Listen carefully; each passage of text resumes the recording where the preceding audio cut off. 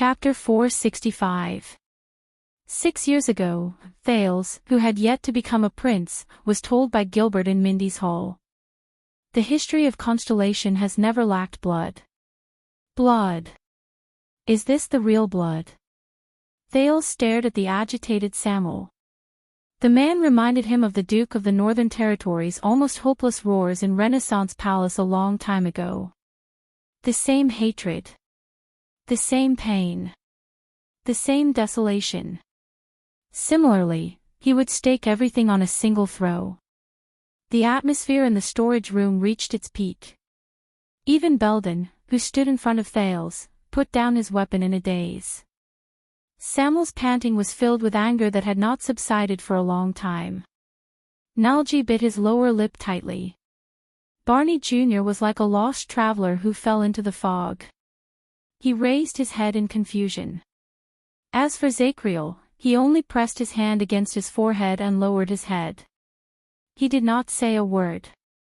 Even Quick Rope, who tried his best to act as if it had nothing to do with him, inadvertently revealed a contemplative and surprised expression that a low-ranking mercenary would not have. He looked at Thales. "What do you want to do?" But Thales ignored him. He only stared at the center of attention in the room. Finally, after the extreme clamor and the extreme silence, the voice that had disappeared for a while reappeared shakily. "What are they talking about, Zachriel?" Thales, who felt complicated and could not put his feelings into words, turned his gaze. Barney Jr., who was kneeling on the ground, widened his eyes, which looked as if they had been ravaged by a storm. "Father. Jadestar. They." Zachriel did not speak. The knight shuddered and turned his head slightly. At that moment, he hid his expression so that his colleagues could not see it. This was not what he wanted. No. Never. But from Zachriel's silence, Barney Jr. had already sensed something. "They are loyal to another Jadestar." "The other." "Highness." Barney Jr. repeated in a daze. He ignored the disappointment on Nalji's face and the indignation in Samuel's eyes. "Answer me." The man's unusual silence agitated Barney Jr. His tone became more and more anxious.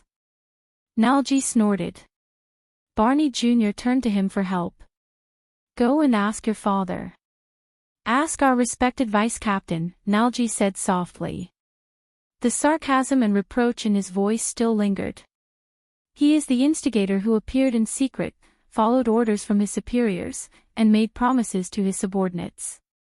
Too bad he didn't tell you." Barney Jr.'s unfocused gaze became focused again. On the other side, Nair sighed as if he had accepted his fate. "Enough." Finally, Zachriel's dull and mechanical voice rose into the air. He released the hand that was pressing down on his forehead, exposing his face to the light of the fire again. His pupils were dim, and they reflected the burning torches on the ground in a lifeless manner. Apathetic. Just like a dead person.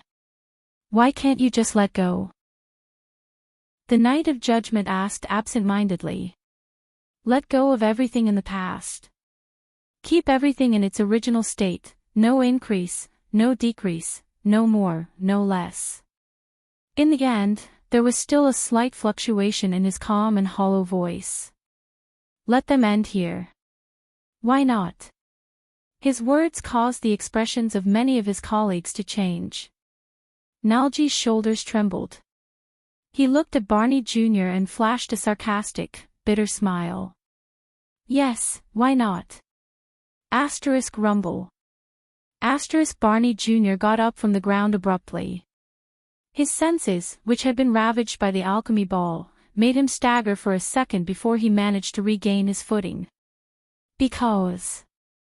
Zachriel, because if it's true. At that moment, the disheveled Barney Jr.'s numb eyes shone with a rare hint of excitement. If the bloody year is really a lie, then it means, he looked at his other colleagues eagerly and longingly, the sobbing Canon, the whimpering Bruley, the desolate Tardin, and Belden and Nair, who exchanged glances. They seemed to want to get some support. But his colleagues did not respond. Only Samuel sneered in disdain. Thales sighed softly. He cleared his throat and spoke in the unbearable silence and darkness. That means, Barney, that the people who swore loyalty to the Jadestar royal family in the past, including your father, might not have committed treason. The prince's words echoed in the dungeon, and the light in Barney Jr.'s eyes grew brighter. Thales sensed the fatigue and pain all over his body. He tried his best to make his voice sound calm and amiable so that he could slightly comfort the pitiful man in front of him, who was covered in wounds. At least, it was not so absolute and thorough. The prince's voice caused the guards to react differently. Some lowered their heads and did not speak, some opened their mouths, and some closed their eyes and sighed. But Thales ignored them. He only spoke slowly, and there was a desolation and sorrow that the teenager usually did not have. They are still loyal to the Jadestar royal family, and they only listen to orders. In the internal strife of the royal family, they choose a side. Choose their own masters. And fight to the death. Thales buried these words in his heart. Barney Jr.'s expression relaxed a little, as if he had obtained some sort of release. The guards fell silent, regardless of whether they knew about it or not, regardless of their ranks. The dungeon sank into silence again. But Quick Rope, who was watching from the side, felt that the silence this time was not so unbearable. Is it? Barney Jr. nodded faintly and repeated blindly. They're just, on the other side. Zacriel released a long sigh. Don't blame them, Barney. There was sadness hidden in the Night of Judgment's eyes. Especially your father. In that chaotic era, families, oaths, righteousness, loyalty, traditions, royal power, family, the kingdom, His Majesty, His Highness. They just don't know that among so many people. Zacriel paused for a moment, as if he was organizing his words. What should they be loyal to? After he finished speaking, the Knight of Judgment closed his eyes in desolation and unclenched his fists. Barney Jr. stared at the floor tiles in a daze. He was filled with conflict and realization, and he seemed to be unable to speak anymore. But at this moment, Nalji let out a disdainful sneer again. He, everyone looked up. You're too optimistic, Zacriel. Nalji shook his head. His eyes shone with gloom. You've left out a part. For us, the worst part. Barney Jr. was stunned. Thales' expression tensed. What? There was a suffocating pain in Nalji's voice. If this is the truth of the bloody year, it means that we. Nalji paused, as if he could not continue speaking. Zacriel did not speak, but his numb facial muscles began to tremble. Samuel seemed to understand as well. He took over the conversation. I understand now. Samuel's resentment disappeared without a trace. What followed was gloominess. If the bloody year was a bloody internal strife in the family, and blood relatives killed each other, Barney, even if I did everything I could to escape from my imprisonment, and tirelessly sought help and revenge, even if you worked hard to atone for your crimes by sending this Jadestar prince back to the capital, a few seconds later, Barney figured something out. His face, which originally had some color in it, froze again. The relaxed look on his face disappeared, and what followed was fear that could not be dispelled. The reactions of the guards varied. Some looked relieved, some shook their heads numbly, and some furrowed their eyebrows. Even if we found out who the mastermind of the coup was and who the spy was, even if we proved that we and the rest of our colleagues were innocent and loyal, even if we, when he said this, Samuel choked a little. He lowered his head and spoke in a desolate tone. There is no meaning to it anymore. Barney Jr.'s body swayed violently, as if he had been hit by a heavy hammer.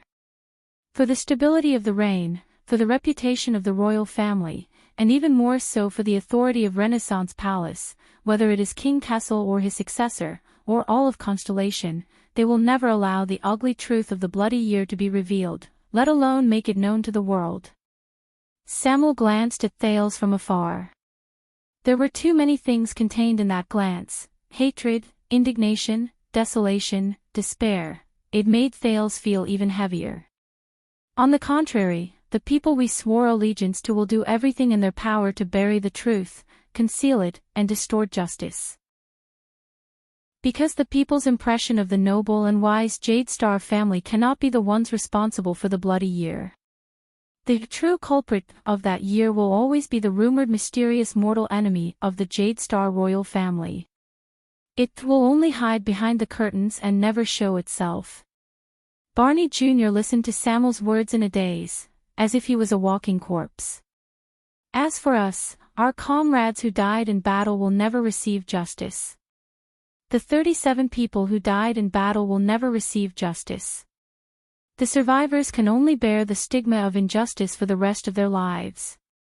As the royal guards of Constellation, we can only be traitors who colluded with the enemy. Zachriel shuddered violently, as if he had been struck by lightning. His comrades' faces were pale. Their gazes were miserable, as if they were receiving their final judgment. Samuel's words became more urgent, and he became increasingly callous and merciless. We can only be sinners who failed in our duties, and incompetent cowards. We will never reverse the verdict, and we will not rest until we die. Aside from Samuel's voice, the dungeon was terrifyingly silent. Samuel panted for a while before he slowly regained his composure. However, the desolation and despair in his voice could not be any greater. No matter how innocent and pitiful those who do not know the truth are, no matter how loyal lone officials like Barney are, no matter how wrong people like me are, no matter how indignant they are, no matter how miserable and desolate a chess piece like your father is, and how helpless he is, no matter how unfair it is to us. Barney Jr.'s hands began to tremble uncontrollably. Because Samuel's gaze was infatuated. Because as the royal guards, we are destined to be sacrifices and scapegoats under the 9-pointed star emblem. Thales listened quietly. He remembered the numb and frozen expression on Kessel V's face when he stood in front of the stone jars belonging to the Jadestar family in the Jadestar family tomb. Single quote, "I do not know how much you know about us, and I do not know what kind of imagination you have regarding the name Jadestar." Thales sucked in a deep breath. He only felt that the air in his lungs had become colder and denser. Zachriel turned his head away, as if he could not bear to listen anymore. No one could see his expression. Samuel looked up. This is why Zachriel would rather keep his mouth shut and say that he was a scapegoat, why Nalji did not want to seek justice, and only wanted to leave quietly, and why today, when the prison was broken and the matter came to a head, everyone pretended to be deaf, dumb, and numb.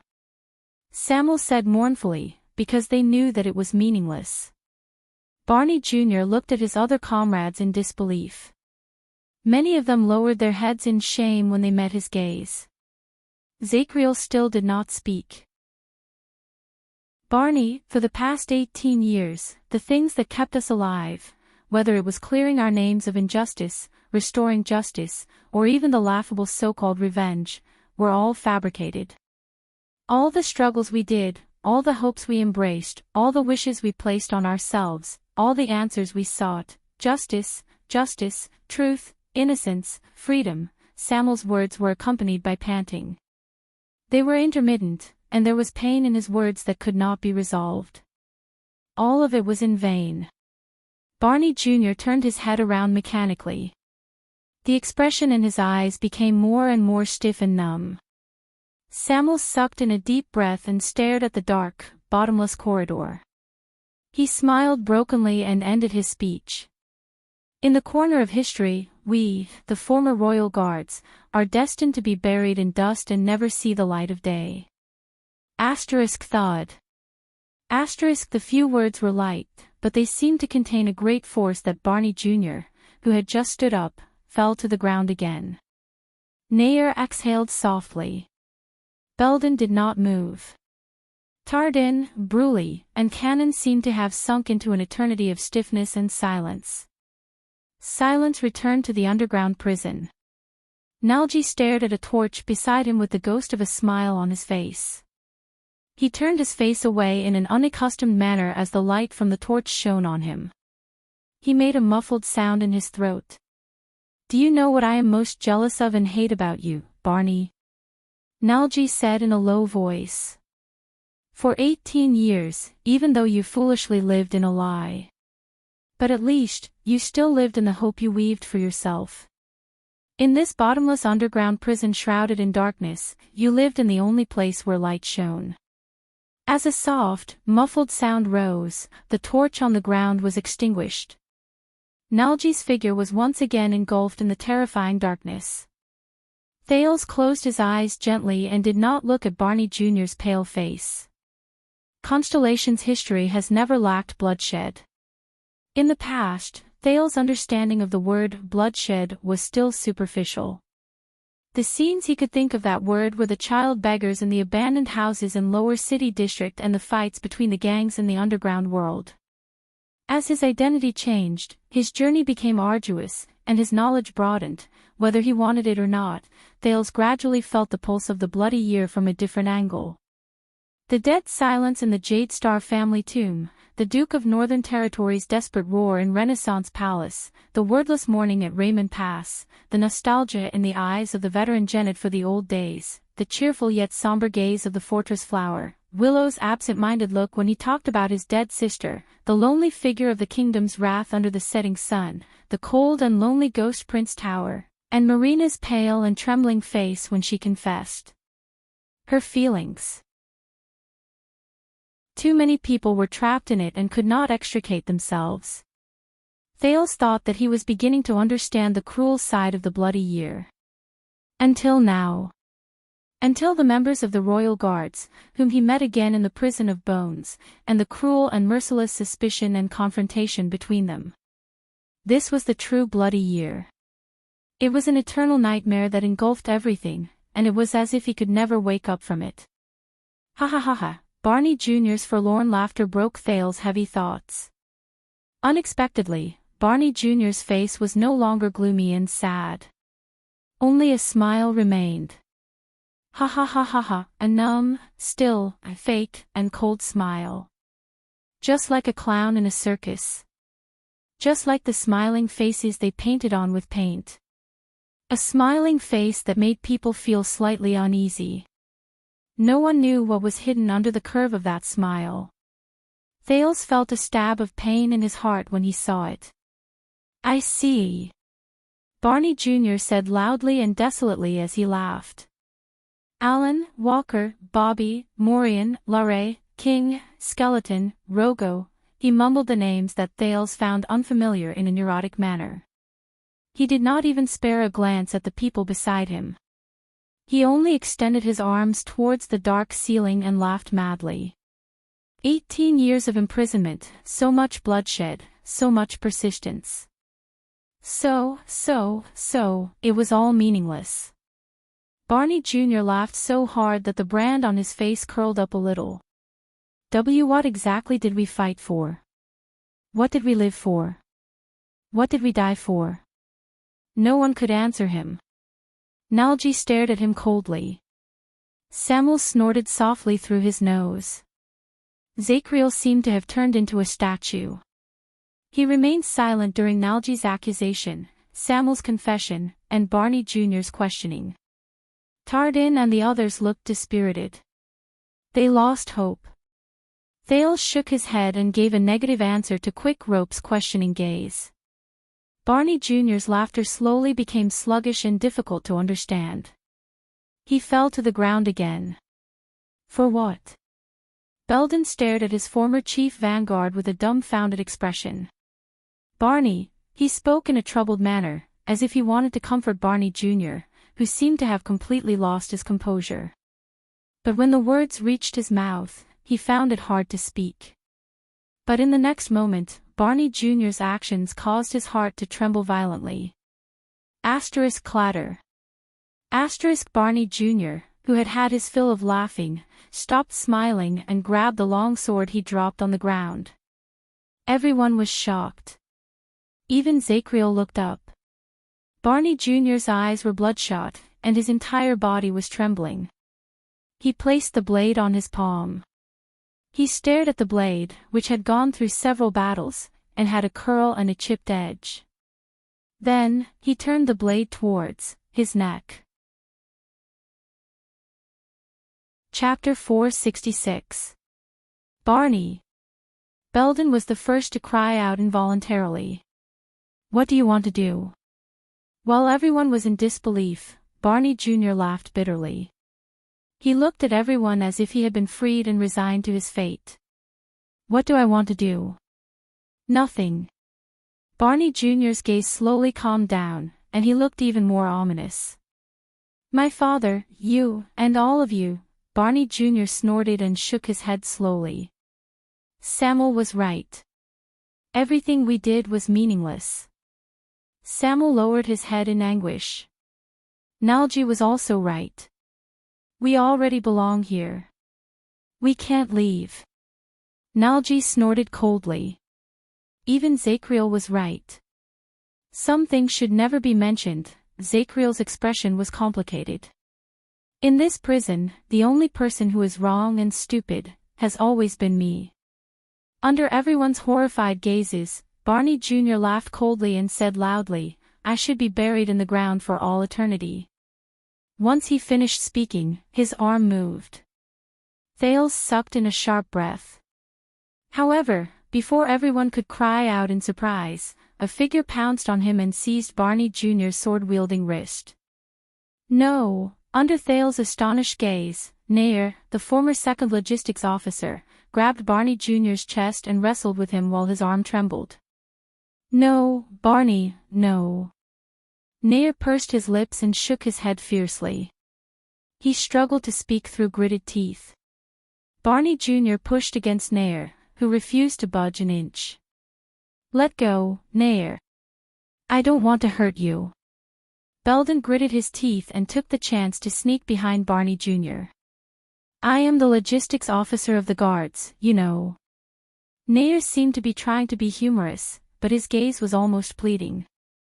"Non-combat casualties are my responsibility." Many people reacted to his words. Barney Jr. was stunned for a moment before he chuckled. "Logistics officer, what? You don't even care about what little dignity I have left." In the next second, Barney Jr.'s expression changed, and he shouted angrily, "Are you going to take it all away?" With hell's senses, Thales saw Barney Jr.'s power of eradication surge. Nair's hand was instantly released, and his opponent turned around and threw him away. Dong! Nair crashed into Belden, who intended to seize the opportunity to launch a sneak attack and snatch the sword. He coughed up a mouthful of blood and grunted in pain. But the moment Barney Jr. grabbed his sword again, a third figure pounced on him and pressed down on his arm. This time, Barney Jr. stared at the person who stopped him in surprise. "It's not that simple, Barney." Nalji sneered before Barney Jr.'s eyes. He seized Barney Jr.'s right arm from an ingenious angle. "After such a long period of torture, you want to escape just like that? Like your coward father?" Nalji said hatefully, "No way." Barney Jr. furrowed his eyebrows at first, then his anger surged. But Nalji interrupted him. "At least, not in front of me." In the next second, against everyone's expectations, Nalji raised Barney Jr.'s arm with a cold smile. He faced the edge of the sword himself. Chee!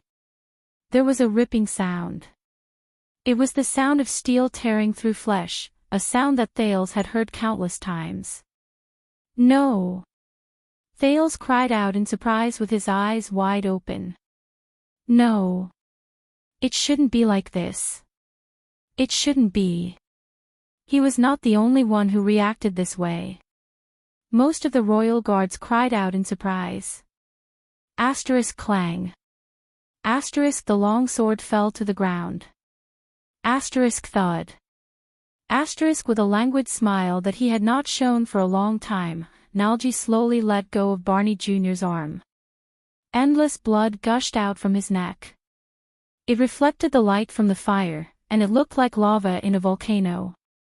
The blood made the stunned Barney Jr.'s face turn scarlet. It was as if he wanted to vent all the grievances and resentment he had felt for the past 18 years. Nalji. Cannon, who was in the same cell as Nalji, rushed forward with a roar and grabbed Barney's body. Bruley pounced on him right after. Both of them were panicking. Cannon held Nalji, who was bleeding profusely from his neck. He pressed his palm against the terrifying wound and vein, and he began to mutter in fear. Help me, Bruley. No, this is an artery. I can't stop the bleeding, I can't. As he stared at Nalji on the ground, Barney Jr. first froze on the spot like an ice sculpture. He then raised his bright red hands and wiped his cheeks, which were also covered in blood. His face was filled with disbelief. What is this? What is this? Barney Jr. started to tremble. Nalji flashed a pale smile, as if he had succeeded. He seemed to want to say something, but when he opened his mouth, he could only gurgle as blood gushed out of his mouth. In the end, with his life that was about to disappear, he shook his head slowly at the stunned Barney Jr. The sudden accident frightened everyone. Quick Rope, who was frightened, pulled Thales back with him. F***CK, is this your plan? You want to turn them into dangerous lunatics? Thales widened his eyes and stared at the scene in front of him. He stared at the blood that was slowly spreading on the ground. He remembered a long time ago, when he was in an abandoned house. The blood on Quide's neck was also the same. It was bright red, surging, and did not seem real at all. It was like bright paint. It was all over his head and face. Or maybe they have been crazy for a long time, and you just dug out their madness. This. Quick Rope stared at Nalji in disbelief, who only wanted to die. Thales trembled.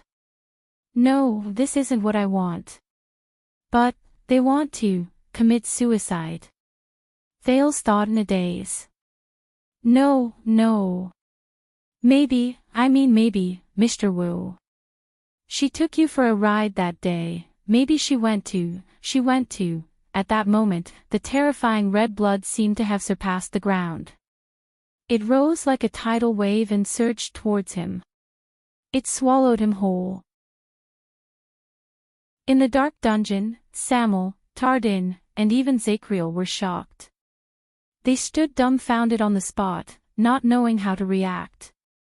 Then, another panicked shout attracted their attention. Nair! You! What's wrong with you? Belden cried out in terror. Everyone turned their gazes.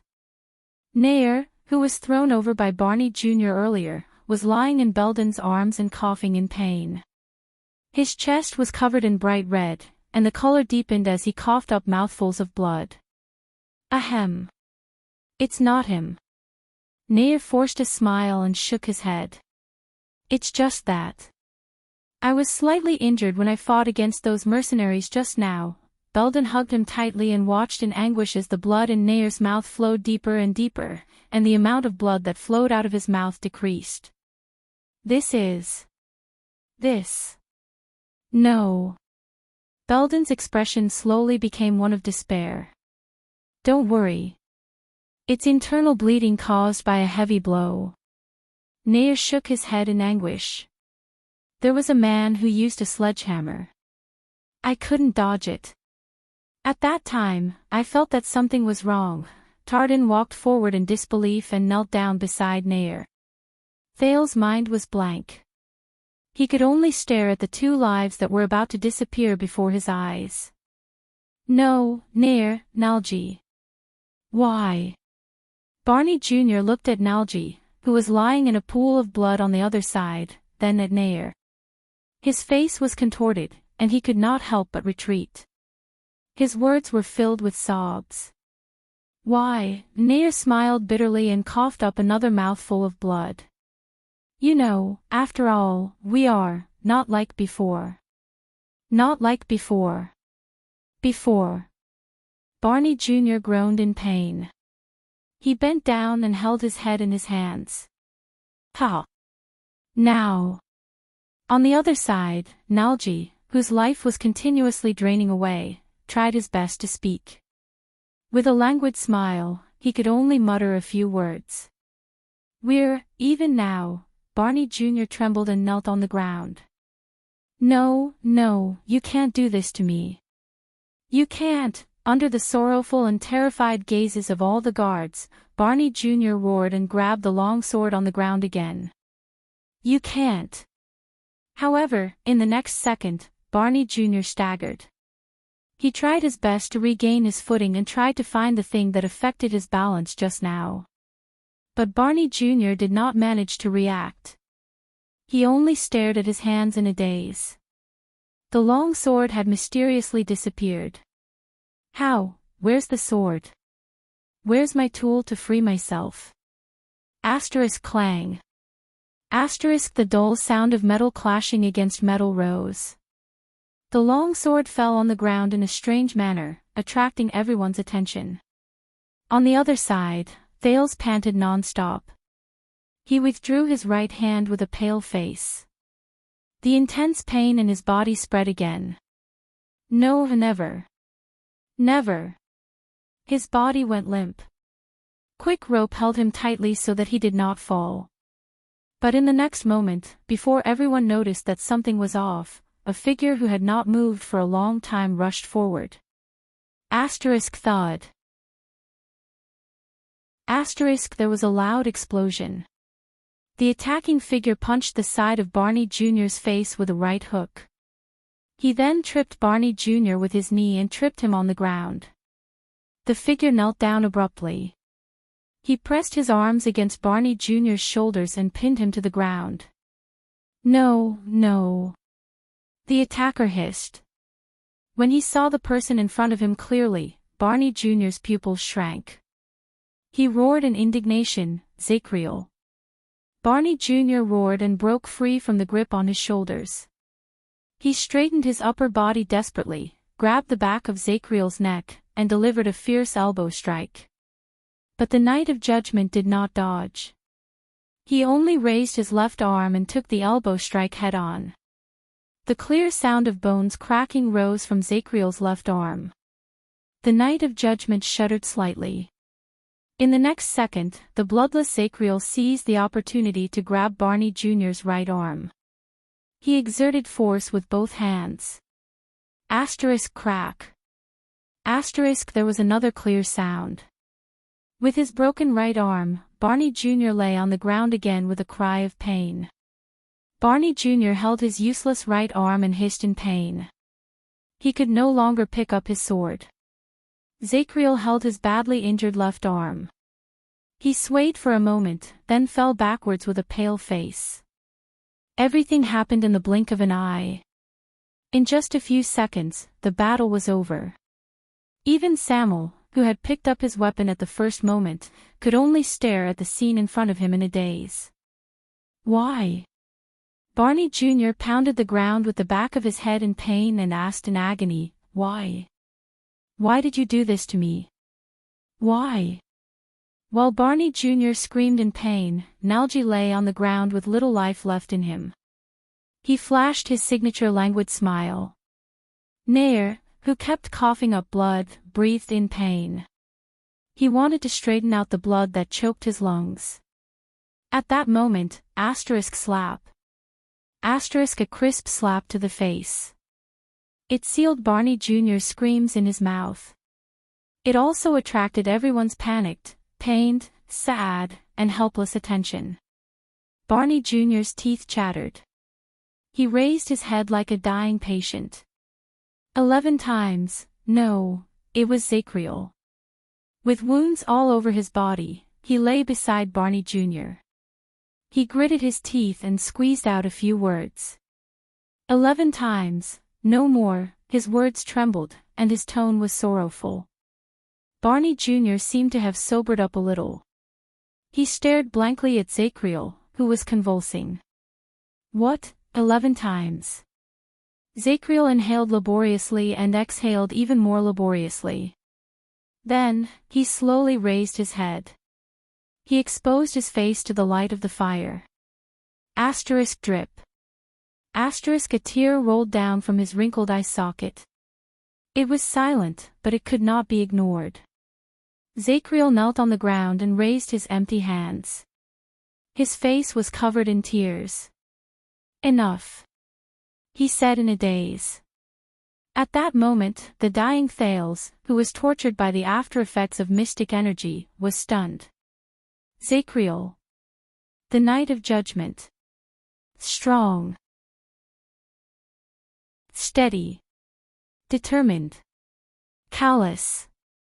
Unparalleled. Unstoppable. Unshakable. That was his impression of Zacriel. But now, he had never seen Zacriel like this. A weeping night of judgment. Everyone fell silent. They stared at their watchman in disbelief. 11 times. Zacriel sobbed and trembled like a child who had done something wrong. He was filled with remorse and pain. Year 86 of the calendar of eradication, John I passed away on his journey. The 3 stars under him fought for the throne, and internal strife lasted for years. His tear-filled eyes stared into the air. From then on, the royal guards served their masters. Their comrades fought against each other with swords. Nalji's breathing quickened uncontrollably. Nayer's coughing grew softer and softer. No one knows that in the Watchman's records, the royal guards of Constellation have already experienced 11 divisions and internal strife in the past 600 years. Zacriel closed his eyes in pain again. His hands trembled as if he was holding a huge rock weighing 10,000 kilograms, but at the same time, it felt as if he was holding nothing at all. The royal guards, 11 times in total, fratricide. Thale's gaze froze. I beg you, enough. Zacriel turned his head around. With a sobbing tone, he begged everyone in front of him like a broken patient. Don't, I'm bleeding. The dungeon was getting darker and darker. There was only one torch left, and it was still burning, as if it didn't have much time left. It was waiting for the darkness that would eventually come. Samuel stared at him in a daze, Belden stared at him in shock, Tardin stared at him in grief, and Bruley stared at him in grief. Barney Jr. stared at him with an incredibly conflicted look. Thales struggled. He supported quick rope and used all his strength to stand up. Compared to my predecessors, I am the worst, the weakest, the most useless, the worst, and the most unbearable watchman in the history of the royal guards. Zacriel's confession continued. His tone was filled with remorse and self-blame that could not be dispelled for the rest of his life. I can't protect you, I can't lead you, I can't protect you. I can't even make my own choices. I can only watch everything happen, powerless and helpless. With tears in his eyes, he swept his gaze over his wounded teammates in a daze. In the end, his gaze stopped in the air, and he stared at the non-existent people. I'm sorry, Your Majesty. I'm sorry, Captain. I'm sorry, everyone. The lonely and desolate night of judgment swayed a little. His injuries were not light to begin with, and he seemed to have used up all his strength to support his knees. He slid weakly to the ground. I can't do anything. Zacriel's tear-filled gaze was fixed on Thales. It was as if he was looking at another person. He was sad and in despair. Anything. Chapter 467. Asterisk thump. Asterisk another heartbeat sounded like a heavy hammer. Pain. Excruciating pain. Thales struggled to stand with quick rope support. He was drenched in cold sweat. No, asterisk thump. Asterisk another heartbeat. After he forcefully snatched Barney's sword, the terrifying aftereffects attacked him again. Every breath he took and even every heartbeat was accompanied by an excruciating pain. Each time was worse than the last. It was as if the ferryman was summoning him to crush him inch by inch from head to toe. But that was no longer important. He could not fall. At least, not now. Thales glanced at the 9 men in front of him, who were covered in wounds and had despair in their eyes. The former royal guards. Thump. After the next heartbeat, the nearly exhausted sin of Hell's River surged again, as if it had been saved from a desperate situation. It filled his limbs and surged towards his heart, which could not bear the heavy burden, and his body, which was on the verge of collapse.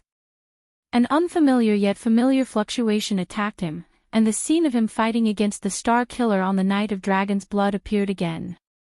The sin of Hell's River began to consume a large amount of energy to speed up the regeneration and recovery of the damaged tissues in his body. It was accompanied by an infinitely magnified pain. Thales began to tremble uncontrollably.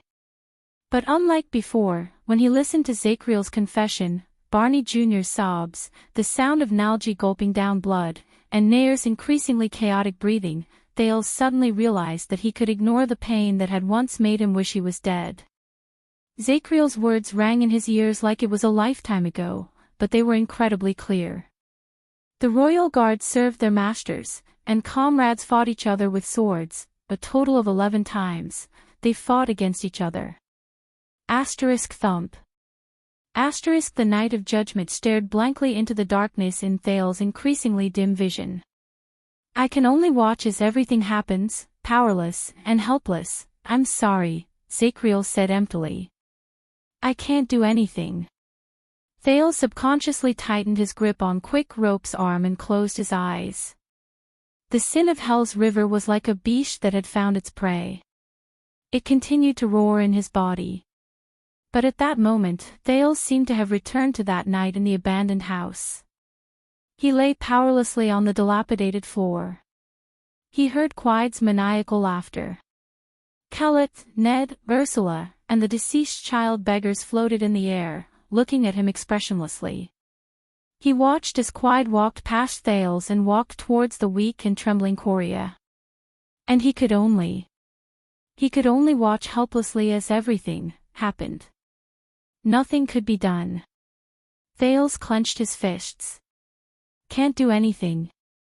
No. There seemed to be a voice whispering in his heart. No. Thump. As if he was ordering his body, Thales trembled and let go of Quick Rope. He stood up straight in pain. The chaos and blood in Dragon Cloud City that night flashed across his mind. Do anything. No, do it. He suddenly understood. What he learned from Taurus' teachings was not just the use of mystic energy, the mystic's contactor, or the thing stage.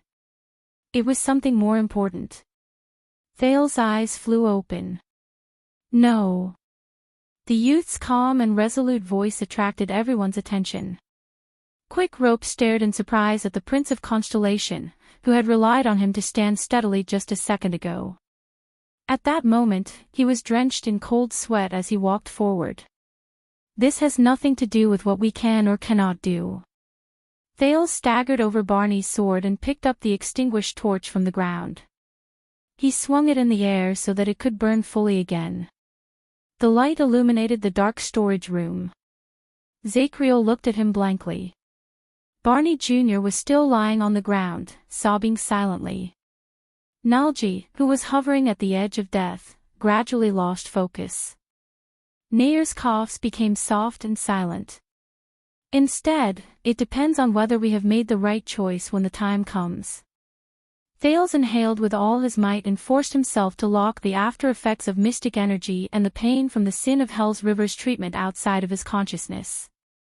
He held the torch and walked towards the dark pool of blood in front of him. No matter what you plan to do now, it's too late. Samuel snorted softly. His tone was filled with endless sorrow and mockery. This is the truth. Thales shook his head and continued walking forward. Blood from Nalji's neck stained the soles of his shoes. It was just like that night when he stepped into the pool of blood in the abandoned house. Everyone's gazes were focused on the prince. Thales gasped as he stepped into the pool of blood. In the next second, the pain in his body suddenly increased. The teenager slipped. He could no longer support his weak body and knelt on one knee in front of Nalji and Cannon. Thales! Quick Rope cried out in surprise, but he was stopped by the prince, who raised his hand resolutely. Now, at least. Thales panted and took a few steps forward on his knees to get closer to Nalji. He met the man's almost dry gaze. We can still do one last thing. One last thing. Quick Rope was stunned for a moment. Idler Nalji of the Defense Division, right? Thales endured the waves of pain and looked at the man in front of him, whose life was slipping away. With Cannon's support, Nalji glanced at Thales with a blank expression. Blood from his neck gushed out continuously through the gaps between Cannon's trembling fingers. Then, Nalji shifted his gaze away while trembling. He avoided Cannon's gaze and looked weak, as if he did not dare to face the teenager with the surname Jade Star. I know what you've done. Nalji shuddered slightly. The light from the fire illuminated Nalji's face, which was about to leave. His face was sallow and dry, and it was wrinkled with despair and pain. Thales gritted his teeth and squeezed out a calm smile as he watched Nalji's neck bleed profusely. He tried his best to make his words sound calmer. You participated in the conspiracy and civil strife. During the chaotic era, you wavered between your family and the royal power. In the end, you chose to deny the late king and pledge your loyalty to another Jade Star. You chose the future he represented. You were stained with a blood debt that cannot be washed clean, including that of your fellow guards. Nalji began to tremble while he lay in Cannon's arms. His eyes, which were already dark and gloomy, swept over Thales. They were filled with regret and pain. Thales watched him calmly. The sorrow in his heart momentarily overshadowed the pain in his body. You paid the price for this. You were tortured by your conscience. You wore the brand of sin on your face amid guilt, indignation, and resentment. You struggled for half your life. The teenager sighed. You wasted your time. Nalji opened his mouth in pain, but he could only make gurgling sounds as blood flowed from his throat. His gaze as he stared at Thales became more and more desperate. The guards stared at the prince with different gazes. Some of them were desperate, some were miserable, some were indifferent, and some were empty. But Thales ignored them. He only smelled the stench of blood that filled his nostrils. He stared at Nalji, who lay in a pool of blood, as though he wanted to stare at his only remaining soul. But I also know.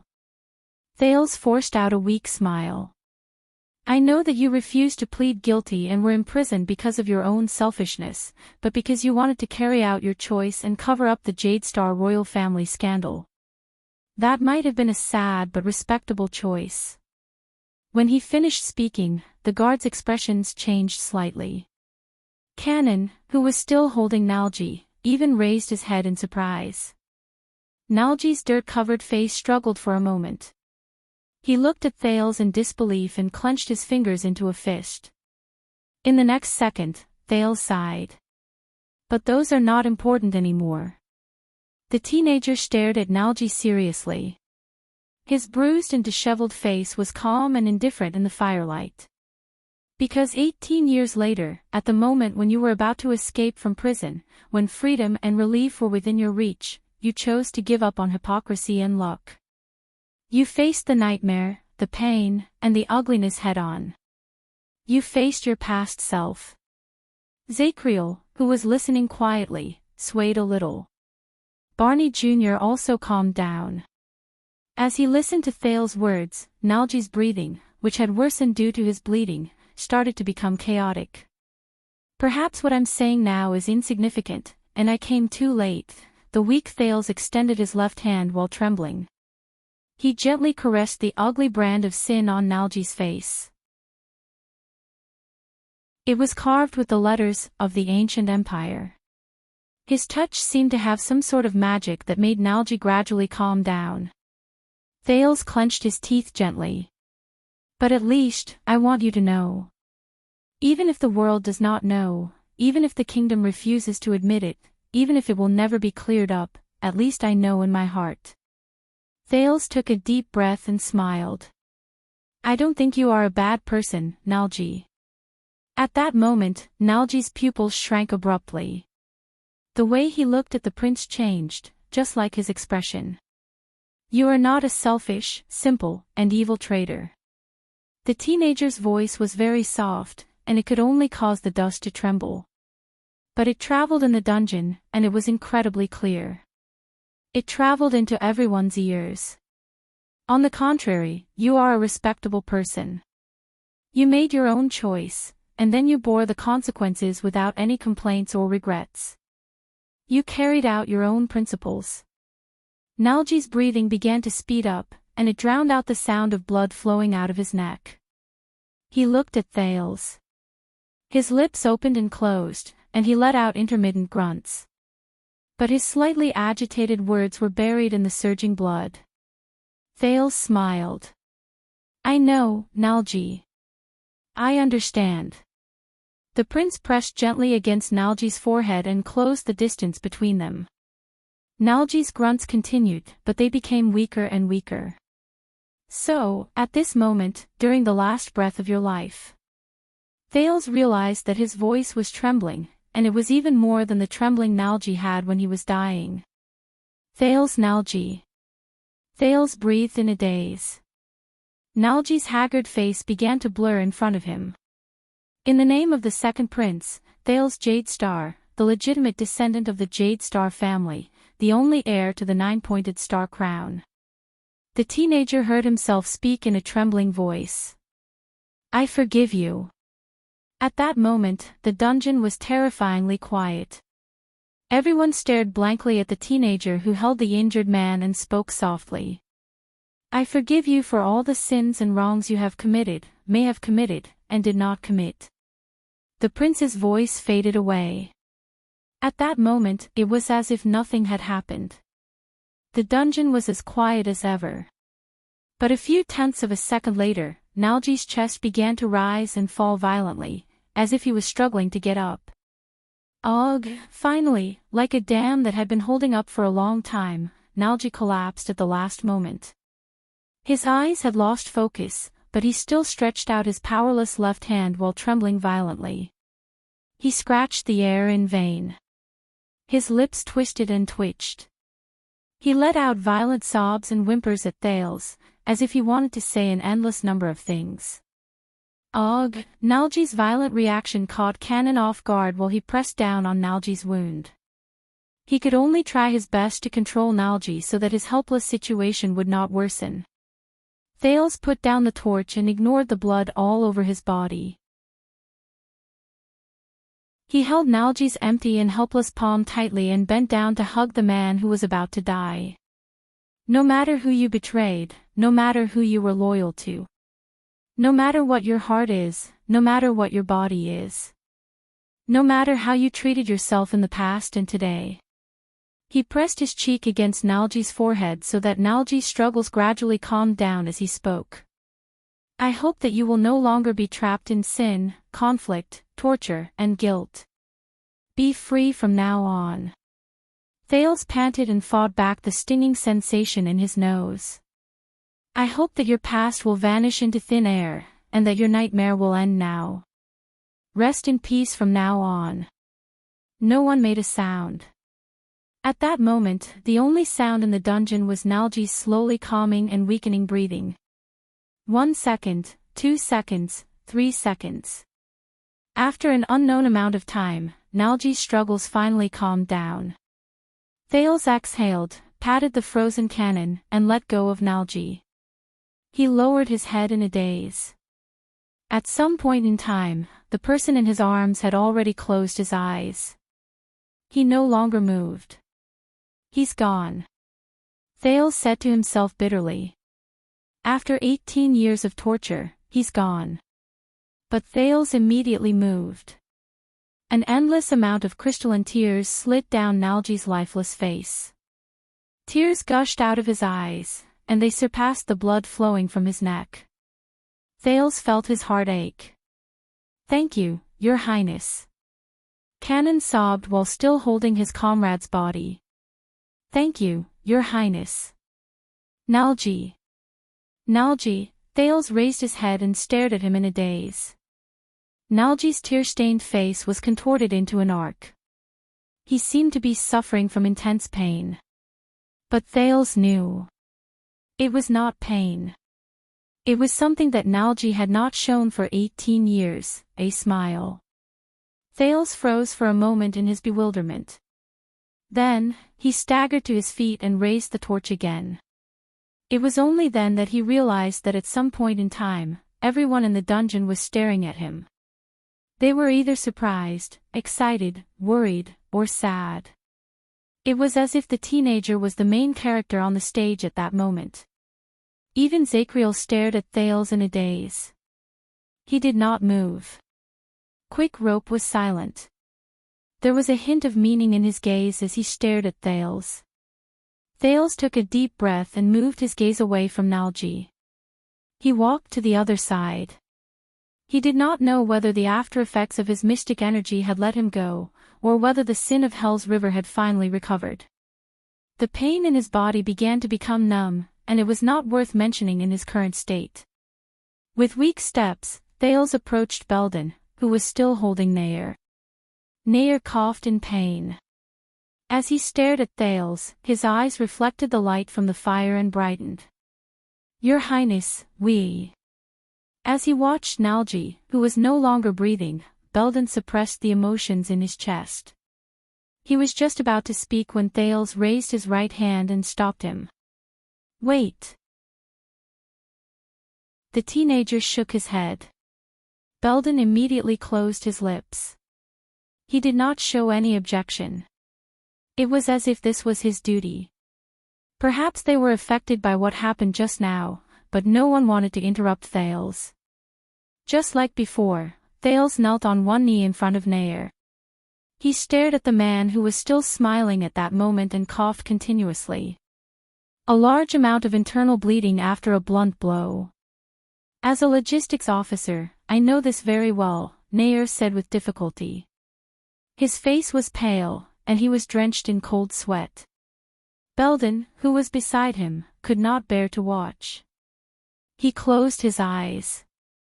Thales stared at him with grief. "Cecil Nair, second logistics officer," the teenager said seriously.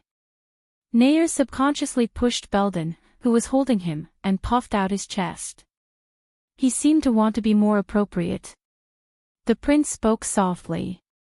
"I don't know what you have experienced over the past 18 years, but I know that what happened to you was not fair." Nair stared at the prince calmly. His heavily injured body gradually became numb. Thales suppressed the resentment in his chest. "It has been 18 years.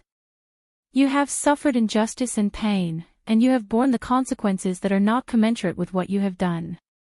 I know that you have nowhere to complain about the injustice you have suffered, that you cannot speak of your pain, and that the justice and innocence you deserve may never come."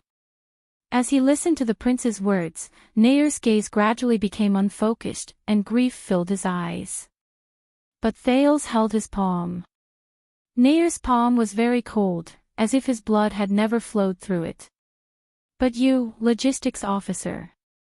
Please do not worry." Thales' tone fluctuated slightly. "Because at least I will remember your innocence and righteousness." Nair's cold palm began to tremble. "I will remember that there was a person who, no matter how much pain and injustice he suffered, whether it was in the past or now, whether he was alive or dead, believed and cherished his comrades from the beginning until the end, and never wavered." Nair's vision was already very blurry, but he tried his best to smile at the prince. This made Thales feel rather gratified, and it made his heavy heart slightly ease after he experienced Nalji's death. Thales took a deep breath and suppressed the sadness at the bottom of his heart. Cecil Nair. As Thales spoke, he pressed his forehead against Nair's. May Hell's River have a smooth journey. Thales said softly, may you rest in peace. Nair's body trembled slightly, even though he did not have much vitality left. The dungeon was still very quiet. But at that moment... No, Your Highness. Thales let go of Nair and stared in surprise at Nair, whose face was covered in tears, but he still spoke up to refute him. We swore an oath. Nair shuddered. His lifeless eyes stared at the empty ceiling, but there was a tearful smile on his face as he spoke laboriously. As the Emperor's Praetorian guards, our souls, will not enter heaven, nor will they descend to hell. Instead, they will be forged in the mighty Empire. Souls. Thales was slightly stunned. Nair's smile became even brighter as tears fell from his eyes. Thales felt a pang in his heart. Just like my brothers in the past, Nair could no longer see the scene in front of him clearly, but he still used what little strength he had left to turn in everyone's direction while trembling. Cecil Nair, Second Logistics Officer of the Royal Guards. Thawed. He laboriously clenched his right fist and punched his chest. He did not care about the heavy burden and pain this action brought to him. Thales looked at him in surprise. He suddenly realized that the guards around him, be it Zacriel, Barney Jr., Belden, or Samuel, had subconsciously puffed out their chests and put on stern expressions. It was as if they were attending the most solemn occasion. Everyone. Nair widened his eyes, which only served to reflect the darkness, and spoke hoarsely. My sword is broken. My mission is complete. He seemed to be forcing his weak lungs to breathe as he tried his best to squeeze these words out of his mouth. His words were articulate, and his tone was firm. Every word caused the guards to tremble. Nair sucked in a deep breath. I have fulfilled my duty, I have fulfilled my duty. Halfway through his sentence, Nair's breathing stopped, and he panted a few times. But Nair recovered and quickly continued. I will rest by the Emperor's side. The dying Nair's words came to a halt, and he released his fist from his chest. No. Nair shook his head. He trembled as he touched Thales' disheveled face. Thales lowered his head slightly and placed his cheek on Nair's palm. Nair touched the prince's face and cast a profound glance in Thales' direction. In the next second, Nair put on his palest and most gentle smile. He said firmly, I will rest by the Emperor's side. My sword is broken. My mission is complete. I have fulfilled my duty. I will rest by the Emperor's side. The prisoners listened to his last words in a daze. They were either touched or sighed. Nair stared at the air and tried his best to hold his breath, as if he was waiting for something. Finally, as rustling sounds rose, the ashen-faced Barney Jr. looked as if he had just woken up from a nightmare. He hugged his aching right arm, pressed it against his chest, and leaned against the wall. Second Logistics Officer, Cecil Nair. You have fulfilled your duty. Barney Jr. suppressed the change in his voice as he spoke in a hoarse voice. You will rest by the Emperor's side. Finally, Thales saw Nair's pale smile relax, as if he had let go of a burden. Thales raised his head and saw all the guards pressing their hands against their chests at the same time. They spoke solemnly, sorrowfully, or agitatedly in unison as they recited the royal guard's funeral oration. Only the inheritance shall continue. Witness eternity. The moment he finished speaking, in the next moment, Nair's hand, which was supporting the teenager's face, loosened. It fell abruptly and powerlessly, and Thales caught it. Thales lowered his head and saw that Nair's pupils had completely lost their luster. He's gone. One more time, Thales whispered to himself. Belden whimpered painfully in his throat, and Cannon sobbed softly. Barney Jr. shut his eyes and spoke in a trembling voice. 38th, He paused for a moment and glanced at Nalji's body across from him. In the end, Barney Jr. still lowered his head and shook it in despair. 39th. Zacriel pressed his face into his hands again. His shoulders trembled. After sending off their two brothers, the guards were exceptionally quiet at that moment. The silence lasted for a few seconds before Thales gently let go of Nayer's body. "It's not over yet," he said to himself as he dragged his weak body along. "Not yet." Thales turned his head and swept his gaze over the figures. Chief Penal Officer, Luden Belden. Second Flag Bearer, Colin Samuel. Belden bit his lip tightly. Samuel had a complicated expression on his face. The prince swayed and stood up with the torch in his hand. His figure was very clear in the firelight. "I understand all of you, and I understand all of you." Thales spoke in a hoarse voice. "But I don't have my father's power, and I don't have his status. I can't absolve you, clear your names, or plead for you." As he spoke, he swept his gaze over Barney Jr., who was completely disheartened and silent. "I also know my father's personality. Even if I return to Eternal Star City, I will still have no power or influence. What I say is worthless, and even meaningless." Belden's expression was solemn. Samuel shook his head and sneered.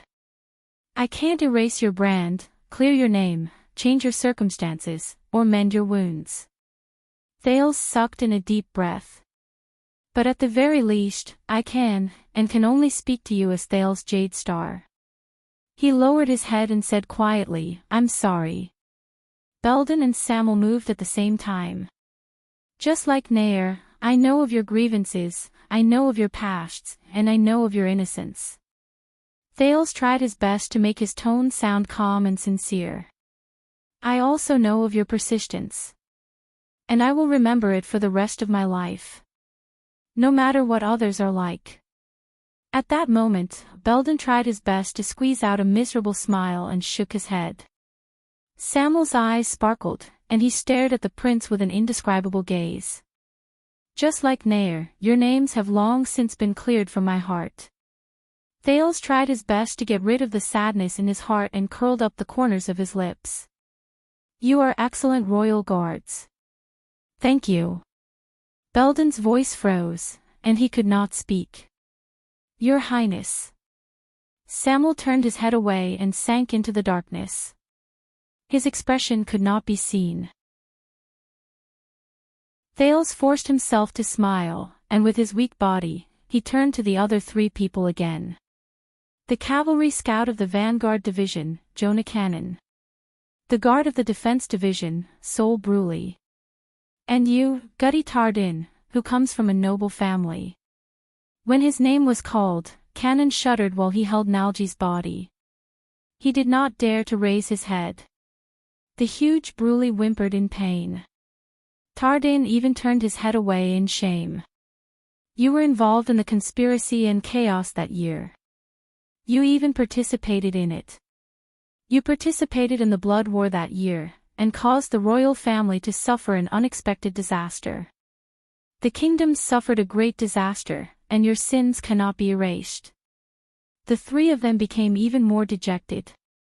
Cannon buried his face in Nalji's body, and he sobbed non-stop. Bruley knelt on the ground with a dazed look on his face. Tardin bit down on his lip, and he seemed to be prepared. Thales looked at the three people. The emotions in his heart were incredibly complicated, and they were difficult to describe. But in the end, he still took a deep breath and shook his head. But, Thales put on a faint smile. "I forgive all of you." There was a deathly silence. Belden widened his eyes. Even Samuel furrowed his eyebrows. The three people involved, be it Tardin, Bruley, or Cannon, were completely stunned at that moment. "Your Highness," Tardin said subconsciously. Thales did not let him continue. Instead, he looked at Nalji and Nayer's bodies and said faintly, "Just like Nalji, you made your own choices among the many paths you took. And today, things remain the same, but people have changed. It is no longer important to look back on the rights and wrongs of the past. When Thales finished speaking, Tardin shuddered a little. The prince spoke calmly without a hint of resentment or disdain in his tone. More importantly, you have already paid the price, be it the death of your brothers and sisters, the punishment of your conscience, or the guilt and nightmares that will accompany you for eternity. The three of them still stared at Thales in disbelief. And I have also seen what kind of people you are. No matter what choice you made in the past, today, you did not let Zacriel bear the sin alone. Instead, you faced your past, stood up, and admitted what happened in the past. Quite a number of people looked at Zacriel, but the heavily injured Knight of Judgment still did not say a word. Thales sighed. And today, you saved my life. Even though you know the truth, unlike Barney, you know very well that this will not allow you to be pardoned. As he spoke, Thales felt the pain in his body disappear completely. He did not know whether it was because time was up or because the power of eradication took effect.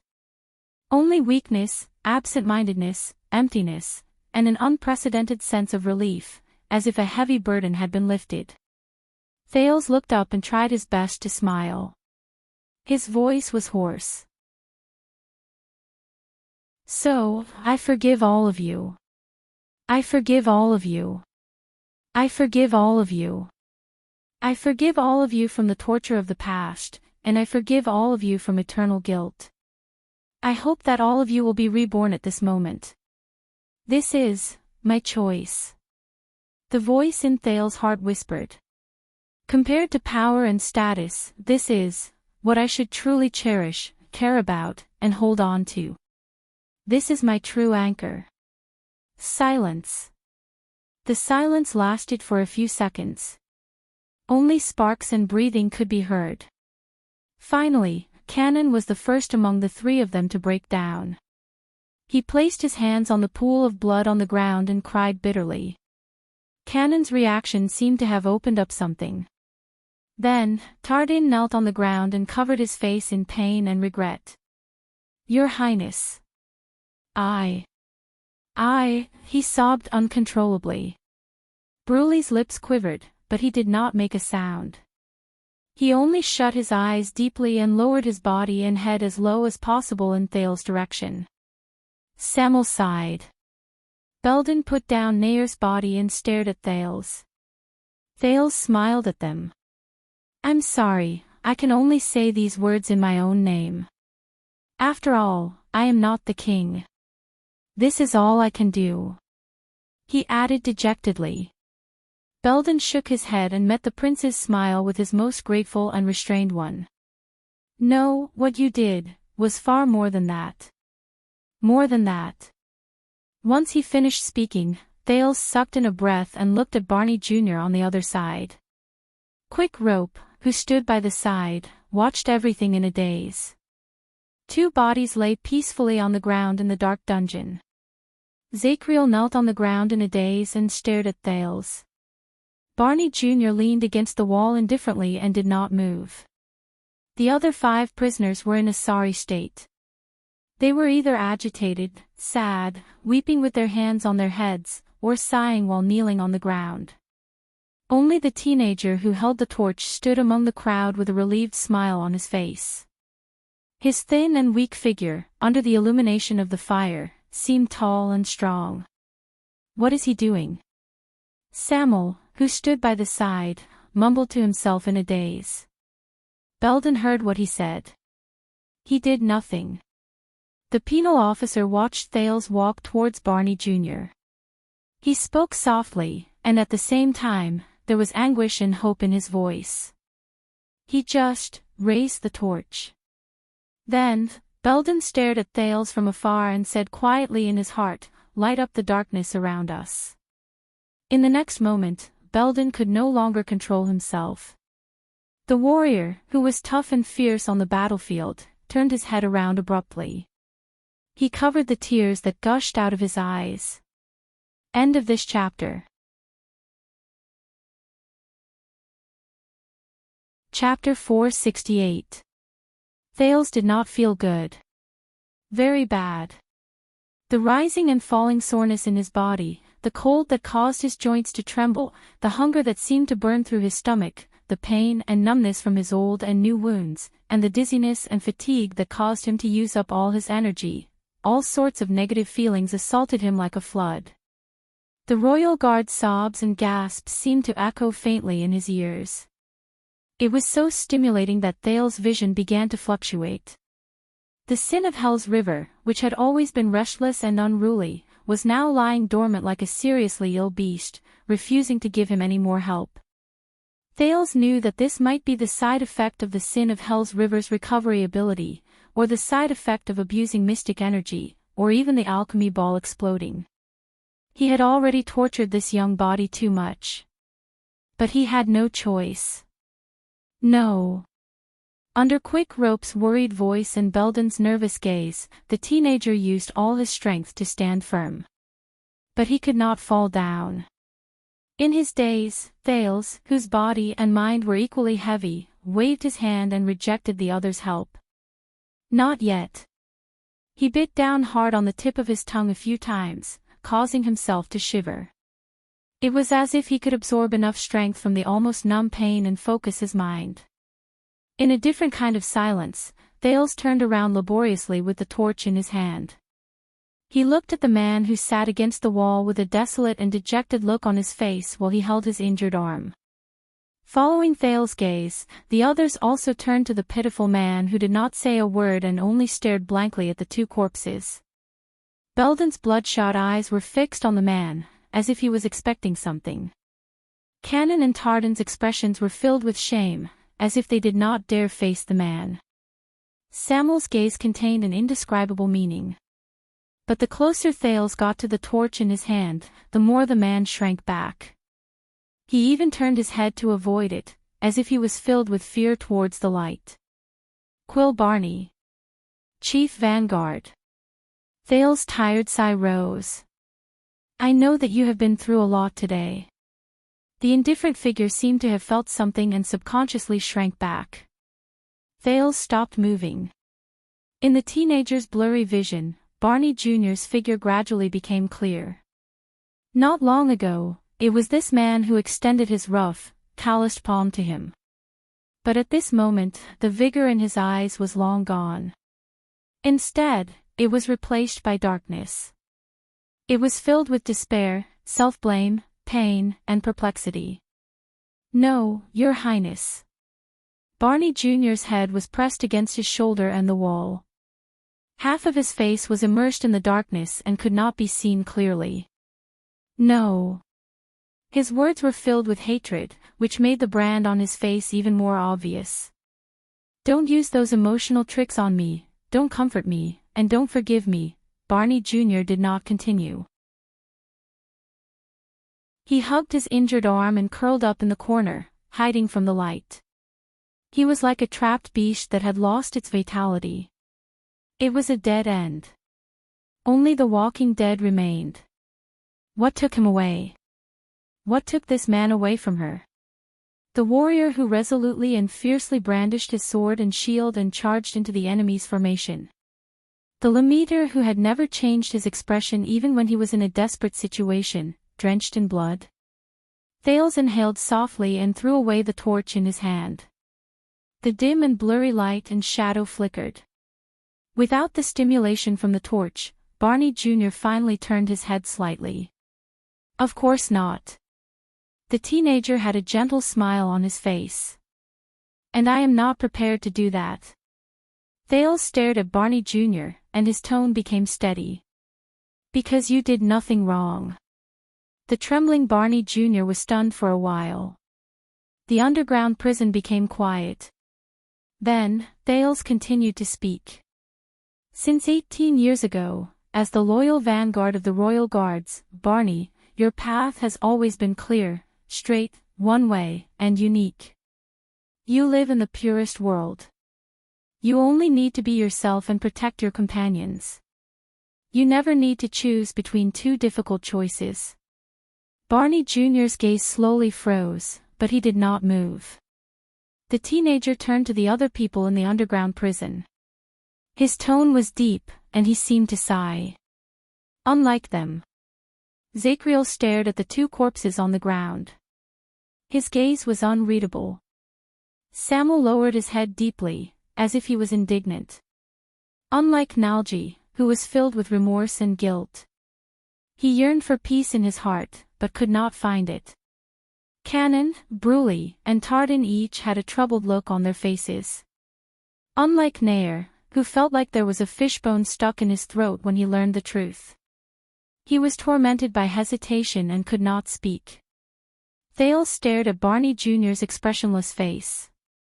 In the end, he sighed. Unlike your father. Father. The moment that word left his mouth, Thales saw Barney Jr. shudder violently. The prince sighed in his heart. So, you think that your father should have told you the truth back then, right? Thales watched Barney Jr. struggling and changing expression. He said softly, the problem is, if he had been honest with you, what would you have done? What would you have chosen? If he had told me the truth, the outline of Barney Jr.'s face contorted under the firelight on the ground. But in the end, the vanguard still turned his head around stubbornly and indignantly. He faced the wall and avoided the light. He did not say a word. He only exposed the ugliest brand to the firelight. Thales calmly watched Barney Jr.'s reaction. He continued, I guess, would you listen to his difficulties, stand with him, and be like him, fight to the death in front of the palace gate without returning, and be buried with your choices and sins? Would you bear the blood debt of regicide and sleep eternally?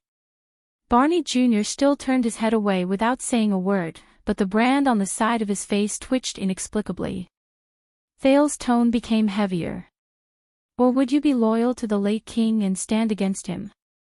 Would you be disappointed, sad, puzzled, angry, and pained when you met him with weapons, and would you destroy your own family in the name of justice? Would you carry your father's name and live a nightmare? The outline of Barney Jr.'s face twitched. Visible veins popped up on his fists. Thales chuckled softly. Or would you lose yourself in confusion and hesitation, refuse to accept reality, and run away alone to escape everything that is about to happen, just like you are now? Would you live your days in chaos with the guilt of a coward? The teenager's gaze shifted to the sword Zachriel had snatched from Barney's hand. Or even, die and be done with it. Die and be done with it. The vanguard shuddered while he hugged his injured arm and avoided everything. He seemed to be unwilling to give up. He only uttered a few vague words. It doesn't matter anymore, but Thales did not let him continue. I think this is his worry and his fear. The prince's voice became downcast. He knows you and understands you. That is why he is afraid. He is afraid that when you know the truth, when you know his choice, you will not have any other path to take. Thales looked disheveled, and he looked exhausted. Only his eyes were bright and spirited. I think this is also the tacit understanding and agreement between your father and your brothers who kept you in the dark for many years. Barney Jr.'s breathing stopped for a few seconds. He was stunned. He ignored the serious injury on his shoulder and arm. He turned his head around again and looked at Tardin and the others. But they all lowered their heads and avoided his gaze. Thales ignored Barney's confused and pained expression. Instead, he stared into the distance, which did not exist, and sighed softly. Your father did not intentionally betray and deceive you, Vanguard Barney. He did not place bets on both sides and curry favor with you in the middle, as Nalji said. There was regret and sorrow in the teenager's voice. The truth is, he loved you. He wanted to protect you. Thales paused for a moment, and Barney's breathing became increasingly erratic. I don't know how to express it. The prince's voice was steady, but there was a profound meaning to it. There was an indescribable emotion in it. So, he made the choice for you. No one knew that at that moment, Thales clenched his fists tightly. The choice you made. Barney Jr.'s thoughts stopped for a moment. The vanguard was in a daze. In his distant memories, the familiar figure that often visited his nightmares for the past 18 years appeared again. That sturdy, tough, stubborn figure that he thought would never fall. And the voice that used to be there. Solemn, forceful, and earnest. Your grandmother wrote. She wants you to go back. I think it should be your choice. Barney Jr.'s gaze was unfocused in the firelight. Make a trip back, the choice is yours. Barney Jr. subconsciously hugged himself tightly and shuddered. An inexplicable fear rose in his heart. But in the next second, what he heard was a voice that was rarely heard from the other party. It was not so forceful, and it even sounded a little weak and helpless. No, we can't escape. My son. The voice became more and more indistinct, but the face became clearer and clearer. Let me choose, no. Barney Jr.'s expression slowly twisted. He hugged his injured arm in pain. His breathing was intermittent. No, Barney pressed his face against his shoulder. He could not help but twitch. His voice trembled so much that it became distorted. Father, as if he did not want to appear too weak, Barney Jr., whose face was contorted, stuffed his left index finger between his teeth and bit down hard on the whimpers in his throat. The guards quietly watched Barney Jr.'s sorrowful, angry, and pained expression. An indescribable sorrow spread in the air. Thales sighed slowly. There were a myriad of emotions in his heart. His plan obviously fell through. The prince tried his best to speak in his most gentle but also most serious voice. Even though it was 18 years late, you still faced the truth. Cruel, but true. Barney Jr. started to tremble again. The vanguard closed his eyes, as if he could stop certain things by doing so. I know your tricks, your highness. He snorted stubbornly. It's a common tactic among nobles. Just like how you dealt with the others just now, you took advantage of their weakness and gave them conditions they could not refuse in exchange for what you wanted the most. On the other side, the expressions of Cannon, Bruley, Tardin, and even Belden and the others changed slightly. Barney Jr. snorted and said to Thales, right now, you are taking advantage of my feelings towards my father. Thales paused for a moment, as if he could not bear to do so. But in the end, he still took a deep breath and slowly enunciated his words. So that's your weakness. Your father. When he deprived you of the chance to make your own choice, so that you could avoid making a painful choice, and even avoid the consequences of your choice. Father. Barney Jr.'s arms began to tighten. He felt the pain from the fracture gradually increase. No, he loosened his teeth as cold sweat broke out. He opened his bloodshot eyes and stared at the prince indignantly. He wanted to say something, but did not. Do his actions mean anything to you? But Thales shook his head. Don't answer me, the prince said softly. Answer yourself. Barney Jr. froze for a moment. Thales turned his head and swept his gaze over Samuel, who had a complicated expression on his face, Belden, who had hope in his eyes, Tardin and the other two, who had an indecipherable expression on their faces, and Zachriel, who had gone through a huge change and was in a daze. The prince took a deep breath to relieve his dizziness. For example, will you be like what you were doing just now?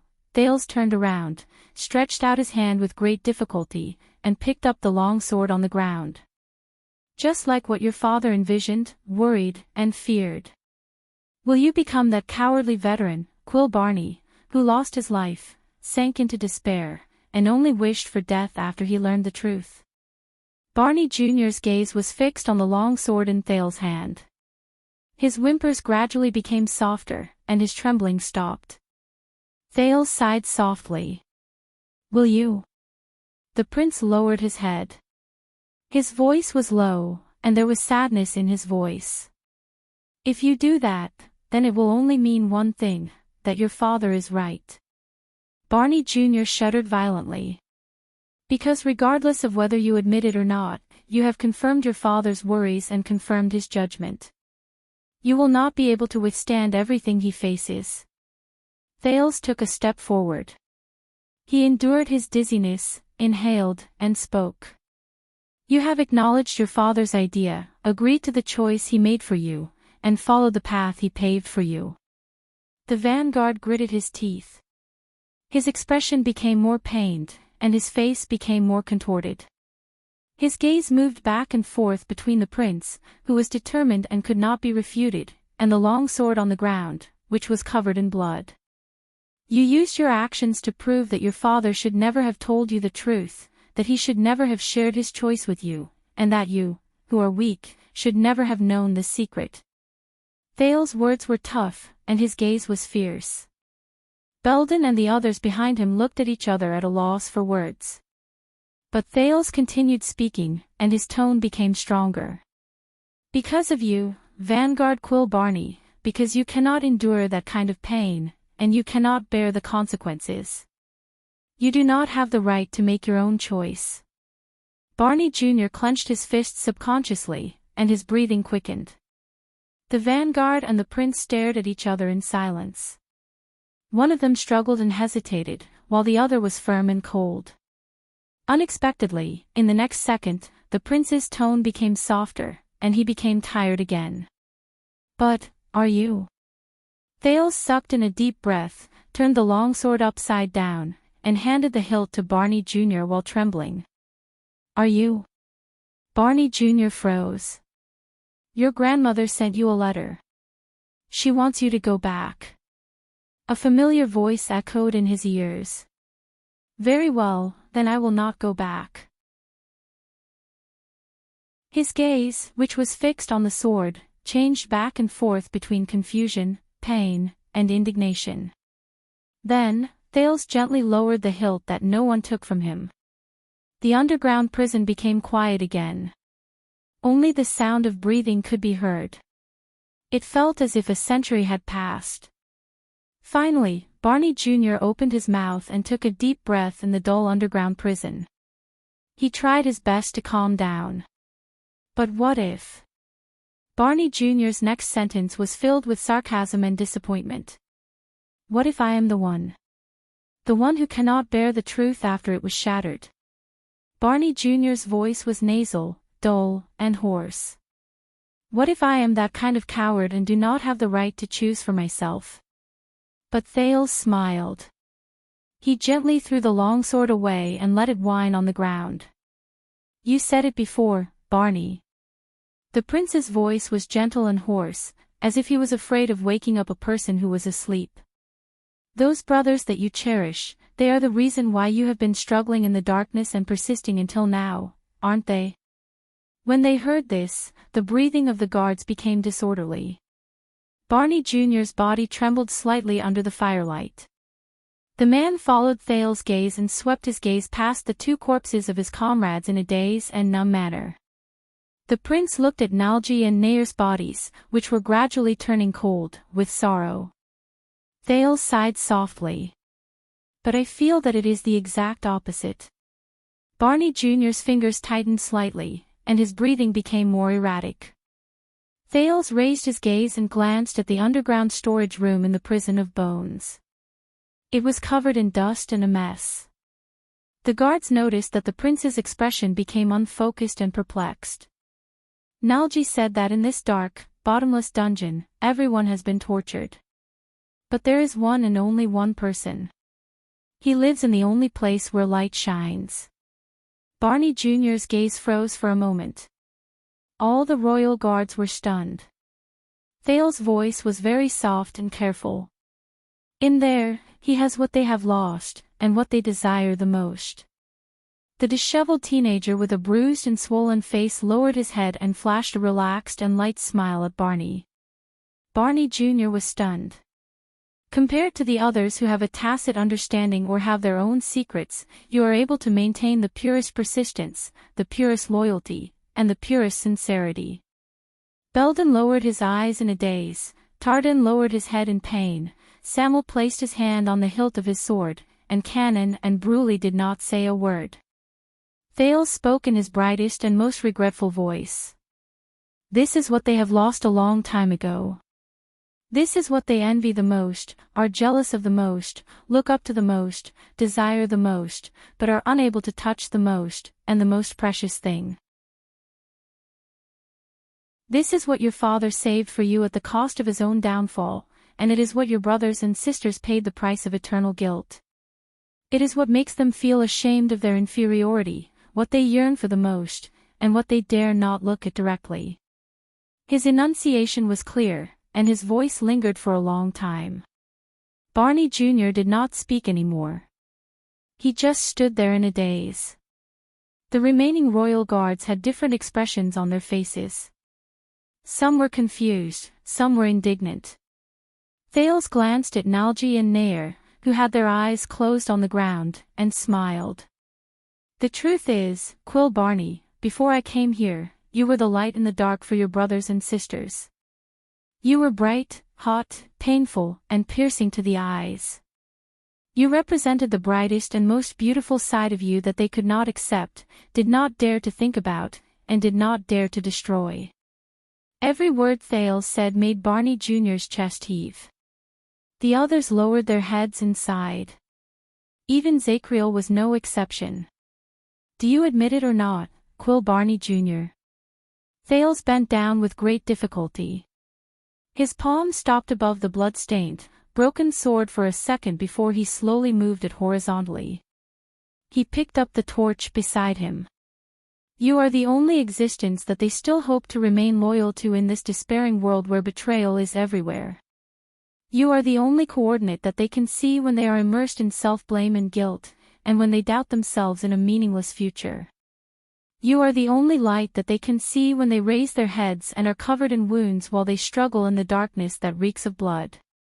You are the only existence that they can respect, love, envy, and be jealous of. You are the only existence that they can look up to without reservation or apprehension. You are the last bit of comfort that they have when they look back at the past and the bitter, cold, and lightless lives. Thales could be heard sighing. For 18 years, you were the reason that kept them alive. And after all that happened, are you? But Barney Jr. interrupted the prince. It's fake. He was a little embarrassed and angry, but his limbs and expression showed that he was at a loss. It's fake. It's all an illusion. It's something they created through despicable and betrayal. Barney Jr. shook his head absent-mindedly and clenched his fists, as if he could clear his mind by doing so. It never existed. He growled in a hoarse and weak voice. It doesn't matter whether it's my father or the others. Back then, they didn't give me a choice at all. No. Barney Jr. was a little agitated. His words made most of the guards avert their gazes in shame. They did not dare to look him in the eye. At this moment, Thales suddenly took a step forward. He raised the torch in his hand high.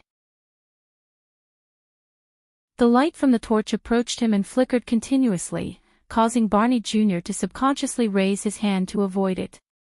No, they didn't give you a choice, the teenager said airily. But your life was given to you.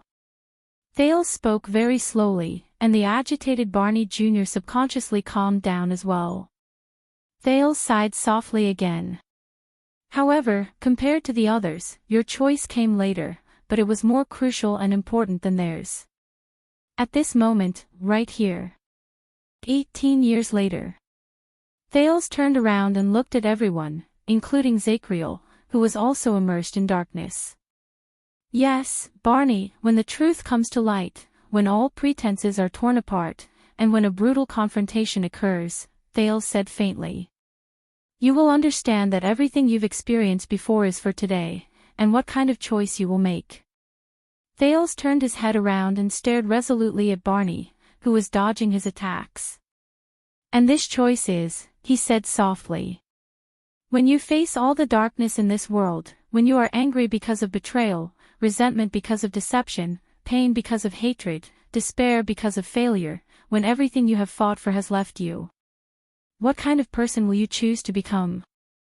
No one spoke. Another indescribable silence ensued. But Barney Jr.'s gaze was no longer ethereal. He just stared at the prince with a complicated expression. His meaning was difficult to understand. He sneered through his nose, desolate and helpless. That's easy for you to say. Barney Jr. gritted his teeth and leaned his chest forward, as though he was resisting something with all his might. Because you weren't there. He gritted his teeth fiercely. If it was you, if you had experienced all this, betrayal, deception, hatred, failure, Barney Jr. raised his voice and said to the prince resentfully, what kind of choice can you make? What kind of choice can you make? What kind of person can you become? But he was quickly interrupted. It's simple. Thales sighed. The teacher who taught me swordsmanship in Constellation told me on the first day. The next moment, Thales moved his arm. Barney Jr. was startled, but he reacted quickly and caught the thing Thales threw at him. It was a torch. It was the torch Thales picked up from the ground. The flame burned stubbornly in front of Barney Jr.'s eyes. It illuminated his entire body, from the bleeding, scars, holes, to the marks and brands. It chased away the darkness. She said to me, raise your shield. Thales was calm, but his words left no room for doubt. There are only two situations in which you can put it down. At that moment, Barney Jr. shuddered as he held the torch. The flame flickered violently in his hand and swayed back and forth. But in the end, it did not fall. No matter how *ket up this world is, Barney, no matter what kind of facts they try to use to convince you, deceive you, tempt you to open up to hatred, to fight hatred with an eye for an eye, to surrender to anger, to bow down to despair, to become a captive and slave under their rules, Quick Rope, who had been watching quietly from the side, was the first to sense Thales' emotions change. No matter what reality does to you, no matter how others attack you, hurt you, or torture you, no matter how limited and painful the choices life gives you are, no matter how many times the damn world betrays you, hurts you, or forces you, under the light of the fire, Prince Thales, who had been adventuring with Quick Rope over the past few days, showed a rare and complicated emotion. Pain, sorrow, numbness, and vulnerability. These were the things Quick Rope thought he would never have a chance with the optimistic, humorous, strong, and resourceful Thales. After a few seconds of pause, Thales took a deep breath. There is only one thing that matters. Before Barney Jr.'s dazed expression, Thales flashed a faint smile, but it was hard to tell if it was more of resignation or melancholy. They can't change you. They can't make you put down your shield. In the silent, dreary, and dim dungeon, Barney Jr. stared at Thales with a dumbfounded expression. A scene from a long time ago suddenly flashed before his eyes. It was when he had just joined the Royal Guards. At that time, he was young, complacent, proud, and confident. On that day, he swung the wooden sword in his hand at the country girl, who was in a sorry state after falling on the sand, and whose face was filled with pain. She was a vain girl who he once thought had climbed up the royal family's high branch and obtained the crown prince's favor, which was why His Highness jokingly shoved her into his hands to learn some martial arts. Believe me, my lady. I hate this mission as much as you hate me right now. He still remembered how he endured the judgmental gazes of his colleagues in the training field. He said to the training target, appointed by the crown prince in contempt and disdain, "Now, Honorable Lady Gines, raise your shield." He still remembered the girl's gaze when she gritted her teeth and got up from the ground. There are only two situations where you can put it down. He remembered the sweat on her face, which was mixed with dust and blood. He also remembered that no matter how badly the girl was beaten up by him, she still held the shield tightly in her hands and never let go. You die, or the enemy dies. Barney Jr.'s vision became blurry. You don't need comfort or forgiveness, Vanguard. Thales raised his voice. You only need to face yourself. A few seconds later, Barney Jr. seemed to be unable to withstand the prince's bright and hopeful gaze. He subconsciously lowered his head and avoided Thales' gaze. At that moment, his heart was in a mess, and he did not know what to do. Is that possible? Barney Jr. turned his head and looked at the two corpses on the ground. There was doubt and sorrow in his eyes, and his tone became a little hesitant. Thales looked at Barney Jr., who was gritting his teeth and holding the torch. He smiled faintly. Of course. Because that is what I did. Thales slowly turned around, leaving the vanguard with a swaying back, who was struggling to move forward. From the first day. Under everyone's gaze, the teenager took a step forward, smiled, and raised his head. Until the last day.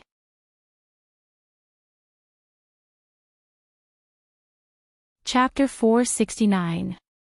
The remaining torches grew weaker, and the prison grew darker. However, he felt that the dungeon was experiencing an unprecedented peace and brightness.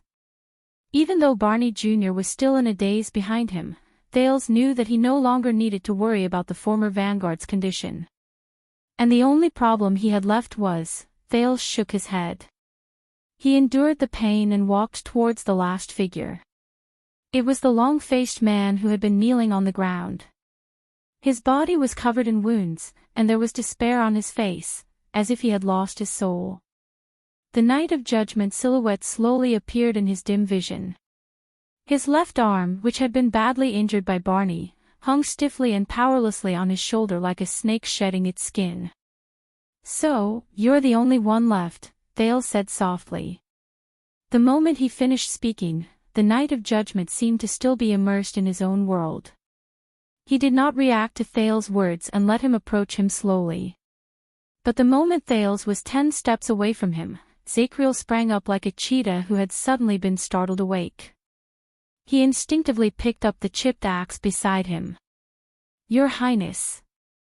Belden cried out in surprise. He instinctively stood up and moved forward.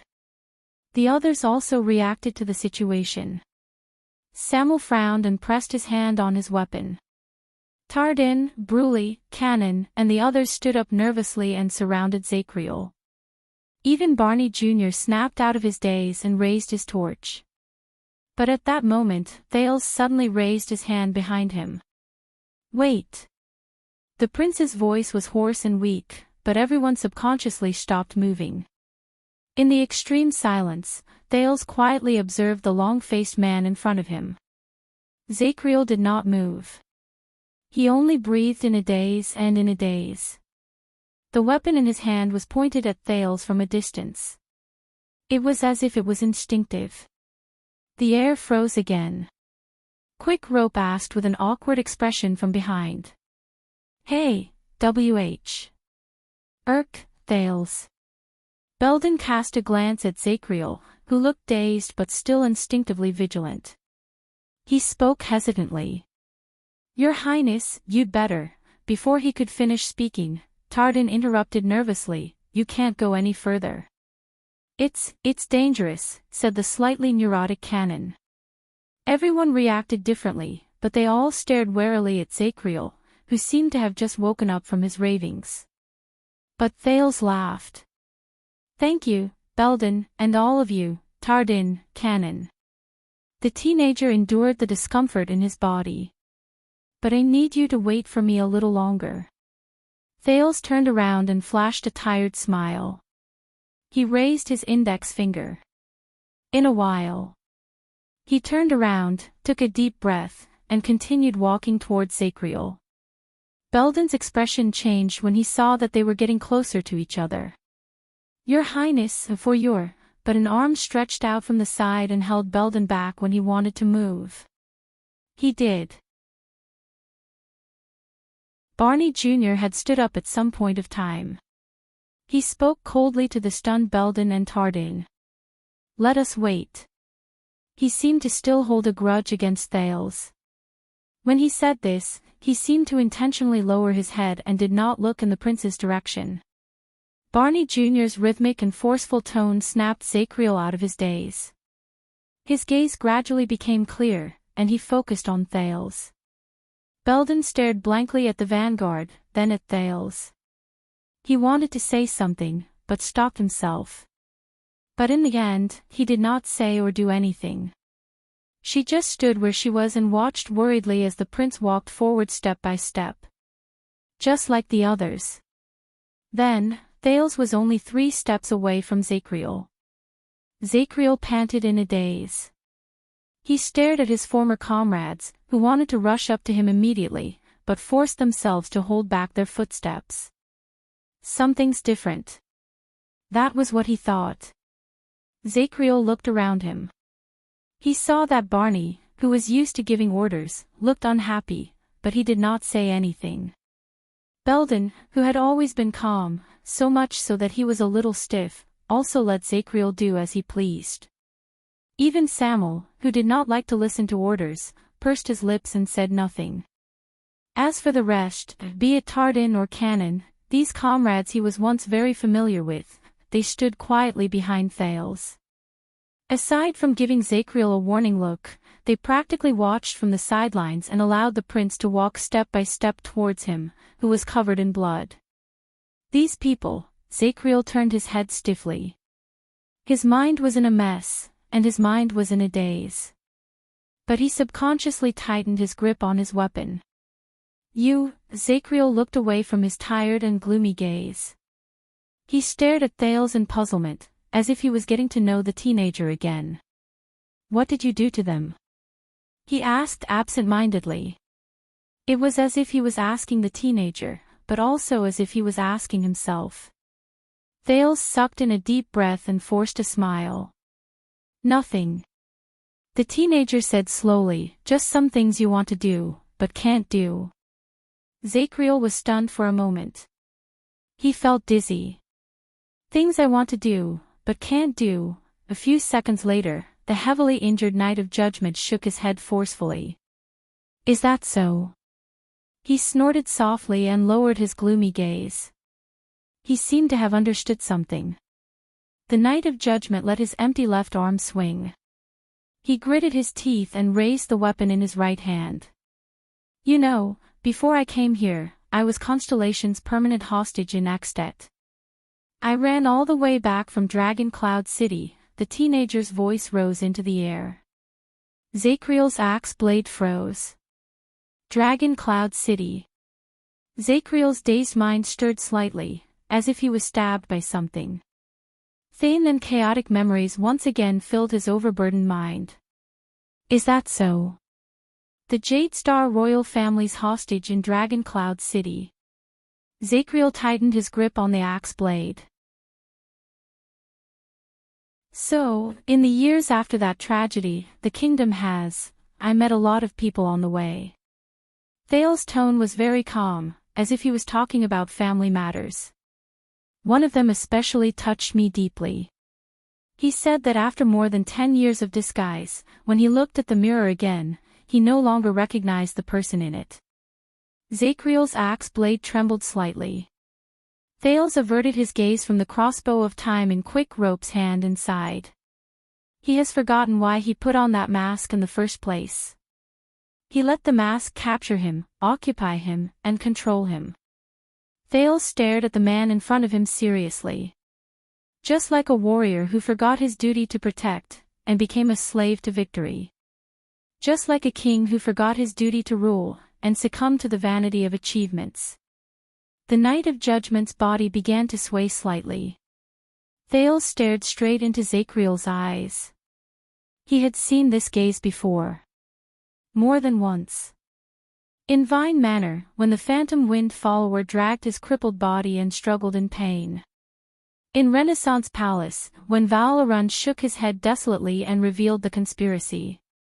In the Hall of Heroes, when Administrator Merc picked up his daughter's body absent-mindedly. In the Land of Barren Rocks, when the dying Raven of Death laughed madly and admitted everything. They were equally gloomy, equally despairing, and equally numb. Those were the gazes of a person who had lost the thing he treasured the most. And the Zacriel in front of him, what is the thing he treasured the most? When he thought of this, Thales's chest sank, and he sighed softly. But, Zacriel, when and why did you put on this mask? Zacriel froze. He stood where he was, and there was a complicated look on his face. The silence lasted for a few seconds. I am very sorry, Your Highness. After a long while, he squeezed out these words with great difficulty. But we have to end this. The moment Zacriel finished speaking, the weapon in his hand swayed slightly, as if he had once again confirmed his determination. Thales raised his eyebrows. Ah, I know. You still want to kill me. The teenager's tone was light, but it made the royal guards behind him tense up again. And none of us can stop you. Zacriel frowned and did not speak. But he seemed to have a talent. His silence alone was enough to make the atmosphere around him turn cold and solid. However, the prince immediately broke into a smile. I have to admit, when you were still the heinous traitor who hunted me down, I could at least feel at ease when I faced you. But now... Thales sighed. The stories you told me, you discovered the truth, so you were dissatisfied with the late king, so you planned the rebellion in the palace alone, and framed everyone. You were the traitor and the culprit for 18 years, he sneered and shook his head. At least half of it was fake. The Knight of Judgment's cheeks twitched slightly. Thales looked straight at him. That was the mask you wore for others to see. Zacriel pursed his lips tightly. His face was stiff and gloomy. You made it up to hide the truth, to protect both the dead and the living. So that your royal guards would no longer have internal strife and division, so that the survivors would no longer have to suffer, and so that your old friends who sleep underground would no longer be unable to rest in peace. For this, you are willing to be the sinner and traitor who created something out of nothing, and bear the resentment that should not be directed at you. Is it better for them to hate you than for them to hate each other? The Knight of Judgment closed his eyes and took a deep breath. Barney Jr. stared at Zacriel. His gaze was a mixture of hatred, resentment, confusion, and helplessness. The others sighed one after another. Only Samuel shook his head in disdain. Thales curled up the corners of his lips and continued. It was only when I saw what you did that I finally understood that this is the real Zacriel. Zacriel's eyebrows twitched violently. But Thales continued. 18 years ago, as the watchman who protected the legacy, you could not bear to choose a side. You could only watch as your comrades turned against each other, killed each other, and blood flowed like rivers. After the tragedy, for the sake of the royal family's reputation and dignity, you could not speak of the truth.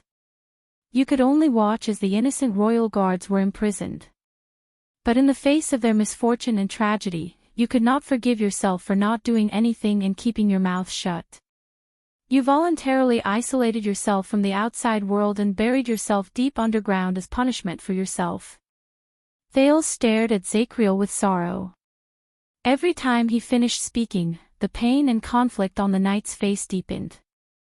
His chest rose and fell more violently. The complicated and conflicted looks in the royal guard's eyes also deepened. Their gazes on Zacriel had always been chaotic and ever-changing. Now, there was a hint of obscurity and hesitation in them. So, Lord Zacriel, Thales said with a sigh. Regardless of whether you wore a mask or not, you never forgot your beliefs. Zacriel suddenly opened his eyes. Are you done? His right hand, which held his weapon, trembled as much as his voice. I can't help you, Thales interrupted him. Soon. But before that. Thales exhaled softly. Before you do anything, I want you to know, and I also want them to know. He turned around and looked at the group of former royal guards, who were confused, perplexed, nervous, and puzzled. Zacriel, you are not a traitor, nor are you an evil person. On the contrary, you did not hesitate to shoulder a groundless injustice and bear the stigma that you should not have in order to protect the reputation of the deceased and the reputation of the royal family. You would rather keep your mouth shut and bear all the misunderstandings and hatred behind the tragedy than watch your brothers turn against each other and kill each other. Thales stared at him indifferently. You are even willing to sacrifice their trust, friendship, respect, and admiration for you. These are the things you once cherished, and the only things you have left now, as long as this can protect and save them. The underground prison became quiet again. Only the sound of the people's breathing could be heard. Some were fast, some were slow, and some were not even. At this moment, the royal guards looked at Zacriel with complicated and indecipherable gazes. Zacriel glared at Thales. The red in his eyes could be seen clearly in the firelight. You can't shake me. The Knight of Judgment's voice was very low, and there was a hint of bitterness in his words. Of course. Thales chuckled. Because regardless of whether it was 18 years ago or 18 years later, from the beginning until the end, you have always been that noble knight who does not care about reputation, who is selfless and fearless, and who can be said to be a role model. The watchman who protects the inheritance of the royal guards. Thales sighed softly. You were just unfortunate enough to be swept into the torrent of the times. You lost your way, and you cannot wake up. The torrent of the times. Zacriel trembled even more violently. Terrifying memories surged into him like a tidal wave. Zacriel gritted his teeth and forced himself not to look at the other people's expressions. Because he was afraid. Afraid, but just when Zacriel's thoughts were still surging endlessly, everyone here, Thales turned his head around and glanced at the people around him. He took a deep breath and let out a long sigh. He seemed to have made up his mind about something. He knew what to do. Everyone looked at the prince in unison. Thales lowered his eyes and said softly, all of you know why Zacriel wants to kill me.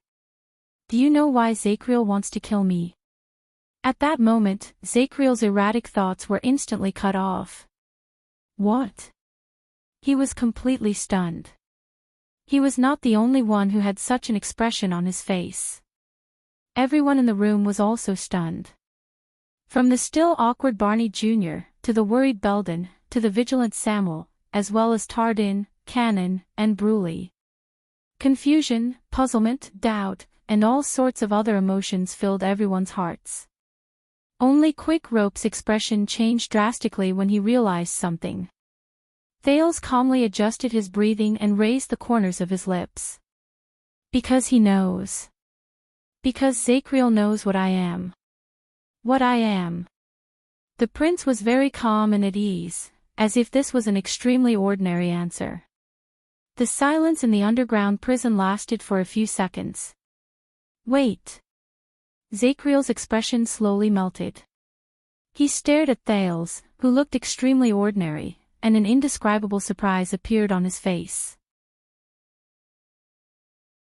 He wants, I don't understand. Samuel narrowed his eyes as he watched from the side. What do you mean by, what I am? Soon, while everyone was puzzled, the incredulous Quick Rope was the first to open his mouth wide in shock. He subconsciously extended his arm. Hey, about that. I mean Thales. But Quick Rope soon noticed his surroundings. Under the suspicious gazes of the people around him, he did not even manage to finish saying Thales' name. He awkwardly withdrew his arm, and his voice also became weaker. Thales' expression was indifferent. He did not care at all. Zacriel stared at Thales in shock and bewilderment. He could no longer suppress his reaction. You can't. Are you crazy? Many people did not understand what Zacriel and Tardin were saying. They exchanged puzzled gazes back and forth between Zacriel and Thales. Barney Jr. stared at Zacriel's expression and Thales back. He sensed something different. Something's wrong. What other secrets does the prince have? Thales curled up the corners of his lips slightly. He shook his head and smiled at the Night of Judgment. I already understand you, Watchman. Thales smiled. But you don't understand me. You don't know what I've been through since I came to this world. Thales raised his right hand and slowly opened his palm. He looked at the bloody wound at the center of his palm, which had not healed yet. It was just like what he did before he came to the prison of bones. Zacriel stared at the current Thales. He was so shocked that he could not speak. In front of him, the teenager's expression was very calm, very relaxed, and even, very pleasant. Quick Rope frowned as he observed Thales. No, he suddenly realized that this was not one of Thales' schemes or tactics. No. He's really going to. Quick Rope suddenly felt an incomparable sense of panic. Death might make me unhappy, but it no longer terrifies me. There was a rare sense of relief in Thales' tone. And what truly terrifies me is, as Thales spoke, his gaze became perplexed. Asda's arrogant face and Giza's crazed expression flashed before his eyes. Thales, in this world, they don't hate us. They are afraid of us. What they are unwilling to forgive and find difficult to accept is not our actions, but our very existence. An Taurus mysterious figure. Thales sighed softly. What terrifies me is the fear, anxiety, an anxiety I cannot shake off when I carry that secret. Even my nightmares are filled with its shadow, and I cannot escape from it. I'm terrified of the moment when this secret is discovered. I'm nervous about the fate and the unknown that I'm about to face. I'm nervous about how the world will treat me.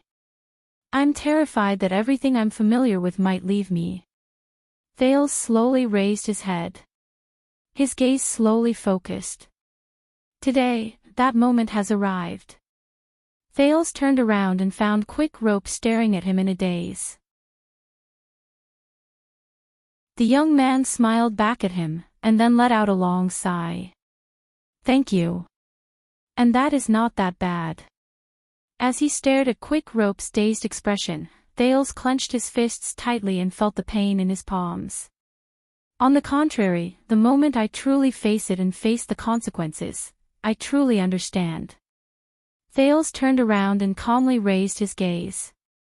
The only thing that is pestering me, torturing me, punishing me, and refusing to let me go is not that secret, not my impending fate, not the unknown that I cannot grasp, and not anything else.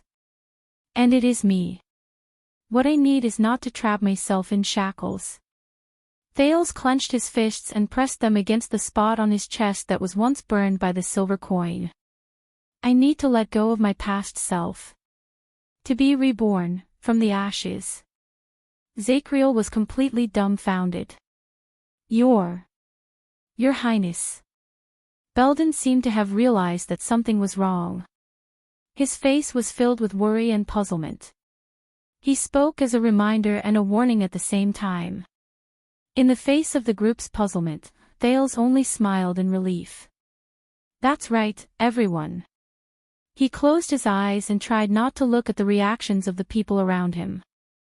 The prince's voice echoed in the dungeon, accompanied by Zacriel's almost frozen expression and Quick Rope's uncontrollable breathing.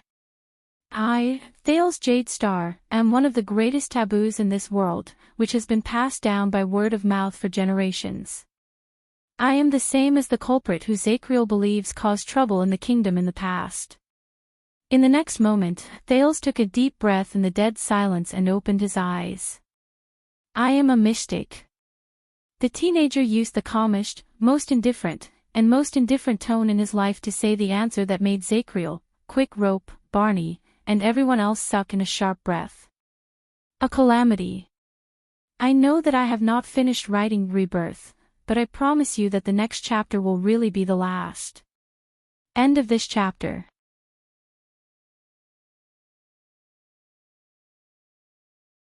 Chapter 470. There were no words that could perfectly describe the current situation in the underground prison.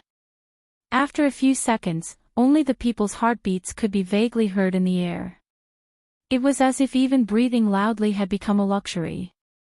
A few seconds later, the torch in Barney Jr.'s hand was finally extinguished after the last few sparks were burned out in despair. The underground prison sank into endless darkness. The only thing left was the unpleasant smell of smoke. The few living people seemed to have turned into corpses, and they did not move at all.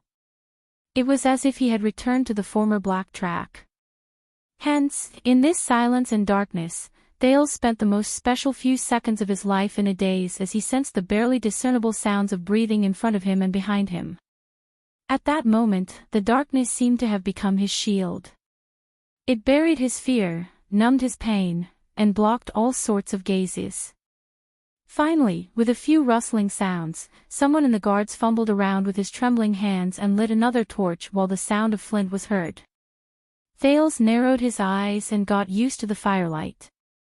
He felt as if he had returned to the world. I don't understand. Calamities, mystics. They shouldn't be immortal 1,000 years ago. Cannon, who was a scout, held the new fire source and shook his head subconsciously. His lips trembled, but he could not form a complete sentence. His gaze never left Thales. Bruley, who was by his side, was completely stunned. But as Cannon reacted, the crowd began to boil like the surface of a hot spring. Your Highness, this joke. Penal Officer Belden could not digest the latest news at all. He stared at Zacriel and spoke incoherently. Watchman, commanding officer. He said that he is, he can, he will. This is another lie, isn't it? Tardan's eyes were filled with shock and bewilderment as he stared at Thales. What the hell? The prince is a calamity. The Jade Star royal family. Damn it, what did they do this time? Thales quietly stared at the wound on his palm and ignored the uproar around him. Strangely, Thales felt that he was incredibly calm at that moment. It was not the calmness he felt when he knocked on the door, which was so indifferent that it scared him. It was also not the calmness he felt when he was in danger due to the sin of Hell's River. Instead, it was the calmness of a chess player staring at a chessboard. My God. Samuel's gaze shifted back and forth between Thales and Zacriel. Zacriel, what you said earlier, about how Queen Phiosa is a calamity and how you are determined to complete your mission. Those weren't all lies, were they? Zacriel did not say a word. He only stared blankly at the composed Thales. His eyes were filled with grief and puzzlement. Samuel gritted his teeth and tried his best to maintain his composure between shock and anger. Impossible, his age. Is he really only 14 years old? If not, what does he have to do with the bloody year? What is that damned mission of yours? Thales observed their reactions from the side, and he understood many things as he inhaled and exhaled. Therefore, the corner of the youth's mouth slowly curled up. That was the feeling. He could even feel that the gazes directed at him from behind were different. There were some other impurities in the trust and respect Thales had built up after much difficulty. Fear. Hate. Doubt. Unknown. Rejection. But that was no longer important, was it? Hey, that fake Waya. I'm talking about you, my nephew. You knew all this a long time ago, didn't you? Tardan seemed to have understood something. He turned around and looked at Quick Rope, who lowered his head and hunched his chest, trying his best to eliminate his presence. Waya. Nephew. Ha. Quick Rope, who was staring at Thales in shock, shuddered. He hugged his crossbow tightly in embarrassment and forced an innocent smile. Oh. I know, that. It's my first time too. Just when the underground prison was about to descend into chaos, a muffled sound exploded out of nowhere. Asterisk thud. Asterisk silence. The sound traveled very far in the empty storage room. Everyone immediately fell silent. It was Barney Jr. He had just thrown away the extinguished torch in his hand, and he attracted everyone's attention. The vanguard's face was ashen. He swept his sternest gaze over everyone before he finally turned to Thales.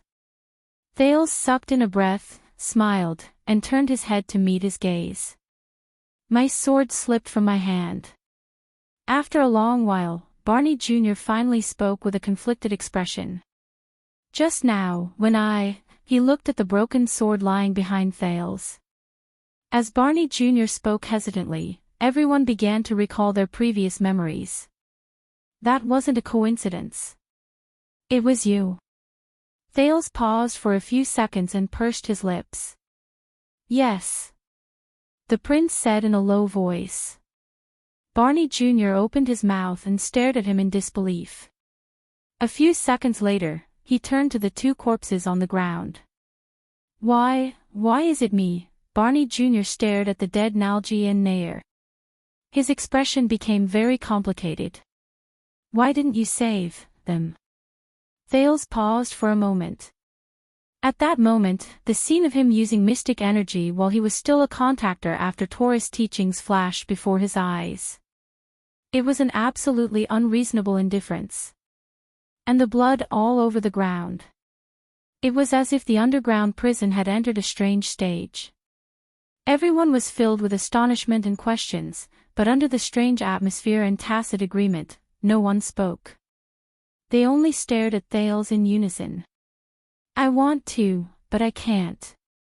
Thales sighed and lowered his head. I'm sorry. Barney Jr. was silent for a long time. In the end, he also lowered his head. Is that so? Faint sorrow spread. Barney Jr.'s words seemed to have some sort of magic. Thales suddenly felt that the gazes behind him were no longer so piercing to his eyes. Then, Zacriel's voice rose in the air. Why? The Knight of Judgment's dry and sluggish voice attracted everyone's attention. Why? Why did you tell them?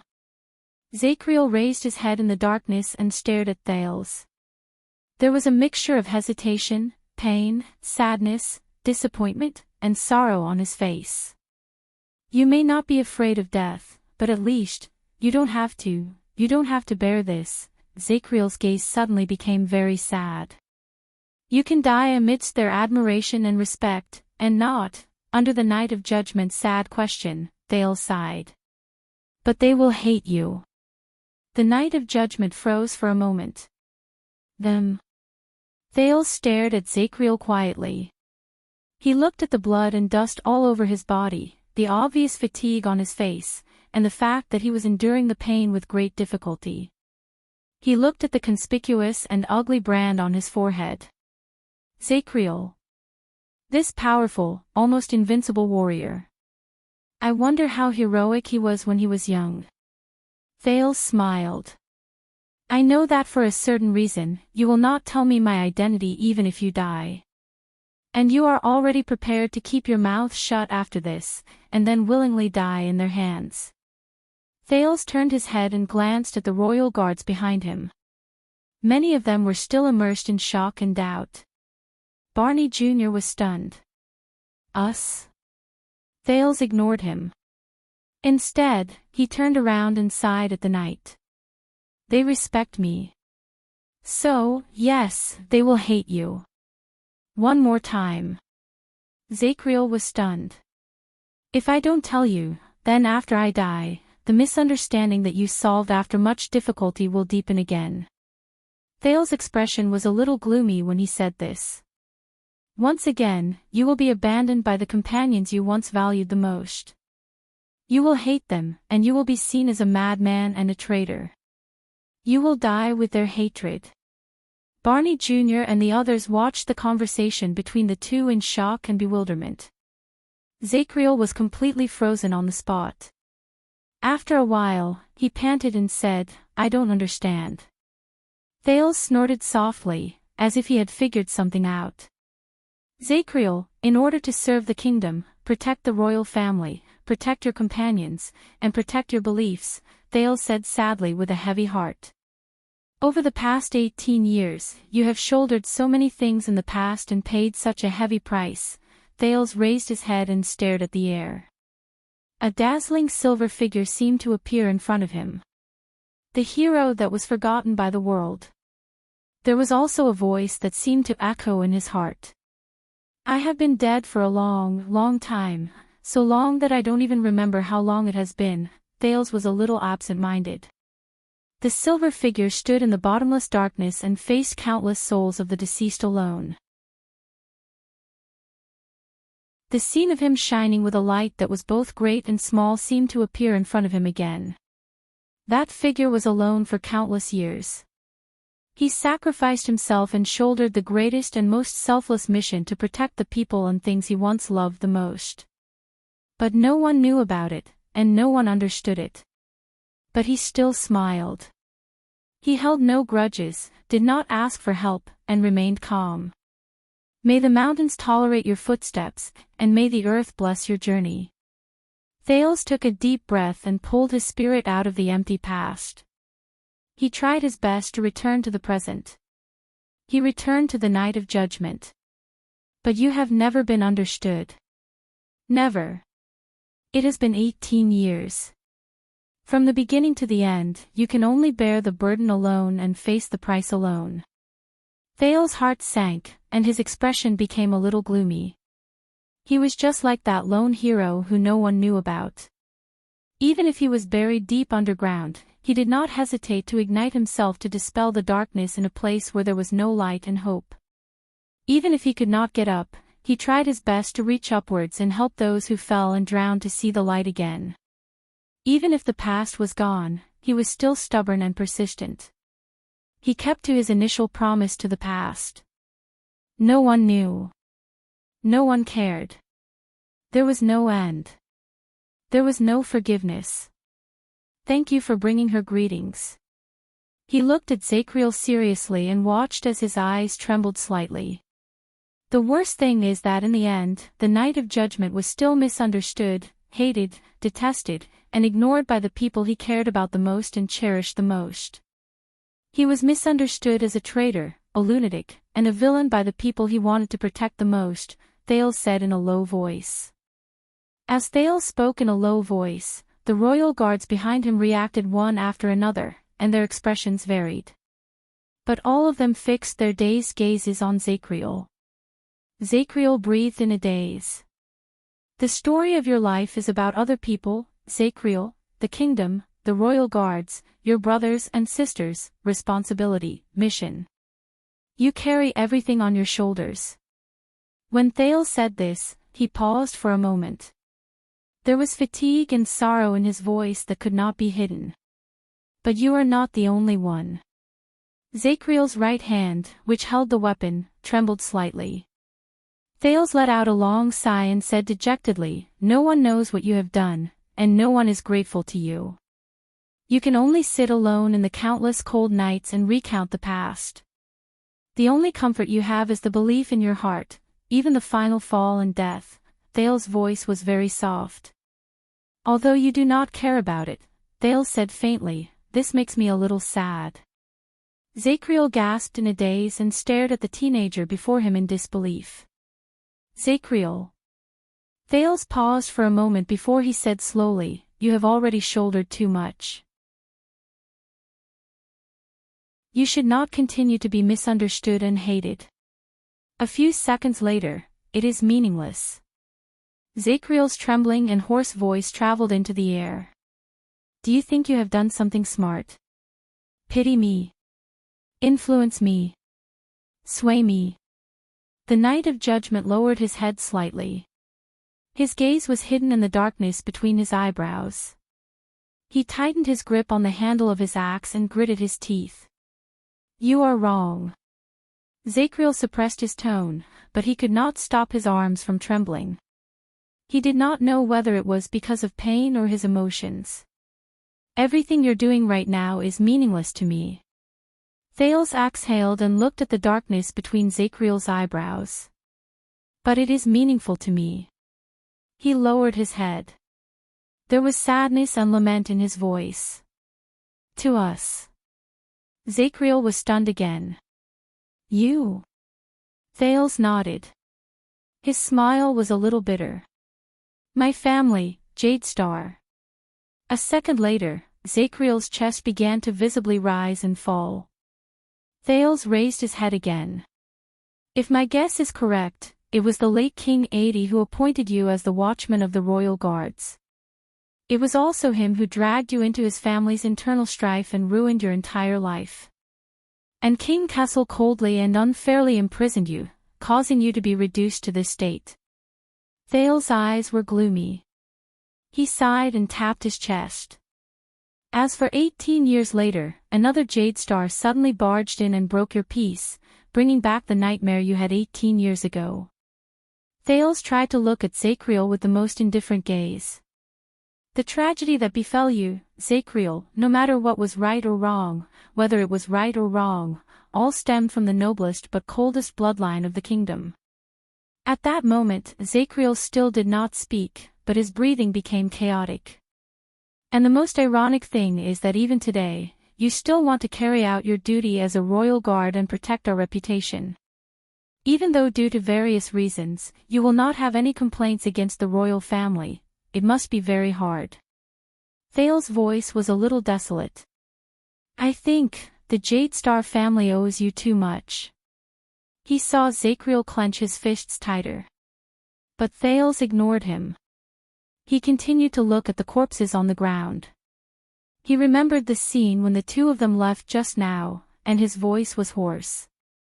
You know, as Thales Jadestar, when I face all of you, I can give Nalji and Nair consolation as a farewell before they die. I can forgive Tardin and the others and ease their pain. I can motivate Barney, who has never recovered from his setback, and help him stand up again and face life. Barney Jr., Belden, Tardin. The people behind the prince stared at him in a daze. But you, Zacriel, Thales averted his gaze and avoided meeting the knight's gaze, as if he could relax a little by doing so. As a prince with no power, I cannot change the tragedy of the past. I cannot wash away the injustice you suffered, I cannot reopen the old case decided by the king, I cannot give you the justice you deserve, and I cannot even give the people you cherished in the past a reasonable explanation. Thales stared at the two corpses on the ground in indignation. He remembered the countless corpses in the prison, and he said sorrowfully, when I face you, who gave up so much, lost so much, and endured so much, I really do not know what else I can do for you. So, if you and I are destined to die here, then I want to leave without any worries in my heart. I want to let go of my own fears, and I want to let go of my guilt towards you. Thales smiled bitterly and in an ugly manner. He looked like a patient in his final moments. I also want you to leave peacefully and peacefully. Zacriel did not move. I don't want the others to continue hating you. I don't want you to remain alone in the darkness and bear the sins that do not belong to you. I want them to understand you, or at least try to understand you. Thales lowered his head and heaved a long sigh again. He felt as if he wanted to exhale all the resentment he felt that day. Compared to this, the prince looked up. This time, there was no anguish or hesitation on the teenager's face. There was only a relaxed and relieved smile on his face as he faced the swaying night of judgment. My secret is not that important anymore, is it? Quick Rope stared at Thales in a daze while he stood in the crowd. He was not the only one who had this reaction. Zacriel did not answer, and neither did he move. Thales shook his head and hid the sorrow in his heart even more firmly. He forced himself to smile a second time. So, it's not just for me. Thales stared straight at Zacriel, then turned his head around and looked at the rest of the people around him. This is also for them. Them. Zacriel replied in a daze. When he said this, the guards around him reacted differently. The prince said calmly and seriously, they should know what kind of person their commander and watchman was in the past and today. Emmanuel Zacriel was never a traitor who betrayed his loyalty for his own selfish gain, much less a lunatic who lost his rationality after being imprisoned for many years. Tardin sighed and lowered his head. Cannon's face contorted in pain, and Bruley looked dejected. They should know that you are still the Zachriel they believe in, admire, and love. You are still the Knight of Judgment who perseveres in his beliefs, abides by his sacred duty, and loves his brothers. Samuel looked conflicted, while Belden had a sorrowful look on his face. They need to know what you have done for them. They need to know your sacrifices, hard work, and struggles. Even your most unreasonable actions are just to carry out your mission and eliminate the terrifying calamity. Barney Jr. held his injured right arm tightly and bit his lower lip. His gaze as he stared at Zachriel became more complicated. They need to know that they owe you and the Watchman an apology and a word of thanks. At some point in time, Zachriel, who had buried himself in the darkness, had stopped moving. As he listened to all of this, Samuel closed his eyes and turned his head away. Barney Jr., who had just walked out of the darkness, stared at Zachriel. There was endless sorrow hidden in his eyes. The others were not much better. There was another indescribable silence. Thales chuckled softly. His voice was calm and quiet. "I'm sorry. This is the last thing I can do for you." He stared at Zachriel seriously. "At least, you don't have to endure it alone, grit your teeth, and put on a brave front. At least, I can let them see the real you, let them understand, let them see the heavy burden you bear. You have suffered too much injustice and misunderstandings, and I don't want my death to be a part of it. At least, I hope that after today, the darkness you will have to struggle in the future will be less cruel and cold." Thales spoke word by word, but Zachriel only lowered his head and buried his face beyond the light. In the end, the teenager sighed deeply when he felt a wave of dizziness wash over him. He curled his lips and sneered as he shook his head. "So, yes, I am a calamity. End of conversation." Zachriel seemed to be stunned. The others did not say a word either. Then, Thales sighed and spoke. "All right, now." The teenager stared at Zachriel in front of him with a look of relief. "Let's end this." The silence lasted for almost 10 seconds. Finally, Zachriel slowly raised his axe in the darkness. His hand was very slow, and it even trembled. But he still raised it. Thales quietly closed his eyes. He waited for that moment. And he did not have to wait long. Asterisk clang. Asterisk a muffled sound of metal clashing against metal rose. "You know, if he is who he says he is," Barney Jr.'s weak voice rose. "Then your efforts will be in vain." Thales sucked in a deep breath and opened his eyes. Above him, Barney Jr. raised the long sword he once used to commit suicide against Zachriel's axe. The heavily injured vanguard's right arm was broken. He was holding the sword with his uninjured left arm, and it looked like he was having a hard time. Across him, Zachriel had also lost his left arm. By the looks of it, they were evenly matched. Barney Jr. cast a glance at Thales, who was as calm as ever, and sneered. "You can't kill him without a legendary anti-mystic equipment?" In a corner where no one was paying attention to, Quick Rope, who was drenched in cold sweat, subconsciously tugged at his clothes to cover the bow in his bosom. Zachriel still lowered his head and hid his eyes in the darkness. He gritted his teeth and spoke laboriously. "He's not a qualified calamity. There are records in the Secret Intelligence Department that he can still be stopped before the final step leads to a great disaster." Thales curled up the corners of his lips. He sighed and nodded. He might be right.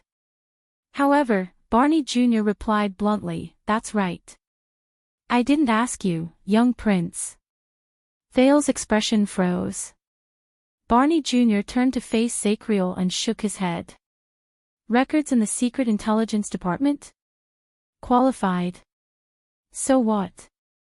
Do you need to take a test to be a calamity? Zachriel's axe began to tremble. His tone was already unstable, and at that moment, he became unhappy. This is not a joke.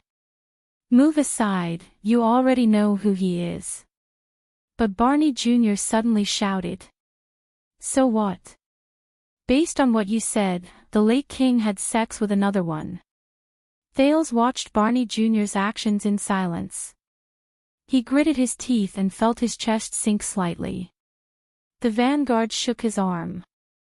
The sword and axe, which were intertwined with each other, separated in the air. Zachriel fell silent. After he saw Barney Jr., Belden and Tardin, who had already rearmed themselves at some point in time, walked behind Thales. Cannon and Bruley followed closely behind them. They stared at him with faces filled with relief. The knight's axe trembled slightly. You don't understand. Zachriel's words were filled with conflicting emotions. The Empire. The kingdom cannot fall into the same trap. Barney Jr. snorted. He seemed to have returned to being the chief vanguard of the royal guards who found Zachriel an eyesore. I know that even if you are heavily injured, I still can't stop you. Barney Jr. hissed in pain and raised his sword again laboriously. Not to mention. I'm not much better. Barney Jr. raised his leg. His eyes were burning with anger. He walked towards Zachriel with difficulty until the two of them were face to face. But listen to me, Zachriel. In the darkness, Zachriel did not move. He tightened his grip on the axe in his hand. But unexpectedly, when Barney Jr. stood in front of him, his expression suddenly relaxed. He sighed dejectedly. I'm sorry. At that moment, Zachriel, who had been prepared, was stunned. Barney Jr. turned his head to look at the ground. He spoke stiffly, as if he was talking to the air. I have never been convinced by you, but today, Zachriel did not speak. He only opened his mouth in slight shock. I have to say that His Majesty and the old captain have very good judgment. Barney Jr.'s expression was one of disappointment and self-deprecation. He stuttered, You are indeed better than me as a watchman. Barney Jr. opened his mouth and deliberated for a long time before he finally said that word. Commanding officer. Zachriel shuddered slightly. And that? Barney Jr. stared at the floor tiles under Zachriel's feet, as if he did not dare to raise his head. Barney Jr.'s left hand was holding the hilt of his sword. He hesitated for a long time before he raised it with a trembling hand. Thank you. In the next second, he clenched his left fist and quickly and hesitantly hammered Zachriel's right shoulder twice. Thud. Thud. Two dull thuds could be heard when the fist touched the shoulder. It was like a dragonfly skimming the surface of the water. No, it was a little venomous. Because it was as if he would die if he touched it a little more. Once he was done, Barney Jr. heaved a long sigh, as if he had completed the most difficult task. He turned around as if he was fleeing from a disaster and ran back to his original position. The corners of Thales' lips curled up slightly. All right, the debt has been repaid. Barney Jr.'s bashful and awkward expression disappeared. He looked at Zachriel coldly again. Let's fight. But Zachriel stayed where he was and did not move. His working face, which was hidden in the darkness, still could not be seen clearly. Then, another figure moved past Barney Jr. and walked towards Zachriel. What was surprising was that this person actually pressed his body against Zachriel's right shoulder, extended his left hand, and gently grabbed Zachriel's back. This might be the last time we hug, commanding officer. The blade of Zachriel's axe swayed slightly. Belden pressed his body against Zachriel's right shoulder and patted his back gently. He said in a choked voice, Sunset, I really miss the time when I was under you in the punishment division. At that moment, Zachriel's shoulders trembled slightly. He took a deep breath and exhaled. The knight's breathing grew louder. You shouldn't have made me the penal officer. Belden laughed brokenly. His voice trembled as he turned his head away. He tried his best not to look at Zacriel. You know. I'm terrible. I've never done a good job. He patted Zacriel's back forcefully, and the latter swayed even more violently. Belden closed his eyes, turned around, and returned to Barney's side. He did not dare to look at Zacriel. I'm sorry, commanding officer. Cannon did not move forward. The scout sobbed and lowered his head. That year, I'm sorry, it's us.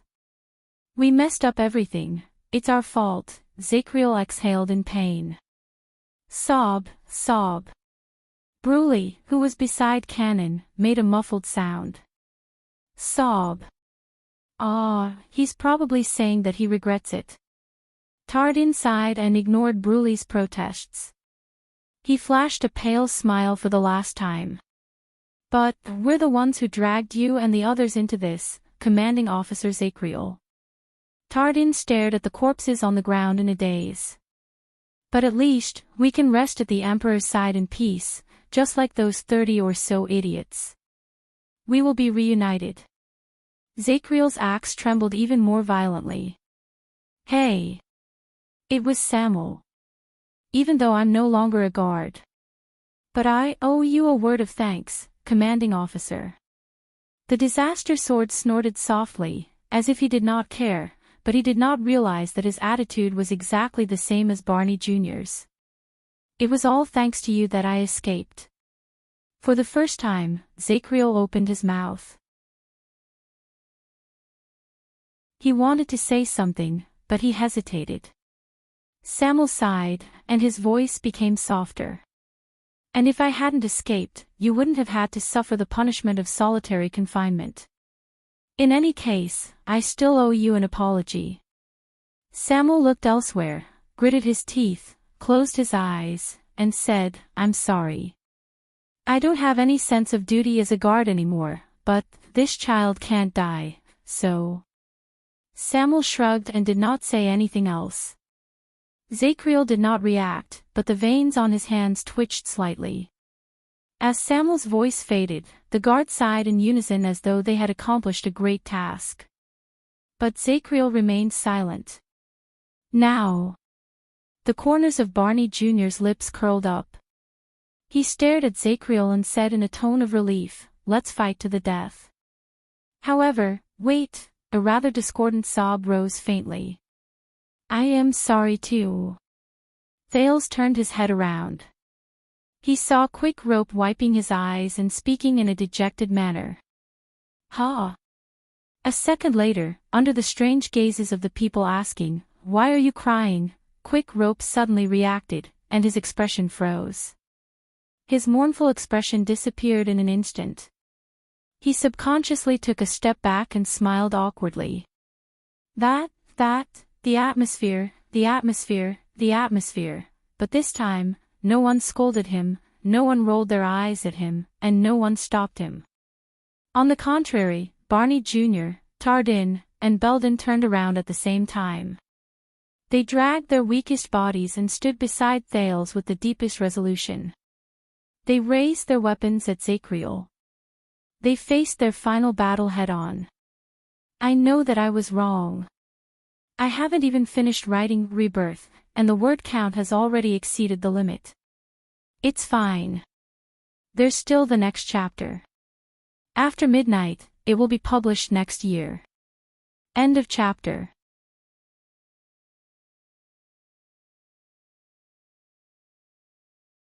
Chapter 471. At that moment, ha ha ha ha ha, a low, desolate, and almost sorrowful laughter rose. Everyone's gazes gathered on him. Zacriel raised his head, took a step forward, and walked into the area illuminated by the firelight. However, it was also at this moment that everyone was stunned. The former watchman of the royal guards, the terrifying Knight of Judgment, Zacriel laughed softly and staggered towards them. But this was not a reason for them to be surprised. At some point in time, Zacriel, who was tough and difficult to fight against, had tears streaming down his face. "You are very smart, Your Highness." Zacriel's voice was choked and hoarse. His chest trembled non-stop, and he stared at Thales with bloodshot eyes. "You are even too smart." He slowly raised his axe. This made the rest of the people instinctively get ready for battle. "You knew that you would not be lucky if I targeted you in this gloomy dungeon, so you gave up on using force, stopped running, and stopped using your forbidden power.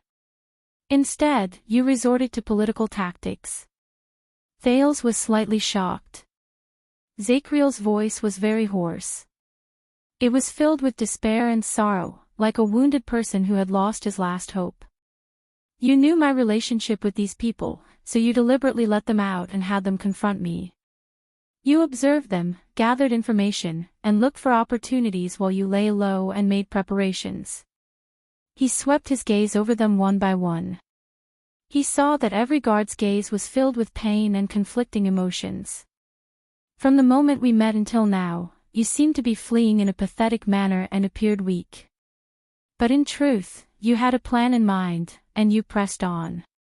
From Samuel, Barney, to Nalji, your indirect attacks and incitement made you get closer to the truth of what happened in the past, until you found my weakness and the things I care about." As Zacriel spoke, he looked around him and laughed bitterly with traces of tears on his face. "I..." Thales opened his mouth to speak, but found that he could not. Asterisk clang. Asterisk a crisp sound rose. Zacriel's axe fell to the ground. At that moment, under everyone's surprised gazes, Zacriel finally showed signs of fatigue and old age, which was rarely seen on him. Just like before, he was still alone, and he stood against everyone else. 1 against 8. But now, Zacriel raised his gaze. But now, the numerous figures in front of him gradually blurred, and finally focused on the young and disheveled figure at the very front, but inexplicably steady. Zacriel stared at Thales quietly. Through his tears, there was a hint of bitterness and melancholy in his smile. He did not know when it started. It had become a one-on-one battle. Zacriel sighed softly in his heart and averted his gaze from his former colleague. They were no longer criminals who had lived in prison for a long time or were on the run.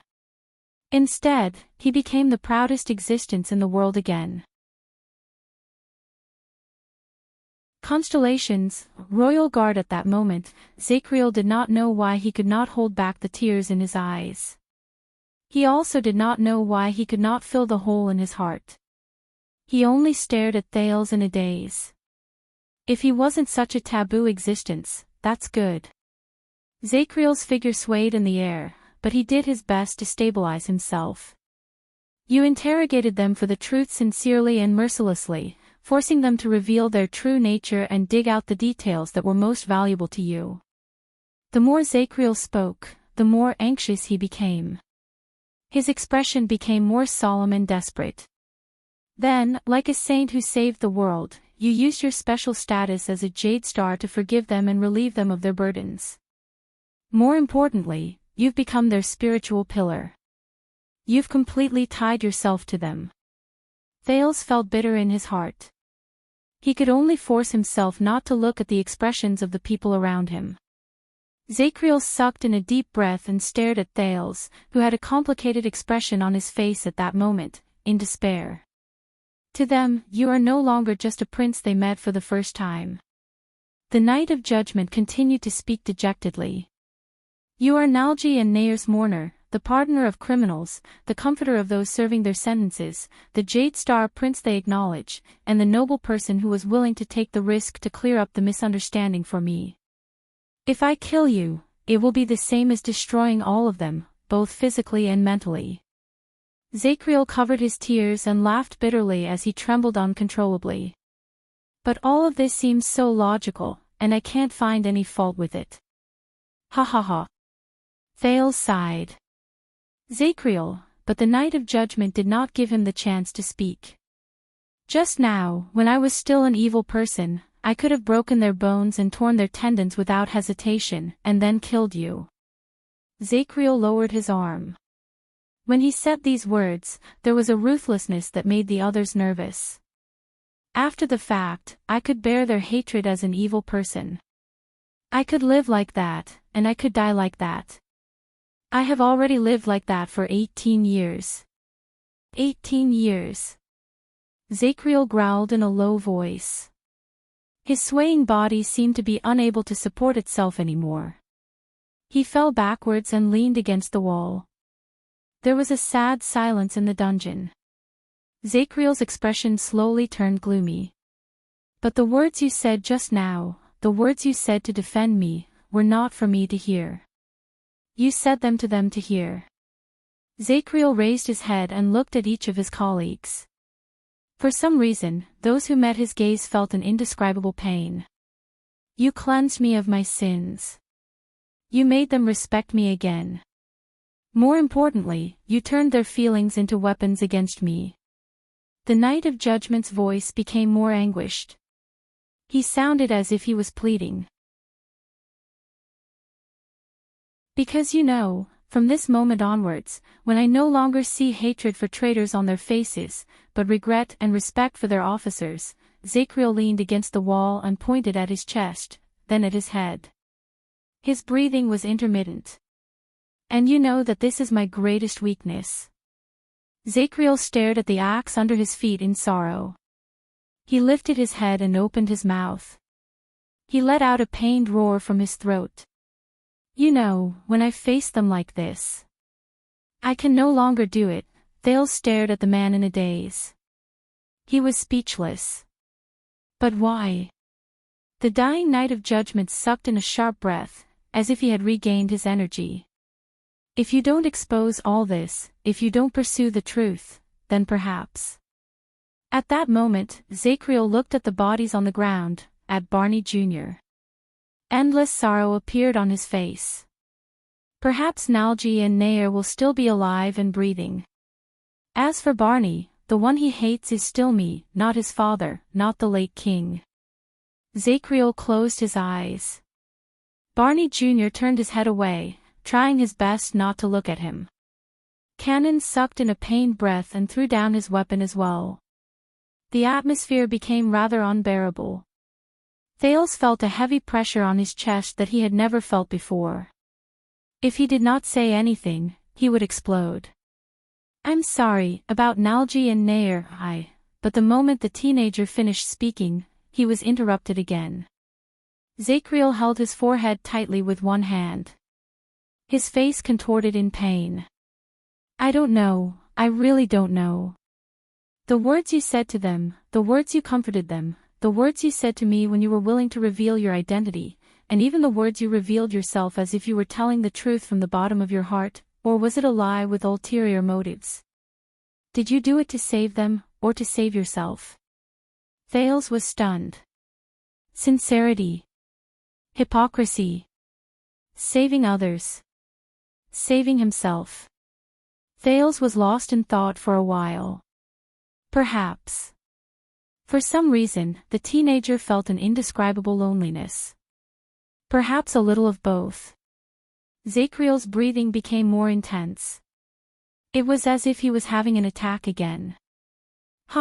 Lurking in the dark, probing for weaknesses, and finally striking the vitals, killing them with one strike. The Knight of Judgment's laughter became faster. The scariest thing is that I already know what you're up to, but I still can't fight back. I don't have Lord Hanson's talent. I can't even tell whether your words are sincere or not.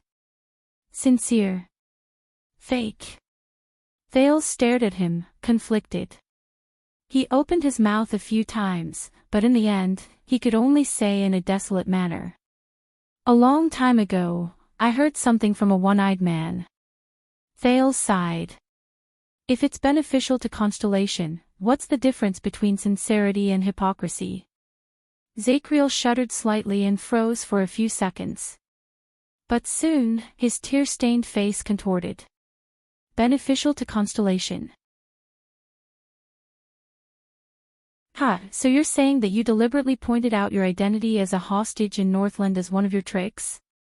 Are you trying to remind me that Ekstead is currently on the offensive and has the upper hand, and that once you die, the kingdom will be in trouble? Zachriel mumbled to himself almost maniacally. Thales was silent for a while before he spoke. Actually, I didn't think that much. I just felt. Thales opened his mouth, but found that he could not continue. At that moment, you Jade Stars are all the same, aren't you? Zachriel put down his hand and smiled with tears in his eyes. Thales was stunned. Us? Zachriel chuckled again. Back then, he was like this too. He looked at me sincerely and calmly, showed me the truth without hiding it, and admitted his goal without hesitation. He even admitted his hypocrisy, his apology, and the fact that he had no choice but to do what he wanted. This time, the Knight of Judgment looked in one direction in a daze and slowly extended his finger. Look, he's sitting there, smiling sincerely and innocently, and he's asking me to choose. Just like now. Thales looked in the direction he was pointing. But he only saw a dark void. He turned his head worriedly and found that the guards around him were looking at the deranged Zachriel with sorrowful expressions. Their gazes were sorrowful. He melted his true feelings and hypocrisy together, and carved out a chessboard that others have no choice but to walk on. At that moment, Zachriel looked like a withered old man. He no longer had the grace of a warrior. This made Thales' heart ache. Zachriel's voice gradually became softer, and he spoke in a heartbreaking rhythm. I hate all of you, but I hate that I don't hate all of you even more, and I hate that I can't hate all of you even more. Jade Star, all of you are equally cruel. Cruel. Thales shut his eyes tightly. I'm sorry, he said with great difficulty. In the next moment, the Knight of Judgment suddenly roared. Ah! Zachriel knelt on the ground in agony and held his forehead. Your Majesty, Your Highness. Why? His roar was hoarse, but it sounded even more heart-wrenching. Thales wanted to go forward, but he was pulled back by Belden, who was behind him. Barney Jr. shook his head at him. Zachriel's wails lasted for a few seconds before they became weaker. But in the next second, he looked at Thales with a sorrowful expression. Go. This time, Zachriel's words were simple. Go, Your Highness, leave. He held his head and crouched in front of the wall. His tone was almost pleading. Don't ever come back here. Just pretend that you never saw me. Thales stared at the Knight of Judgment in a daze. I'm safe. But this is not what I want. He felt sad as he watched Zachriel, who was on the verge of breaking down and had been hysterical just a moment ago. No, Thales sucked in a deep breath. You can come with us and leave the prison of bones. You might not be able to return to the capital openly, but unexpectedly, Zachriel suddenly exploded and roared in the air. Go! Thales jumped in fright until Belden pressed down on his shoulder. Zachriel fell back to the ground dejectedly. His voice became low, and he began to sob. Go, before I lose control. I'm begging you. Jade Star. Thales looked at him and was silent for a few seconds. Then, Barney Jr. coughed softly behind him. I understand.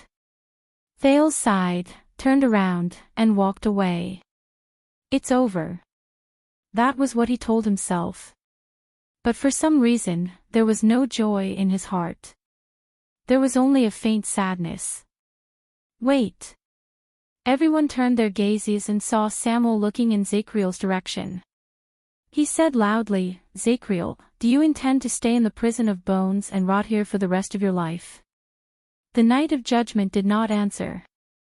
Samuel frowned. All right, if you like it here, you can live and die on your own. But before that, you have to tell me. Samuel gritted his teeth. Who was it?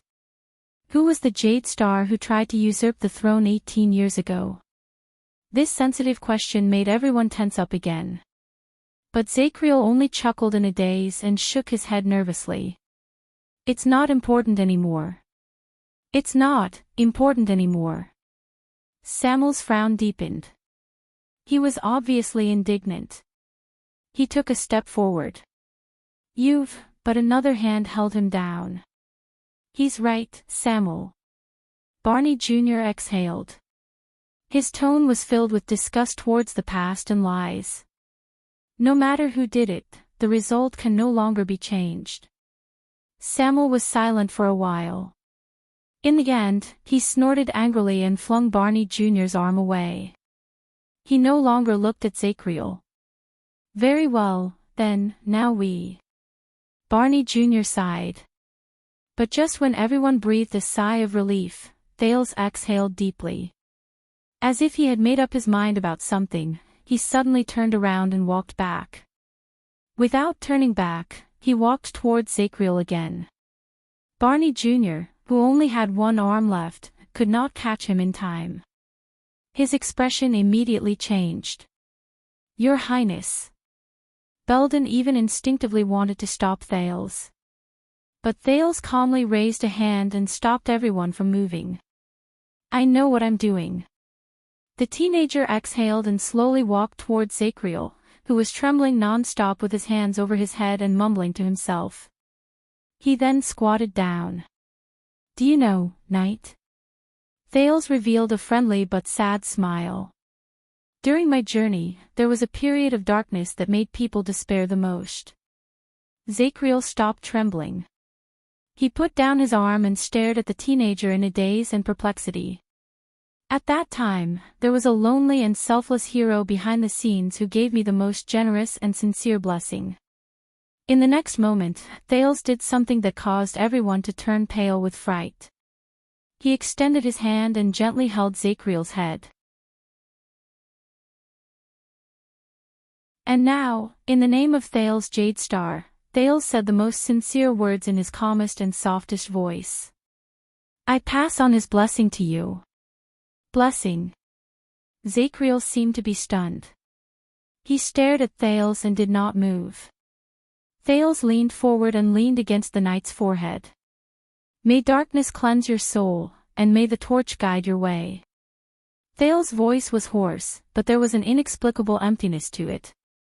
It made the onlooker's anxiety subconsciously disappear. The lonely watchman, Zacriel. Thales closed his eyes and used his forehead to lean against the ugly brand on the man's forehead. May you never lose your way. At the moment of contact, Zacriel trembled slightly. Thales was incredibly calm. After doing all this, he had a feeling that he had become different. But, he suddenly heard the people behind him exclaim in unison. But Thales ignored them. He knew that they were worried, but he also knew that he was safe now. This is, however, Quick Rope opened his mouth at an angle that Thales could not see. He stared at the faint silver light that shone from Thales' body. He was so shocked that he took a step back and crashed into Tardin. Barney Jr. stared at the unusual light in shock. He exchanged glances with Belden. He was so shocked that he was at a loss for words. A few seconds later, the puzzled Thales opened his eyes and stood up.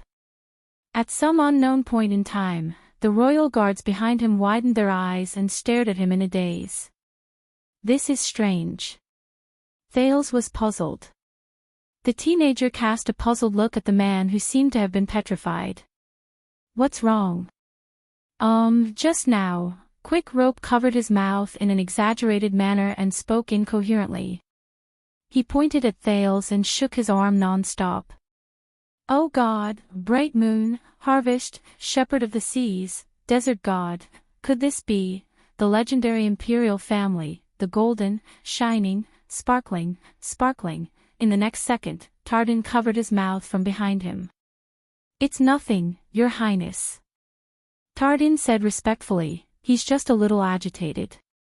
Under Tardin's merciless grip, Quick Rope, who was about to cry, immediately nodded obediently.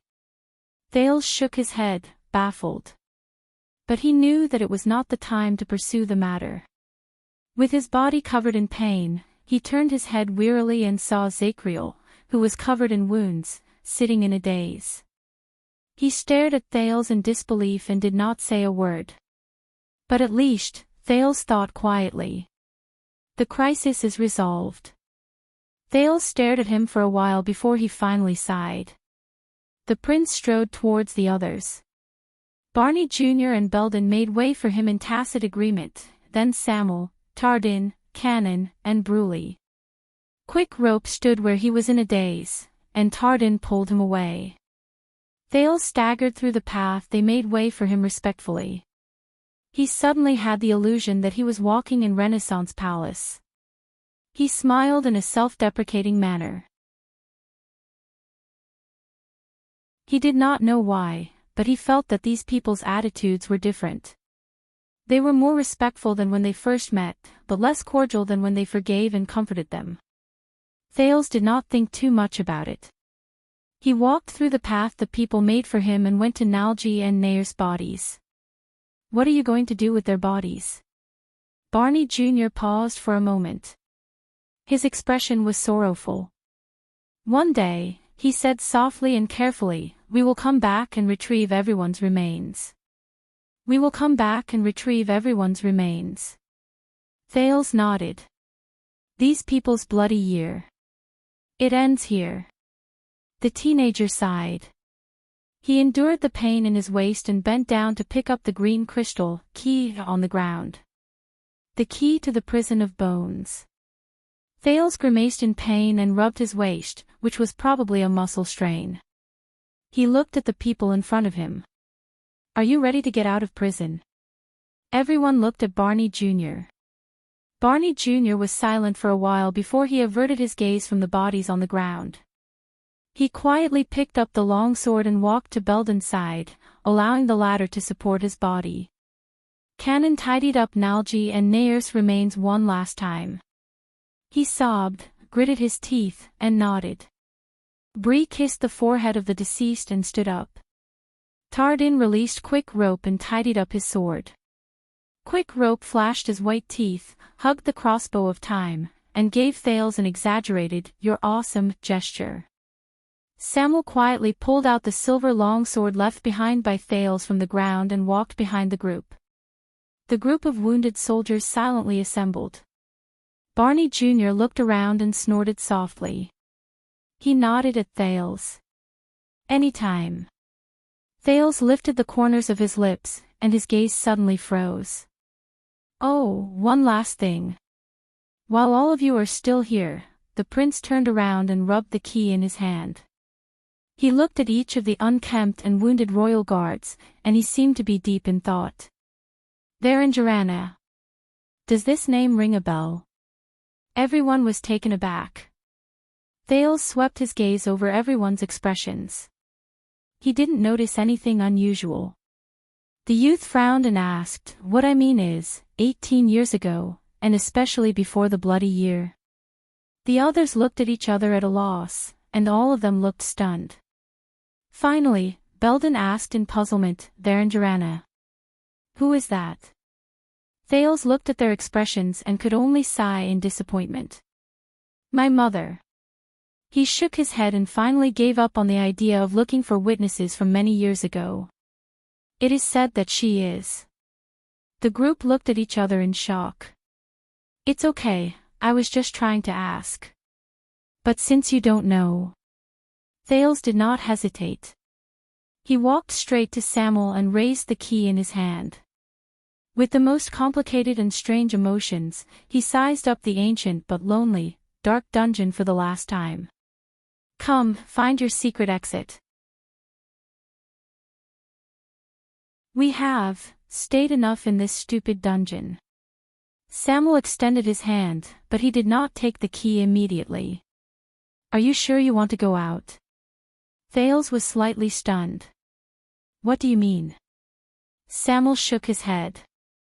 I don't know what you're capable of, but if the calamity is outside, and it is leaked through us, Samuel's gaze turned cold.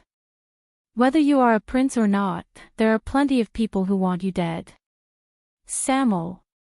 Belden cast a glance at Zacriel, who sat in a shadowy corner, and said sternly, "Don't forget, His Highness saved your life, and all our lives." Samuel snorted softly. Thales looked at him, then at the people around him. In their eyes, he did not just see respect for the prince, but also fear and reverence towards the unknown. Of course, there was only one heartless person who was an exception. Thales smiled. "Yes, if my identity is exposed, many people will want my life." The prince said calmly, "But you don't want it. That's enough." At that moment, Samuel was stunned. His gaze lingered on Thales for a long time. A few pairs of eyes moved slightly. Thales snorted softly and shook the key in his hand. "And we really should go." Samuel stared at the key in Thales' hand, then at him. He was a little absent-minded. "Yes. It's time to go." Samuel nodded coldly, but he pulled his hand back and ignored the key. Under Thales' puzzled gaze, Samuel took 10 steps forward and walked to an inconspicuous corner. He first used his long sword to pry open a floor tile, then he bent down and stretched out his hand to pull something inside. Samuel. A key. Just when everyone was puzzled, a change occurred.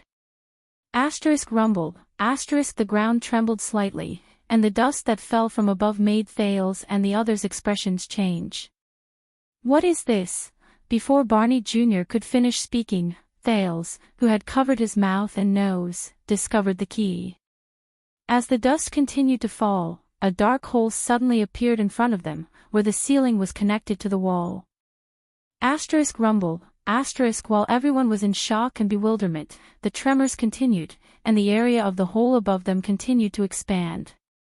It looked as if the bricks on the wall that were connected to the ceiling were retreating piece by piece, slowly revealing the wide, rectangular hole.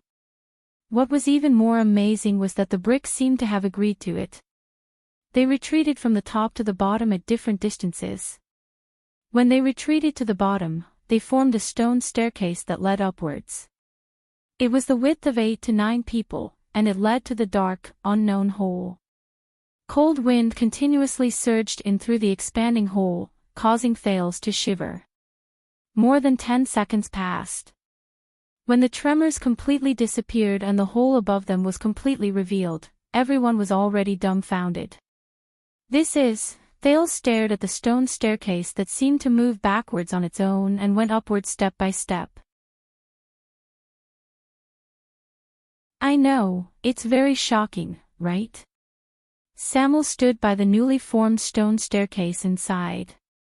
The miracles of the wizards. "When I first saw it, I was just like all of you." Thales took a deep breath and snapped out of his daze. He tried to convince himself that he did not need to be so shocked. The teenager took a step forward. "All right, then Thales' grip tightened. "Wait." In an instant, he suddenly realized that something was wrong. "Samuel." Thales stared blankly at Samuel, who stood by the stone staircase. "You opened the exit without looking for it. You know where it is." The prince's question attracted most people's attention. Samuel snorted softly. "I've always known." Thales was stunned. He tried his best to regulate his breathing and raised the crystalline green key in his hand with trembling hands. "Then why don't you need the key?" Thales' question made everyone feel that something was wrong. Barney Jr.'s expression changed. Samuel snorted softly and turned around to face them. His back was facing the hole and the stone staircase. "Because this exit was opened an hour ago," Samuel said expressionlessly. "Before the key fell into your hands." Thales felt dizzy. He tried hard to make sense of the strange logic in this place. The door that serves as the exit was opened a long time ago. Before it fell into my hands. Wait a minute, where did I get this key that is said to open the prison of bones? When he thought of this, Thales could not help but turn pale. Samuel stared at the darkness in the hole and frowned slightly. they seem to be a little late. They need some reminders. Samuel held the silver longsword in his hand and tapped it against the stone bricks a few times. The blade immediately let out a clear clang, and it spread through the empty darkness behind the hole. Asterisk ding, ding, ding, asterisk. At that moment, Barney Jr. and Belden's expressions changed at the same time. Samuel. Samuel turned his head and snorted softly. He did not say anything. But soon, there was an unusual change in the field. Asterisk thud. Asterisk footsteps. Asterisk mysterious footsteps came from the darkness at the hole. They traveled into Thale's ears. They came from behind Samuel. Barney Jr. instinctively took a step forward and formed the truth formation with Belden. They protected the surprised and bewildered Thales behind them while they faced Samuel, who did not look quite right. Asterisk thud, thud, thud, asterisk multiple footsteps could be heard. More and more footsteps could be heard. They grew from weak to strong, from soft to loud, and from far to near. They could be heard faintly, but they became clear. Everyone became nervous. Samuel, what did you do? Barney Jr. stared at his former colleague in disbelief. But Samuel only stared at him coldly. Asterisk thud, thud, thud, asterisk finally, a pair of sand boots appeared at the top of the stone stairs. With a leisurely rhythm, they walked out of the darkness and went down. Well done, Samuel. A voice so unfamiliar that Thales had almost forgotten it, but immediately remembered it the moment he heard it came from above his boots. I waited for so long, I almost thought you were dead. The voice was calm, but cold and indifferent. Samuel snorted coldly and did not answer. Barney Jr. and the others looked at each other in puzzlement. They did not get an answer. But they noticed that Prince Thales' expression suddenly became unpleasant. He was incredibly shocked. Impossible. So, all of our troubles, the pair of sand boots slowly walked down the stone stairs, and their owner's figure was gradually revealed. The calm voice continued to rise. Shadow Shield, Northlanders, the Kingdom's Secret Intelligence Department, your prisoner friends, and that damn mask. You've almost killed each other, right? Samuel nodded. He did not care about the others' puzzled and disappointed gazes. Of course, everyone here is basically injured. They are no longer a threat. Samuel swept his gaze over his fellow guards and said coldly, of course. But Sonny didn't survive. The owner of the desert boots froze for a moment. Oh, what a pity. But we will remember him. Barney Jr. held his sword with one arm and raised his guard to the highest.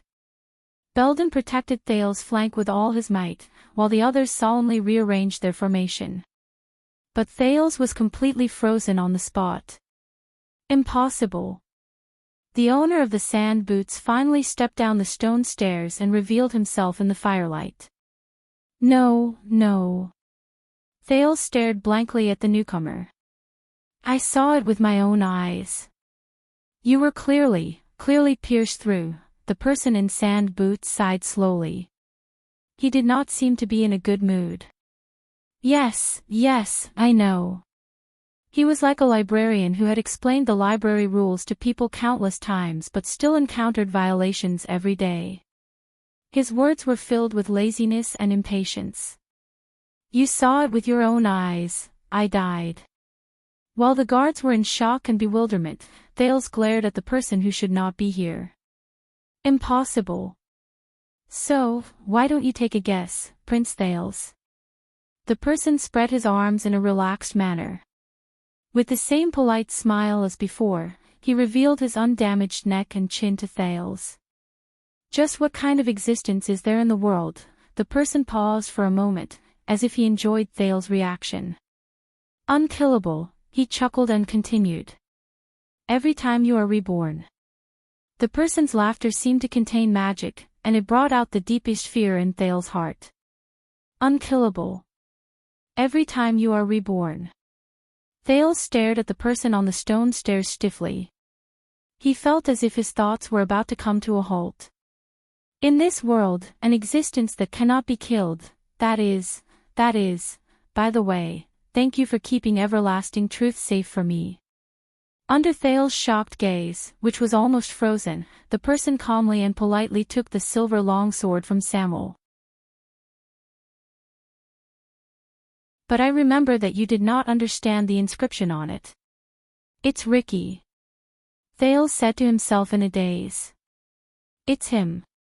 The person who should have died under Yodel's sword a long time ago, the leader of Blood Whistle's mercenary group, Disaster Swords Crassus. The ever-calm Ricky stood on the stone stairs and gently revealed the 2 rows of inscriptions on the streamlined blade. Truth is eternal and inextinguishable. As he stared at the stunned Thales, a cold glare shone in Ricky's eyes, as if he had been reborn from the dead. He said in the most soothing tone, "We struggle endlessly.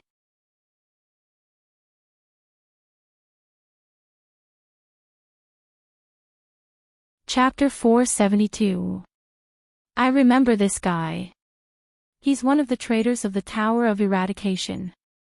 He came with Samuel." Belden's face was tense as he spoke to Barney beside him. Thales listened to them in a daze. His gaze was locked on Ricky, who stood before him. The huge shock not only drained his spirit, but even the pain in his body seemed to have deepened a little. "How is this possible, Samuel?"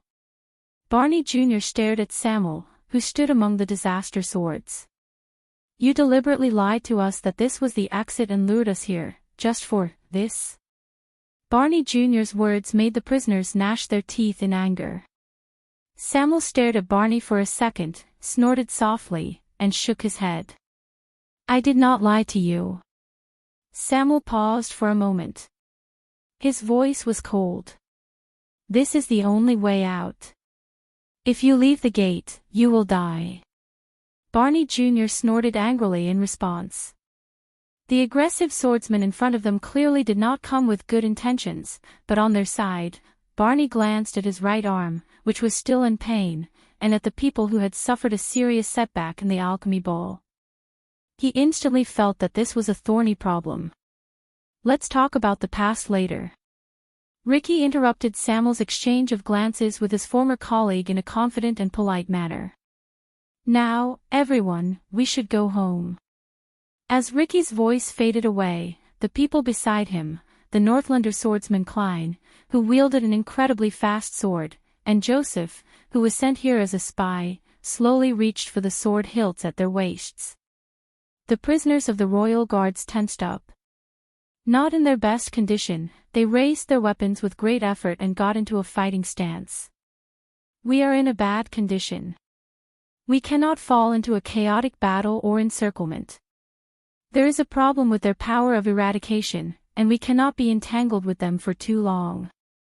Barney Jr. stared at Ricky, who was right in front of him. He whispered to the people beside him, "Belden, I can only use one hand, and there is no room for me to test the waters." "I understand," Belden replied softly with a solemn expression. "Wait for your signal." Barney Jr. nodded, raised his head, and raised his voice at Ricky. "What is your goal?" Ricky smiled faintly and was about to speak. "Don't worry, but Thales, who was trying his best to calm himself down, changed his expression. He suddenly understood what Barney Jr. wanted to do. The teenager instinctively raised a hand. "Wait," but before he finished speaking, Barney Jr. and Belden pounced on him like an avalanche. The battle instantly broke out. It seemed like it was because of his injuries, but this time, Barney Jr. did not take the lead. Instead, Belden roared and took the lead. The two of them stood in front of Ricky, one at the back, and the other at the front with an axe and a sword. Perhaps it was too sudden, but Klein and Joseph, who were standing behind Ricky, unsheathed their swords subconsciously, but they were still unable to catch up. They could only watch as the two of them approached Ricky first.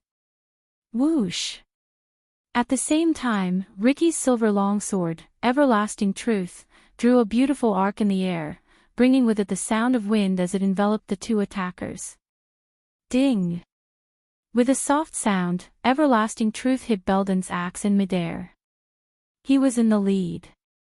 At that moment, Belden suddenly had the illusion that he was trapped in an endless, scorching vortex, and he was about to suffocate.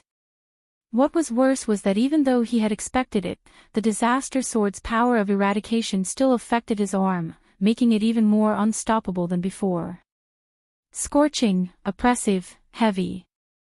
The mercenary axe in his hand, which was rather heavy, began to tremble uncontrollably.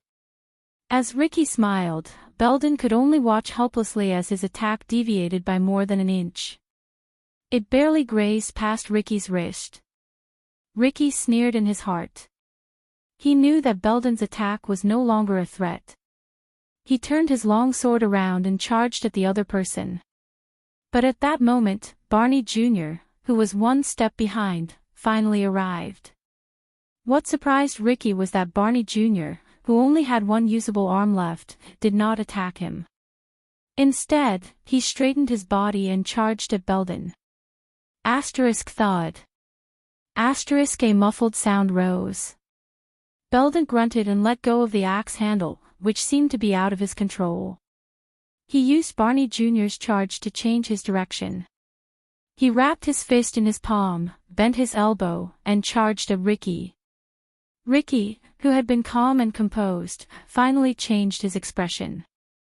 The axe is just bait. But Belden, who seemed to have lost control, had already arrived in front of Thales. Thales suddenly came to a realization. This was a variant of the Northland military sword style, counterattack. However, Barney Jr. used his comrade as a shield. He was secretly shocked. What kind of tacit understanding do they need to work together to execute this style from a shield in their hands to a living person beside them? Thales did not have time to think about it in detail. Ricky had no choice but to crouch and move, but he could not withdraw his long sword in time. He could only use the hilt of his sword as a shield. He struck Belden's abdomen violently and deflected his attack. As Belden grunted, Barney Jr. used this opening to finally thrust his long sword, which he had been preparing for a long time, straight at Ricky's abdomen. The sound of flesh being torn rose. Aha! Ricky's enraged roar echoed through the underground prison. At that moment, it was as if the air around them had been compressed. Barney Jr. and Belden, who were already confident in their victory, shuddered at the same time. Thud. Before Thales could react, Barney Jr. and Belden staggered around Ricky like drunkards who could not control themselves. They fell to the ground in a disheveled manner. Clang. The axe and sword fell to the ground. Thales sighed in anguish. No. Tardin, who had taken over his duty to protect Thales, cried out in alarm. His eyes widened so much that they looked like they were about to pop out of their sockets. In the next second, the disaster swords reacted. Joseph and Klein caught up to them at the same time. They pressed their long swords against their necks and firmly suppressed the two men who had failed in their ambush. Ricky's body swayed. He stabbed his long sword into the ground and tried his best to maintain his balance. He lowered his head with a pained expression. Blood seeped out from the gaps between the fingers of his left hand, which was pressed against his abdomen. In just a few seconds, back and forth, the dangerous battle ended just like that. The people around them watched with their mouths agape. Damn it. Klein, the Northlander swordsman, stared at Barney Jr. by his feet in exasperation. How many times have we been ambushed tonight? But just as he was about to continue speaking, Ricky stopped him. No, they are very powerful. Ricky panted and waved his hand to reject Samuel's kind offer to help him up. They have been imprisoned for many years and are heavily injured, but they still managed to find such an opportunity. Ricky stared at the bloody wound on his waist and sighed. As Barney Jr. and Belden failed and were captured, Thale's heart became increasingly heavy and bitter. Quill Barney, right? Ricky's face was pale. He watched Barney Jr., who was dragged up from the ground by his subordinates. Barney Jr. was in a pathetic, if not tragic, state. He looked at the man's indignant and resentful expression. "Samuel mentioned you to me before. He said it was very ridiculous." Ricky's eyebrows furrowed back and forth, as if he was enduring pain.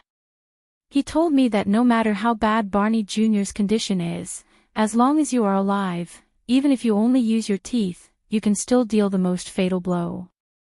Ricky stared at his waist and laughed brokenly. "I believe him now." As a response, Barney Jr. only spat. His gaze never left the serious wound on Ricky's waist. "Damn it. Almost.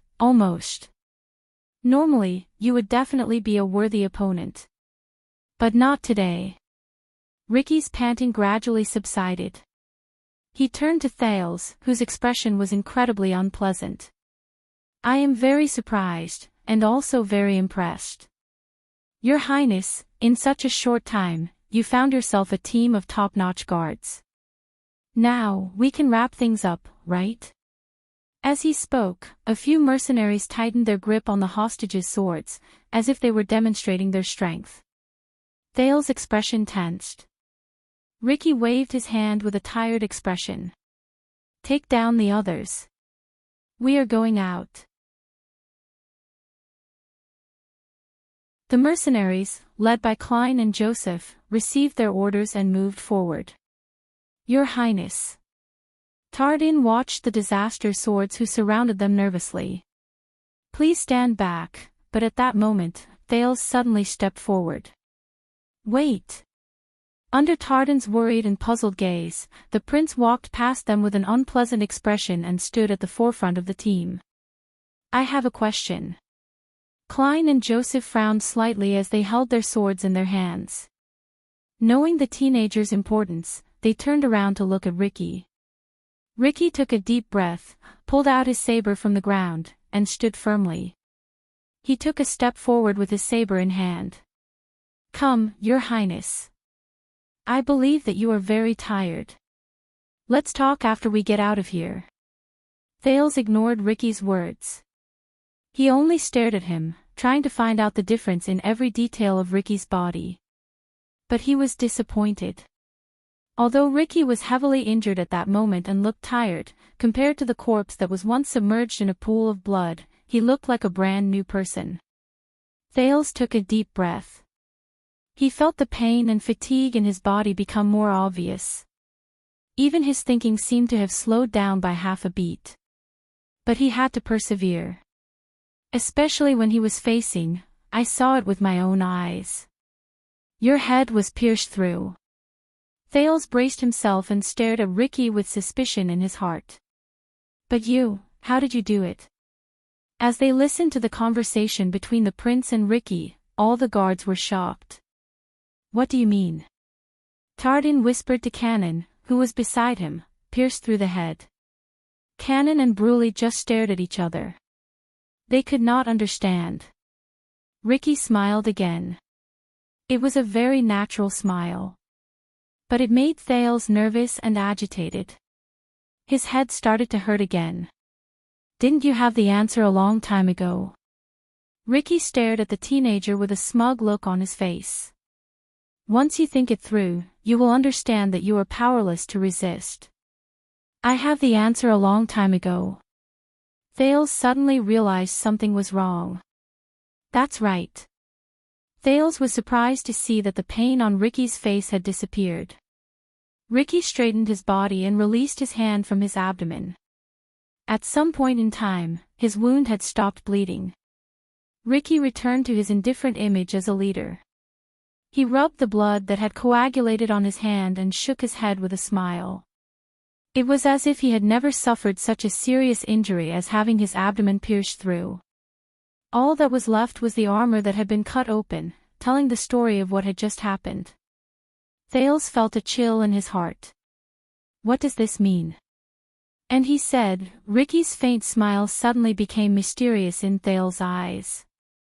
The prince only felt a splitting headache. He looked at the torn armor around Ricky's waist and endured the fatigue that made him want to fall asleep. You are a blood clansman. Ricky paused for a moment before he burst into laughter and shook his head. I told you, you have the answer a long time ago, but you are unwilling to admit it. Not a blood clansman. No, the teenager stared at the subdued Barney Jr. and Belden. The inexplicable fear in the depths of his heart surged again. Did you just say that those who cannot be killed will be reborn every time? Thales gritted his teeth and carefully asked the question that worried him the most. Are you one of them? Ricky continued to smile. He did not answer. His smile made Thale's spirit, which had already been tortured to the point of death, feel even worse. When he saw Ricky's almost tacit admission, Thale's heart turned incredibly cold. He could be vigilant against assassins. He could negotiate with Northlanders. He could find other ways to deal with Zacriel. But Thale's face was dark. The subdued Barney Jr. seemed to have understood something. His expression changed slightly. Wait, do you mean that this person? Thale shook his head. His gaze never left Ricky. Damn it. If this person is really what I think he is, if he is, no, this is too bad.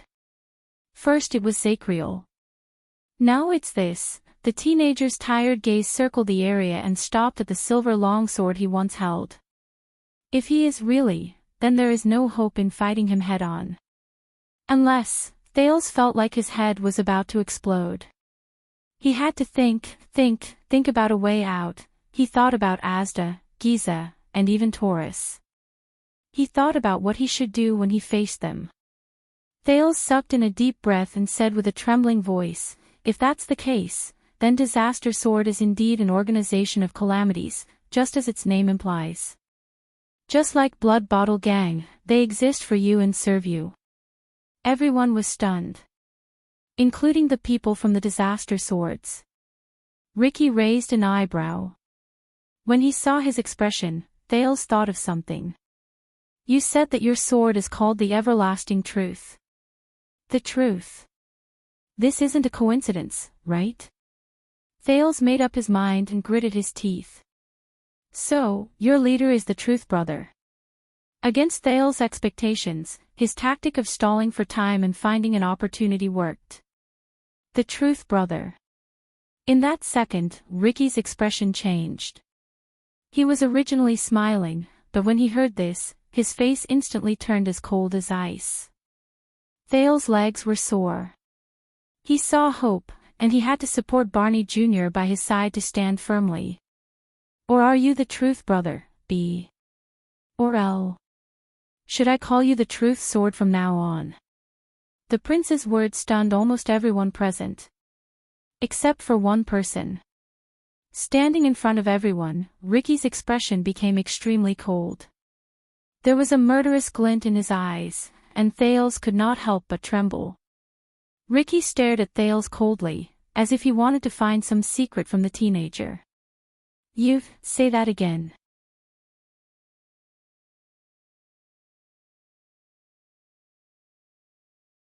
Chapter 473. It was a good thing that they were stalling for time, but, as he looked at Ricky's murderous gaze, Thales felt his head swell. What did I say wrong this time? However, if he was a mystic, Thales rubbed his head and remembered the reason why the Disaster Swords came here. He was right. Dragon Breaker. But, what could he do now? However, a dry voice suddenly sounded from the darkness behind him. Steady. Thales, whose thoughts were in a mess, immediately snapped out of it. Calm down. Barney Jr. and Belden were shocked. They turned around and looked behind them. The more disadvantageous the situation is, the stronger the enemy is. When he saw the person behind him clearly, Thales was stunned. Even Ricky's gaze tensed up. He no longer stared at Thales with a murderous look. That's even more important. It was him. It was Zacriel. The Knight of Judgment, who had lost his mind just now and was left in the dark corner, limped into the firelight with his left arm tied tightly with a wooden board. His face was cold and his eyes were bleak. The appearance of the knight made many people nervous. It was especially so for the disaster swords. Klein and Joseph's expressions changed drastically, and they raised their weapons at the same time. Thales tensed up as well, but when he looked at the situation before him, he probably could no longer care about Zacriel's threat. And you, Vanguard Barney, Penal Officer Belden. Zacriel's body swayed, but his words were extremely stern. You guys really disappoint me. Belden looked ashamed, while Barney Jr. turned his head away awkwardly. Sir? Tardin asked in bewilderment. But Zacriel ignored him. He only stared straight at Thales, who had an unpleasant expression on his face. As for you, at that moment, the Knight of Judgment's gaze was fierce and resolute, as if he had the power to see through people's hearts. Thales could not help but feel his heart skip a beat when he thought of the man's previous record of trying to kill him. Think about it carefully, Zacriel said. How exactly did he die? How did he die? Who? How did he die? Thales was confused. Zacriel. Ricky raised his voice. He appeared very surprised and amazed. At the same time, he did not forget to give Samuel a questioning look. But Samuel just shook his head with a complicated expression. You look much better than you did when you were in prison. Thales looked at Zacriel, whose face was covered in bruises and bloodstains. He also had a sickly expression. Thales could not find any evidence to prove that Zacriel's complexion was much better. Why don't you reconsider my offer? The surprise and wariness on Ricky's face disappeared in a flash. His words became steady and confident again. We should be able to get along, for example, when it comes to attacking the Tower of Eradication. But Zacriel did not even look at him. He only stared at Thales. The teenager panicked under Zacriel's gaze. He quickly turned his head away and forced himself not to look into Zacriel's eyes, who had returned. At that moment, Thales had a flash of inspiration. He understood Zacriel's words. It was Ricky. He was talking about Ricky. Ricky, how did he just die? Yes, I remember now. He was in Zacriel's cell, Yodel. At that moment, the distraught Thales immediately snapped out of his daze. He was right. Thales shook his head with all his might. His current state was too poor, so much so that the physical pain and mental fatigue affected the most basic thinking. Thales took a deep breath. A little of the half-dead sin of Hell's River flowed out reluctantly, but it was only a drop in the bucket to relieve his pain and dizziness. The teenager tried his best to regain his composure and nodded at Zacriel. Only then did the Knight of Judgment look away. Thales then turned to Ricky. You are not a mystic. His tone was calm, but firm. You are not a calamity. The moment that word appeared, the royal guards were slightly surprised. Barney Jr. widened his eyes. Belden stared at Ricky stiffly. Ricky raised his eyebrows slightly. Thales took a deep breath. He felt the uneasiness in his heart gradually disappear. Absolutely not. The royal guard's surprise quickly subsided. They looked at Thales together. Oh. Ricky's smile slowly cooled down. Why are you so sure? Why are you so sure?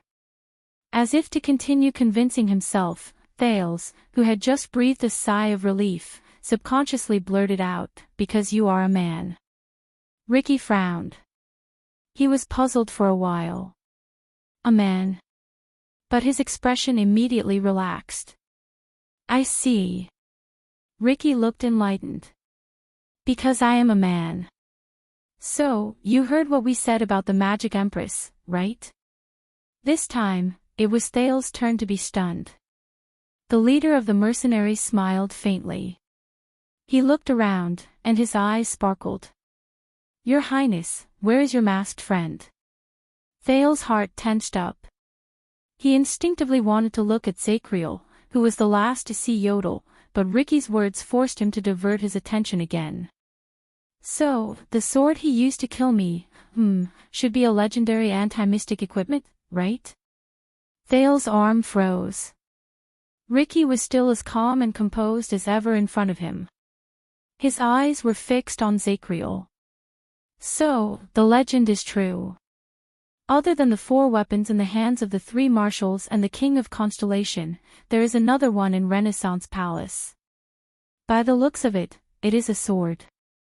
Most of the disaster swords and royal guards were confused. They could not keep up with Thales and Ricky's train of thought. But Thales' gaze on Ricky became more and more solemn. This is bad.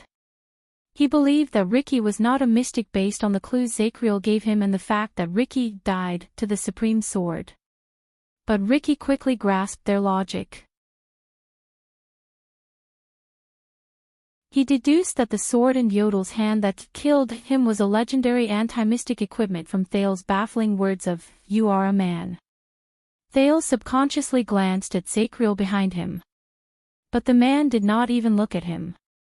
He only stared coldly at Ricky. No, I can't count on him. Thales shook his head. Zacriel's mental condition had always been problematic. Besides, after going through a series of battles and being baptized by the alchemy ball, Thales did not think that it would be a good idea to place all his bets on Zacriel, who had returned after leaving for a while. Zacriel looked like he was limping and could not even walk steadily. Thales had no choice but to brace himself and continue. So, your death was also planned by you. Then. Thales stared at the disaster swords before him and counted their numbers. Then you watched us kill each other and reap the benefits. There were at least 30 to 40 of them. More importantly, there was Ricky, the biggest variable.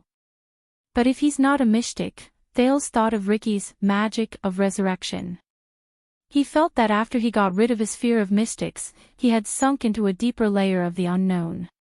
Planned. Ricky chuckled. His gaze never left Zacriel. Your Highness, you have to understand that this world is very complicated. Nothing is planned. Like tonight, isn't it?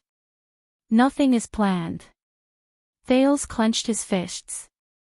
The mysterious and terrifying Shadow Shield, the Northlanders with terrifying backgrounds, the famous Kingdom's Secret Intelligence Department, the Northland Secret Room, the former prisoners of the Royal Guards, and even the Constellatiate nobles in the camp. About half of the people in Blade Fang's camp are involved. Ricky clicked his tongue and shook his head. Of course, there's also us and you, Your Highness. When they are intertwined, all preset plans will be broken. Only accidents will be the main theme. Ricky narrowed his eyes, and a vigilant look appeared in his eyes. We never planned anything. Or rather, the only reliable plan we have is to act according to the situation. Act according to the situation. Thales recounted everything that happened that night in one go. From the tavern to the dungeon, from the mercenaries to the assassins, from the prisoners to Zacriel. His expression changed slightly. Ricky could be said to be the culprit of everything that happened tonight. From the beginning, it was his disaster swords who planned to break into the prison of bones and obtain the information they wanted. He was also the connection between many parties, Shadow Shield, who wanted to take advantage of the situation, the Northlanders who were interested in the prince, the innocent and neutral tavern owner, the secret room with ulterior motives, and Thales himself. All of them were gathered here by Ricky. He was also the trigger of the conflict. He was the one who brought Samuel to meet the former royal guards and stirred up the old matter from 18 years ago. He was the one who led his subordinates to fight against Shadow Shield, and dragged everyone in the dungeon into the vortex. And he was about to become the terminator of the game. When he had almost achieved all his goals and everything was almost settled, he lured them here through Samuel to witness the final outcome. Thales felt his heart become heavier. He suddenly realized that he had severely underestimated Ricky. He was able to stand here safely after going through countless chaos and accidents. Of course, he was not a small fry. Coupled with his strange and mysterious method of resurrection, in the suffocating silence, Ricky chuckled. "Now, can you come home with me?" But once again, to everyone's surprise, a figure burst forth at this moment. Asterisk whoosh. Asterisk before Thales could sort out his thoughts, his nerves twitched. He heard the sound of wind by his ears, and he saw a limping figure move past him to attack Ricky, who had just finished speaking. It was Zacriel. The former watchman's expression did not change. He did not move quickly, but with great determination, he moved his legs, which were no longer agile due to his injuries, and charged forward. Thales was completely dumbfounded. What happened to the promised steadiness and calmness? This time, the disaster swords, who had been prepared for this a long time ago, no longer reacted passively. Instead, they roared and launched a counterattack to block the attacker. At least 5 or 6 people went up to Zacriel. Only Samuel's expression changed drastically, and he spoke up to stop them. No, not so many people. But it was too late. In the next 6 seconds, Thales felt as if he was watching a comical acrobatic performance. In the first second, a mercenary swung his hammer fiercely. He was pulled away by the Knight of Judgment, but he inexplicably bumped into his companion on his left. The two of them scrambled to avoid being accidentally injured, and they rolled into a bowl. In the second and third seconds, Joseph clashed head-on with Zacriel's axe. Then, when he retreated and moved, he found himself standing in the path of his companions, who came to his aid. He tripped 2 people in succession.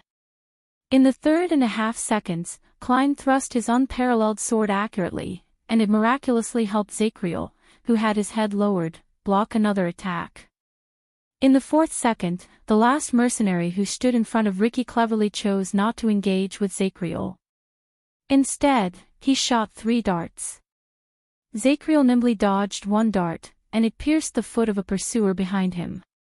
In the 5th second, the second dart hit the handle of Zacriel's axe. It coincidentally changed its direction, flew into the crowd, and pierced Barney Jr.'s butt, who was pinned to the ground by 2 people. In the 6th second, the third dart accurately hit the splint on Zacriel's left arm, which was used to stabilize the injury. The Knight of Judgment turned his head, bit the splint, and spat. The drooling dart immediately appeared in the air. It was struck by Zacriel's axe, and it shot towards its original owner's crotch. In the 7th second, Ricky was shocked to find that the mercenary who threw the dart in front of him had curled up into a ball in pain. He fell backwards and coincidentally fell towards Ricky's right foot. At the same time, Zacriel's axe flew through the air and shot towards Ricky's left foot. Ricky had to take a huge step back to avoid his companion's screams as he rolled on the ground. Then, he used his sword to parry Zacriel's throwing axe. But when he was done, Zacriel had already appeared in front of him. Oh no! Ricky, who was trying his best to maintain his balance, only managed to say half a word before the indifferent Zacriel raised his right arm and left arm at the same time. Asterisk crack. Asterisk there was a terrifying, muffled sound of bones cracking. Thales shuddered. In the next second, Ricky's head was turned in an impossible direction on his shoulder. Asterisk thud. Asterisk a soft thud rose. Ricky, who had been insufferably arrogant just a moment ago, fell to the ground with eyes wide open in disbelief. His head was twisted in a strange position, and he was looking behind him. He could no longer move. The battle ended while many disaster swords cried out in pain or in pain. Aside from the wailing wounded, everyone else was stunned. But Zacriel was not done. He extended his hand coldly and caught Ricky's falling everlasting truth in midair. It looked as if the fallen Ricky had thrown the sword to him of his own accord. Everyone's hearts trembled. Thales turned his head subconsciously. Asterisk swoosh. Asterisk there was another sound of flesh being torn apart. This time, amid the gushing blood, Ricky's head was separated from his body. It rolled limply on the ground. 1 second. 2 seconds. 3 seconds. Under everyone's almost shocked gazes, Zacriel stood up. With a clang, the long sword fell to the ground. Ricky's body lay on the ground, unmoving. His head was not far from his left shoulder.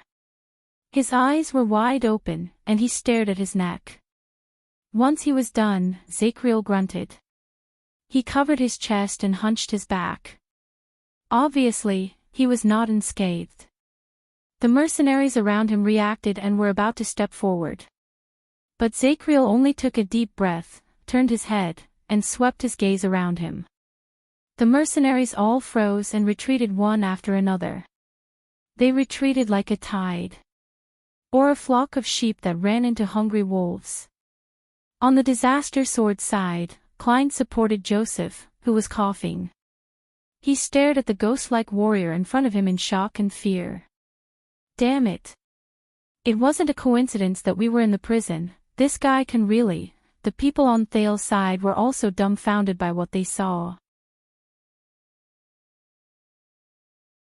40. Quick Rope looked at the wounded and Ricky's corpse on the ground. He mumbled in horror, what the F***ck?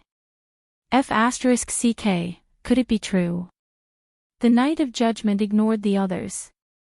He only turned his head around and stared at the headless corpse on the ground with a grave expression. It felt like a long time had passed. But the corpse on the ground did not move. Zacriel breathed a sigh of relief and turned around. Thales and the others also breathed a sigh of relief. As expected, he remembered to deliver the finishing blow after killing someone. It's the right thing to do. But a few seconds later, Zacriel froze in his tracks as he walked back. Because a strange, rustling sound came from behind him. On the other side, Thales, Tardin, Cannon, Bruley, and Quick Rope looked behind the Knight of Judgment, and their faces instantly turned pale. Even the disaster swords in the area turned pale. They turned their heads and avoided him. Zacriel's pupils shrank. In the next second, without thinking, he kicked up the axe on the ground, grabbed the handle with his right hand, and turned around. Asterisk splat. Asterisk it was the sound of steel sinking into flesh. Zacriel pushed the axe into the chest of the person behind him. But this did not make Thales and the other onlookers feel any better. Because they saw the corpse, who stood up again, grab Zacriel's arm, and nonchalantly stare at the axe that had sunk into his chest and was bleeding profusely. It was as if it was not his own chest. How ruthless, beheading him. At some point in time, the corpse, Ricky, whose head had returned to his body, laughed. You really know how to cause trouble for me. Bookmark for easier reading.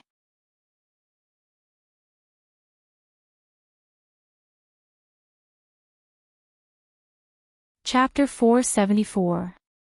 Ricky's voice was hoarse. It sounded as if his vocal cords had been cut off and had just been reattached. Ricky's head reappeared on his neck. Thales watched all of this with his skin crawling. The terrifying fracture between the head and the neck was still vivid in his eyes.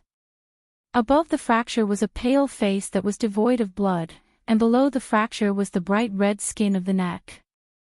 It looked like a head that had been sewn back into a corpse's body.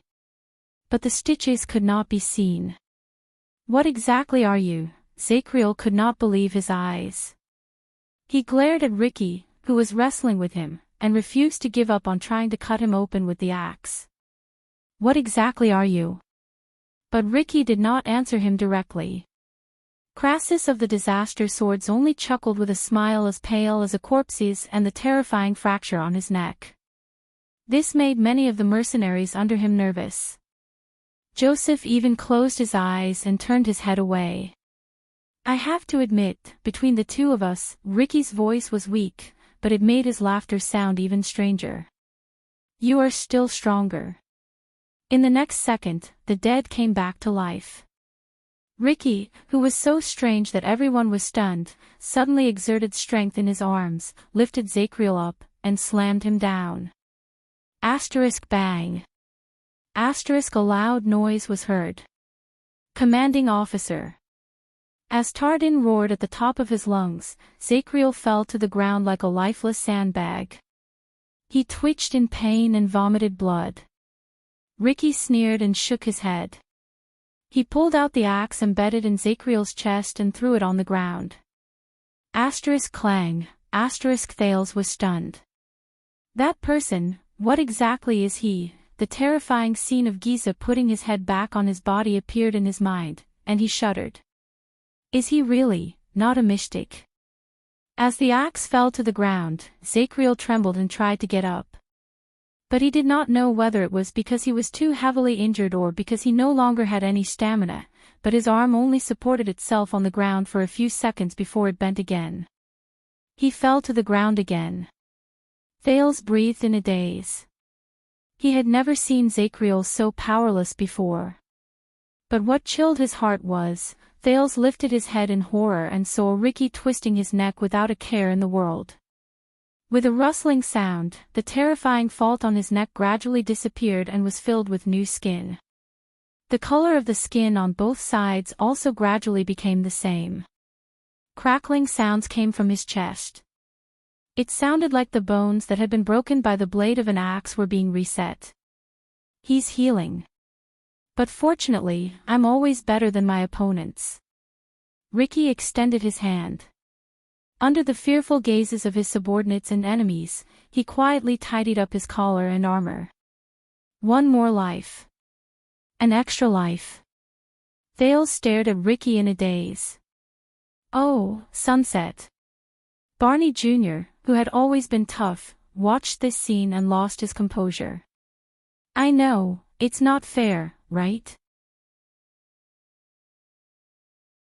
Ricky shrugged with a smile and pulled out an axe shard from his chest as he recovered at a speed visible to the naked eye. Welcome to the real world.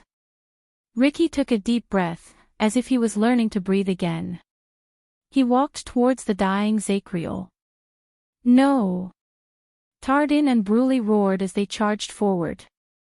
Only Cannon, whose eyes were bloodshot, was left to guard the incredulous Thales. Ricky chuckled and picked up his long sword.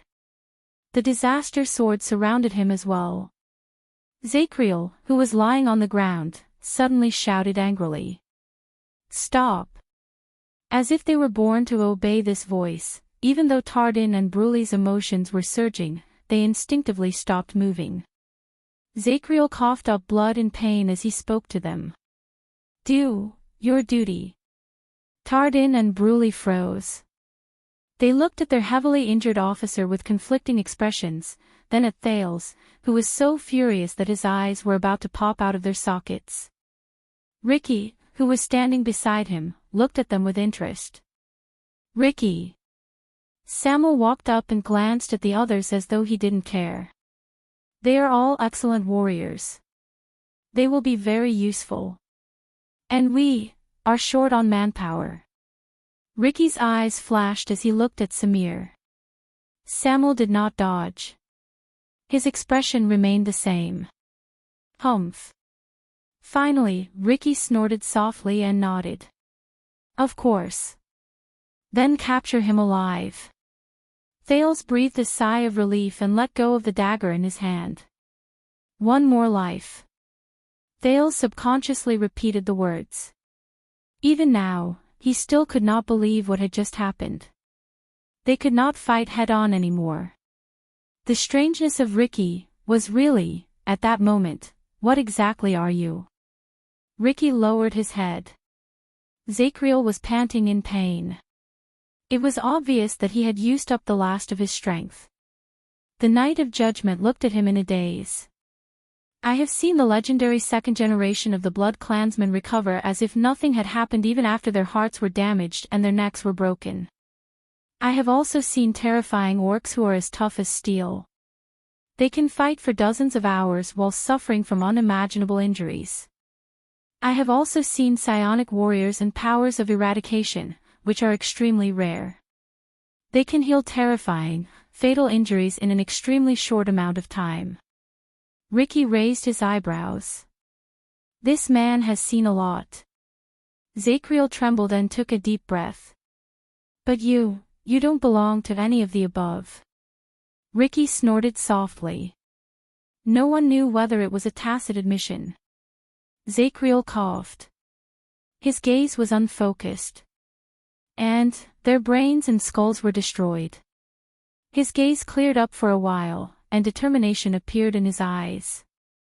No. Under such circumstances, no matter how powerful the long-lived species is, they cannot withstand it. No matter how powerful the orcs are, they cannot survive. No matter how terrifying the psionic warriors and powers of eradication are, they have their limits. Zachriel, who was lying on the ground, raised his head. His bloodshot eyes stared straight at Ricky, as if he wanted an explanation. Thales and the others were also vigilant and solemn. They also looked at Ricky expectantly. Ricky smiled. A strange expression appeared on his face. It was as if he was reminiscing. There were all sorts of miracles in this world. The man who came back from the dead shook his head absent-mindedly. And you are just too ignorant. Zachriel coughed again. Ignorant? For some reason, the Knight of Judgment chuckled. There is only one way to prove it. In the next second, Zachriel suddenly extended his hand and picked up a torch dropped by a mercenary from the ground. Ricky's expression changed. Zachriel flipped over, and the torch flew straight to the leader of the disaster swords. Ricky clenched his teeth and swung the torch away, but he was still hit by countless sparks. A few mercenaries had already pounced on Zachriel, who was at the end of his tether, and firmly suppressed him. Thales watched Zachriel's actions in surprise. What is he doing? But unexpectedly, in the blink of an eye, Ricky's upper body burst into flames. It was as if he was the torch that was lit on fire. Oh! Ricky roared and slapped away the flames on his body with all his might. What is this? Zachriel chuckled under the suppression of a few people. This is, wool cloth I removed from the torch. The Knight of Judgment suffered a heavy kick from a mercenary, but he still insisted on finishing his sentence. I stuffed some in your clothes. A little bit will set you on fire. After a few seconds, Ricky slapped away the flames on his body and lowered his hands. The smoke dissipated from his body. But at that moment, when Thales saw Ricky's face clearly, he cried out in surprise and took a step back. He was not the only one who reacted this way. The prisoners of the royal guards and even many of the disaster swords were shocked. Ricky was different. Even though it was only for a few seconds, the skin on the parts of his body that were burned by the flames peeled off inch by inch, like the paint peeling off a wall. It was especially so for the left side of his face. Thales stared at the person in front of him in horror. The skin on the left side of Ricky's face was gone. In its place were layers of dark folds that overlapped with each other. They looked like muscles, but also like the veins of leaves. As Ricky gritted his teeth, they trembled from time to time.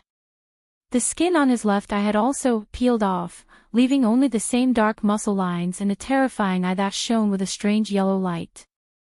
It was not just the left side of his face. His left shoulder, left abdomen, right hand. All the places that were touched by the sparks or flames revealed layers of dark muscles that squirmed as if they had a mind of their own. The other parts of his body were still intact, like a perfectly normal human being. However, the combination of human skin and pitch-black muscles, human and inhuman, made everything seem even more bizarre. Thales was stunned. What is this? What the F***ck is this? The Ricky in front of him was like a human whose skin had been removed, and there was a strange yellow-eyed monster with dark black muscles that could even squirm. It had an incredibly terrifying and hateful face. Oh my god, Quick Rope was dumbfounded. Am I living in a horror story? Tardan subconsciously grabbed him and did not let him continue speaking. Even though Tardan himself was almost scared out of his wits. Ricky trembled. The human part of him showed anger. Of course, Thales could not tell what emotion the non-human part of him was feeling. The black and white monster cast a glance at the prince in the distance. Its strange and terrifying face shocked Thales so much that he shuddered. By Ricky's side, Joseph handed him a hooded jacket in a practiced motion. Thales could tell that Ricky had done so while suppressing great fear or disgust. The disaster swords around Ricky also instinctively moved away from him. Ricky put on the coat and used the hood to cover his half-human, half-ghost appearance. He spoke slowly. I know. In that second, Thales' hair stood on end. He only felt that the moment Ricky opened his mouth, what came out of his throat was a rough, hoarse, and sharp noise that sounded like grinding stones. It was like someone scratching a steel plate with their fingernails.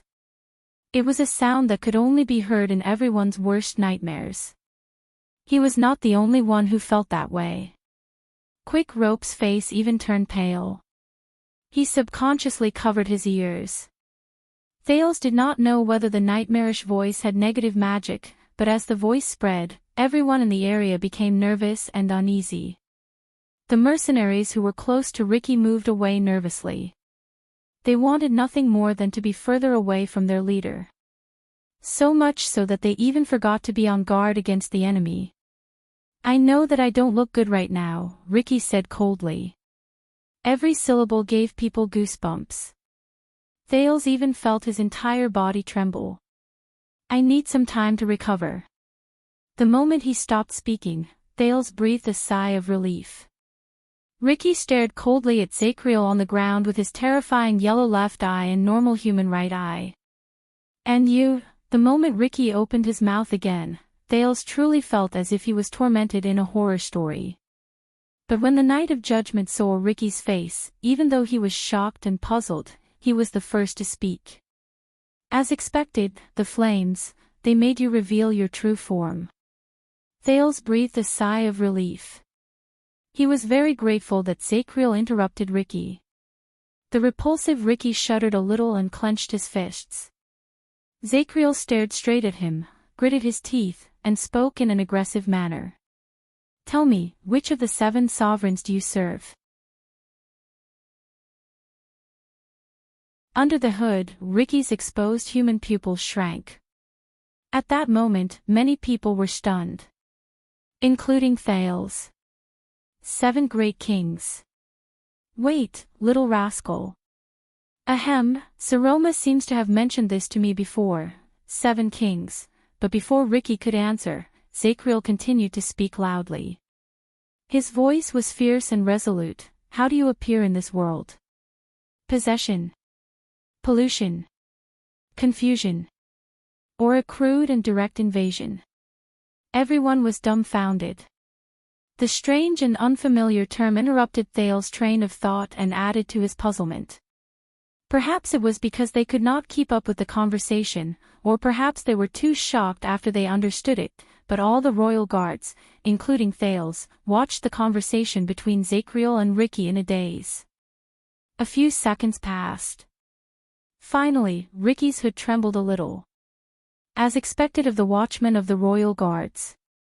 You know quite a lot. That trembling voice that could tug at people's heartstrings was heard again. Thales subconsciously shuddered. Zacriel stared at him for a long, long time. I see, the Night of Judgment finally spoke again.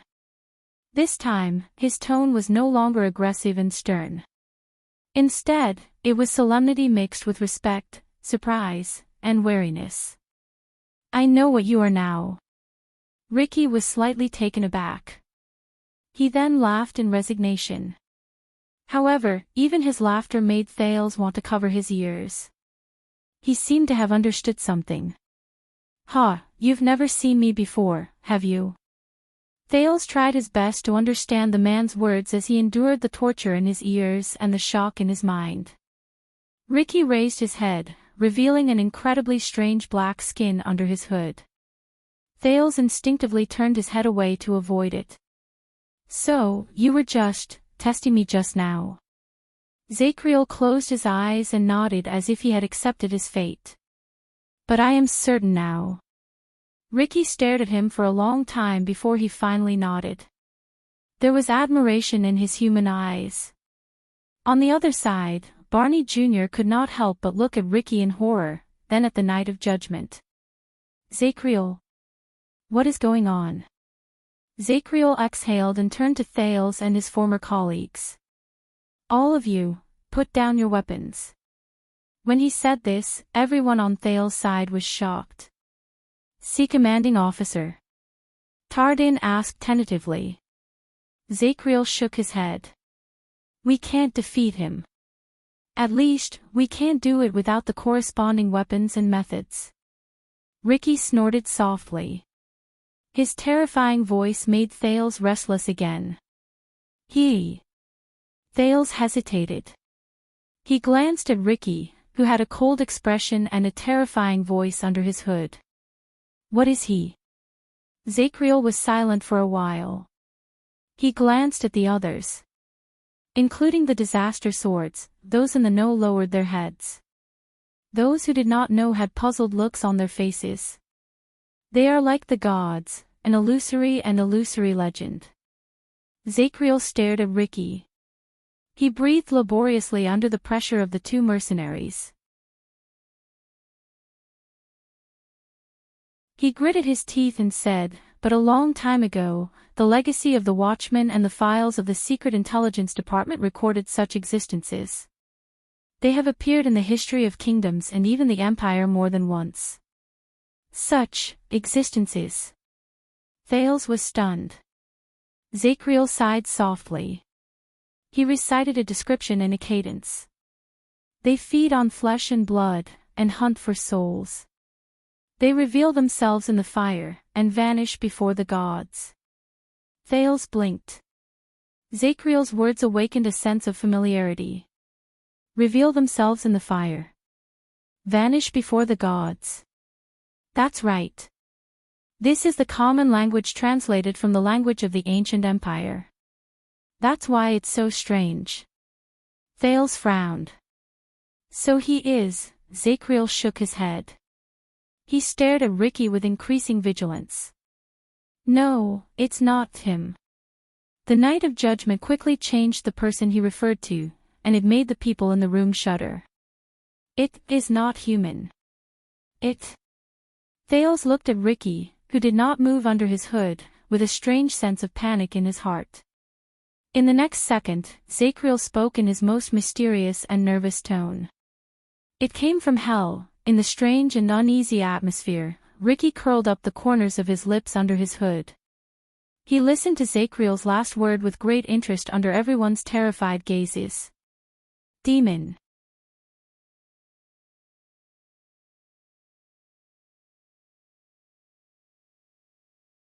Chapter 475. Under the light of the fire, Thales stepped onto the stone stairs in the storage room while being guarded by Klein and Joseph vigilantly. There was an indescribably strange stench in the air, causing Thales to frown repeatedly. He could not believe it. A few hours ago, he was escorted into the prison of bones by the disaster swords, and a few hours later, he was still forced to leave with them under the watchful eyes of the disaster swords. It was an unconventional way to have a beginning and an end.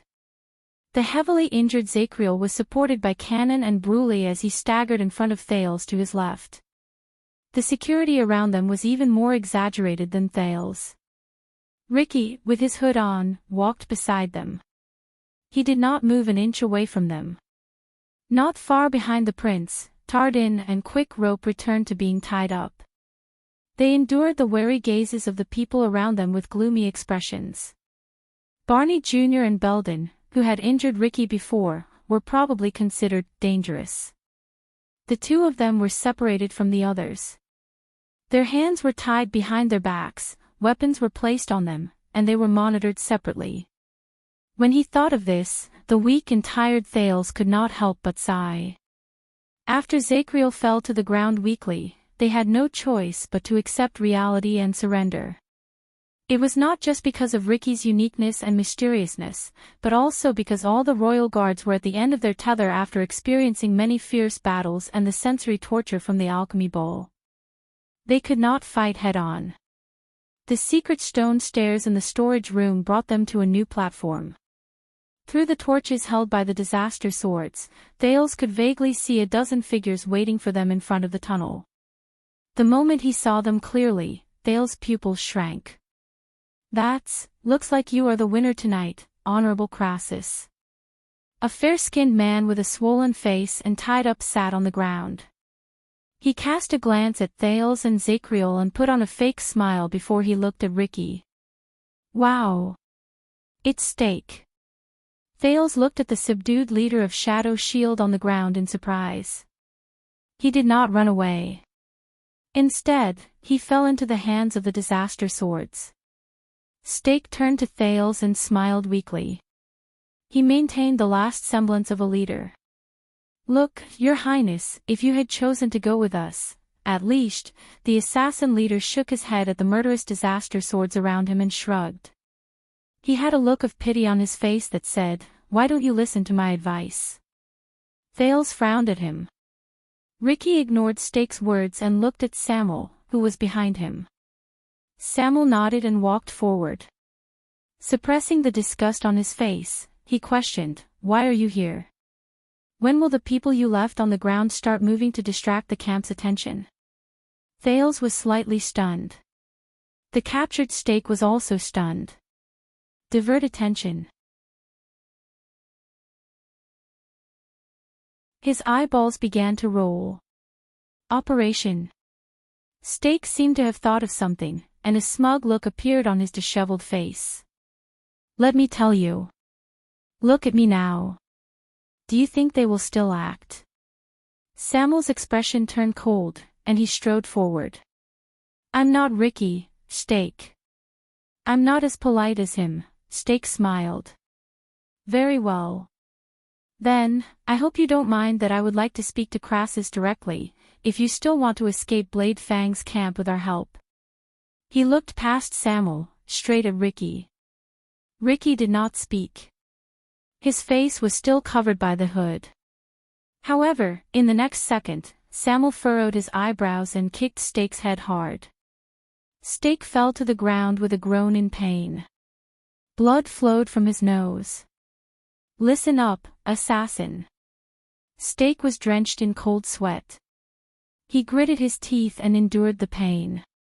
He wanted to struggle to get up, but Samuel's boot was pressed against his chest. It was clear that he did not want to let him have an easy time. "You can still negotiate like this in our hands," Samuel said coldly. "But if you fall into Constellation's hands with us, don't forget, the letter that proves that you killed Herman Jadestar is still with us." When this name was spoken, Zachriel, Cannon, Bruley, Tardin, and all the prisoners who heard it were shocked. They raised their heads in unison and looked at Steak. Steak, who was struggling with all his might, froze. Thales raised his eyebrows and remembered the letter in his bosom. Samuel snorted coldly. "So, do you want to go with us, or become a guest of the kingdom's secret intelligence department? Whether it is King Kessel or the Black Prophet, they will definitely welcome you." There was silence. The disaster sword stared at their conversation coldly. Steak gritted his teeth and panted for a while on the ground. In the end, the leader of Shadow Shield sneered, sighed, and said in resignation, "That's right." He said in resignation, "Half an hour later, the abnormality in the prison of bones will be discovered.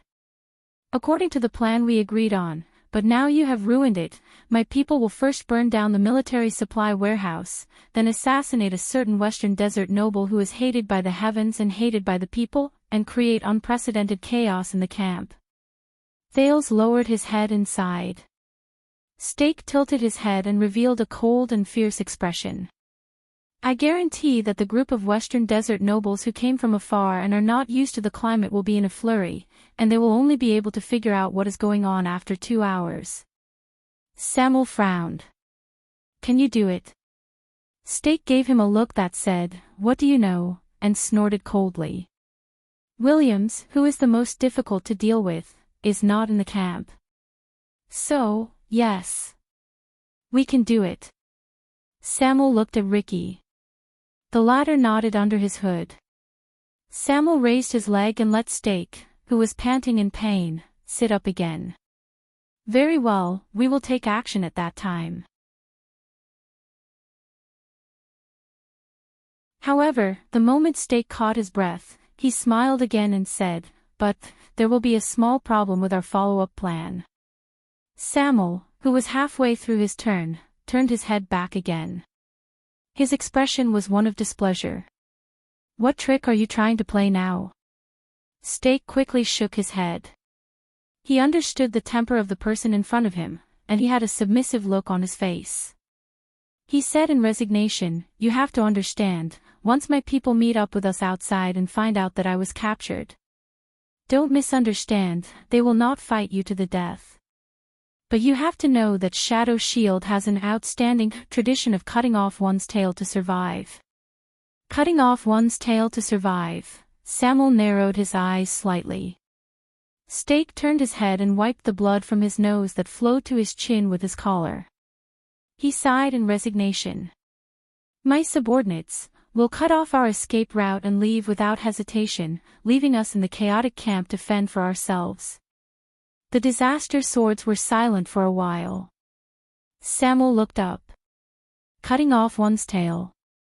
Even if you are their leader." Stake showed an embarrassed smile. "It is precisely because I am their leader." Then, Stake said in his heart, "The Dragon Cloud City branch will have a new leader of Shadow Shield." Thales looked at Stake, who was covered in blood from his nose and was covered in wounds. He suddenly had a new understanding of Shadow Shield. Stake shrugged again. He had an expression of resignation that could not be faked or real. He gestured at the rope that bound him with his chin. "What do you think? I can give up on the prince, but our cooperation doesn't seem to be over yet. At least help me untie me and put on an act in front of my subordinates." At this moment, a terrifying voice rose in the air. It sounded like the hissing of a sand snake, but also like a gust of wind blowing through a cave. It made Thales feel uncomfortable. "Don't worry." The people around him subconsciously retreated and covered their ears. Ricky walked through the crowd. With his hood on, he came before Stake and continued to torture Thales' ears with his inhuman voice. "We have our own way." But Thales did not know whether it was because he was already used to it or because Ricky deliberately controlled it, but when he heard Ricky's inhuman voice again, the discomfort and desire to tremble were no longer as strong as before. Stake was also affected by the voice, and he trembled for a few seconds. He was puzzled for a moment, then he instinctively asked, "Crassus, why is your voice so strange?" Ricky gave a signal to the person behind Stake with his eyes. In the next moment, a slender figure behind Stake walked forward and knocked him out with the hilt of her sword. Thales saw the person who knocked Stake out clearly. Once again, he was stunned. "We're done. Prepare to leave." Klein, who was beside Ricky, walked forward and spoke to the person who was waiting there. "Well done, miss. The information you brought back is worth 1,000 taels of gold. You will be rewarded in the end." It was Marina. Under Thales' surprised gaze, the disaster swordswoman who tied him and quick rope up in the tavern, Marina Novork, who wielded dual swords, nodded. She glanced at the prince with a cold gaze, and her gaze met the prince's. Wait, what did Klein just say? What information I brought back? A second later, Thales suddenly understood. Marina was the one who brought the information that Zacriel was chasing after Thales to the disaster swords after she woke up. After that, Sean chased after him in quick rope. And after Thales had no choice but to seek help from the prisoner guards, Samuel replaced Sean and appeared in front of them. When he thought of this, Thales' face turned pale. He glanced uneasily at Ricky, who was by his side under the hood. After the prince was saved by Yodel, he thought that he had gotten rid of the mercenaries, and that the only threat left was Shadow Shield. But in reality, whether it was Marina, Sean, or Samuel, Thales had always been under the surveillance of the disaster swords, who were hiding in the dark. Until Thales' party and the other enemies in the underground prison exhausted each other, and both sides were injured. The more he understood, the heavier Thales' heart became. The group of people were escorted by the disaster swords and continued moving forward. Then, they went up another stone staircase and arrived at a huge circular platform that seemed to be able to accommodate hundreds of people. A huge circular stone pillar stood in the center of the platform. Around it were a dozen different stone platforms or tables, and there was also a huge, dilapidated, round well that was already empty. Many of them had already been broken and abandoned. They had turned into countless stones or scrap metal and were scattered all over the ground. Thales carefully stepped over an obstacle that he did not know was made of steel or stone. He looked at the layers of stone platforms on the platform and asked in a daze, "This is..." Ricky did not even turn his head around. "The forge hole. Or, what's left of it." This time, Ricky's voice started to return to normal. Although it was still unpleasant to the ears, it no longer gave the impression that he was scratching against a steel plate. Ricky sighed and said, "A long, long time ago, the prototype of the world's first batch of standardized anti-mystic equipment was secretly born here." Thales was shocked. He stared at the stone platforms, which had obviously been abandoned for a long time. His gaze changed. What a pity, Ricky's footsteps stopped. It was only then that Thales realized that they had arrived in front of a stone slab. Ricky took out the key that had returned to its former owner from Thales' hands.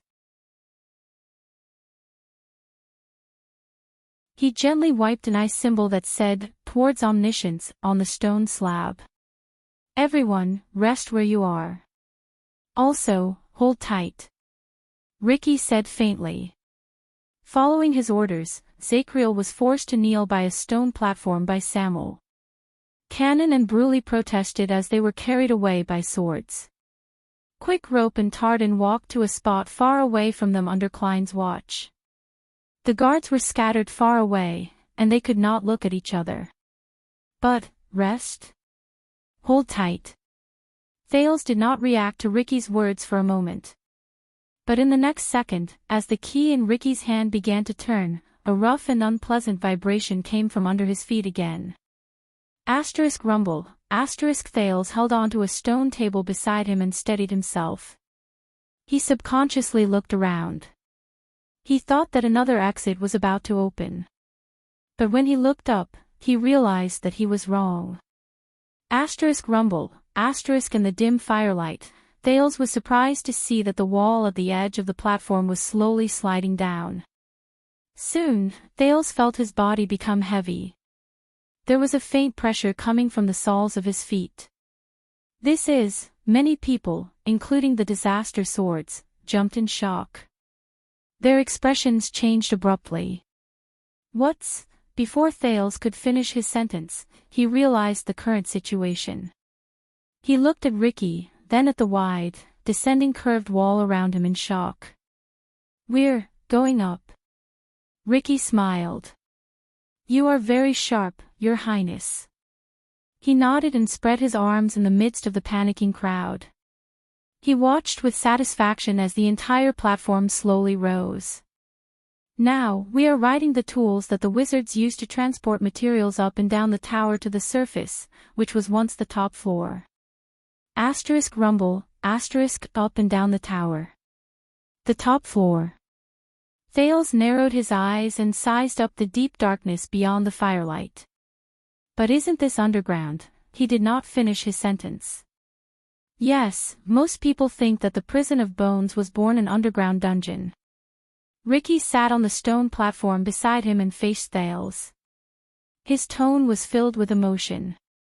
But only a few people know that this place, the confinement research lab under the alchemy tower, was once a huge tower that rose from the ground. Huge tower. Thales was stunned. What? The prince subconsciously raised his head to look at the ceiling. But we came in, but Ricky only raised a finger and stopped him from speaking. You know, thousands of years ago, before the empire was built and before humans rose to power, the Great Desert was not called the Great Desert. Ricky sighed softly and knocked on the stone platform he sat on. At that time, dozens of sandbanks of various sizes had yet to be connected. The lakes and oases were not covered by layers of yellow sand. This magic tower stood among them. Unfortunately, too many years have passed, and countless sandstorms have buried most of its body. Now, many people think that Blade Fang's camp was born as a sturdy and reliable sand dune. They are not surprised as to why so many fortresses can be built on soft sand. They are used to it. There was a hint of regret in Ricky's voice. Rest well. We will be able to reach the surface soon. Thales was silent for a long while amidst the slow but rhythmic, and to a certain extent, intimidating rumbles. You know this place so well. Thales said quietly.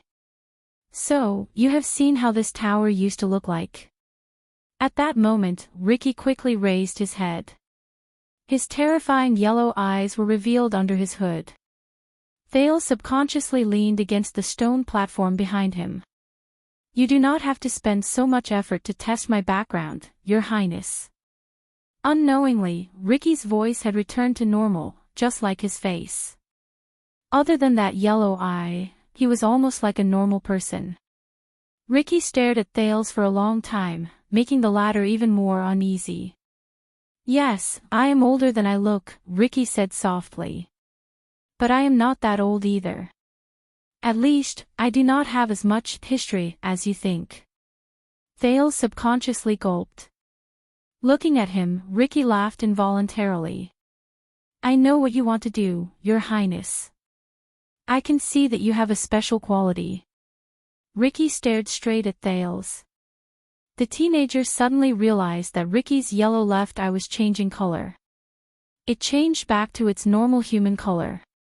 Even now, even in the most disadvantageous, worst, and most hopeless situation, you still refuse to give up, right? Ricky chuckled and pointed a finger.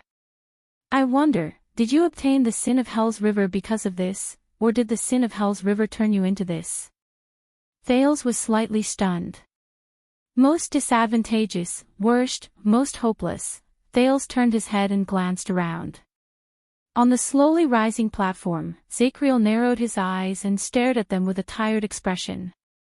He completely ignored Samuel's words beside him. Bruley and Cannon were tied together and sat on the ground in a sorry state.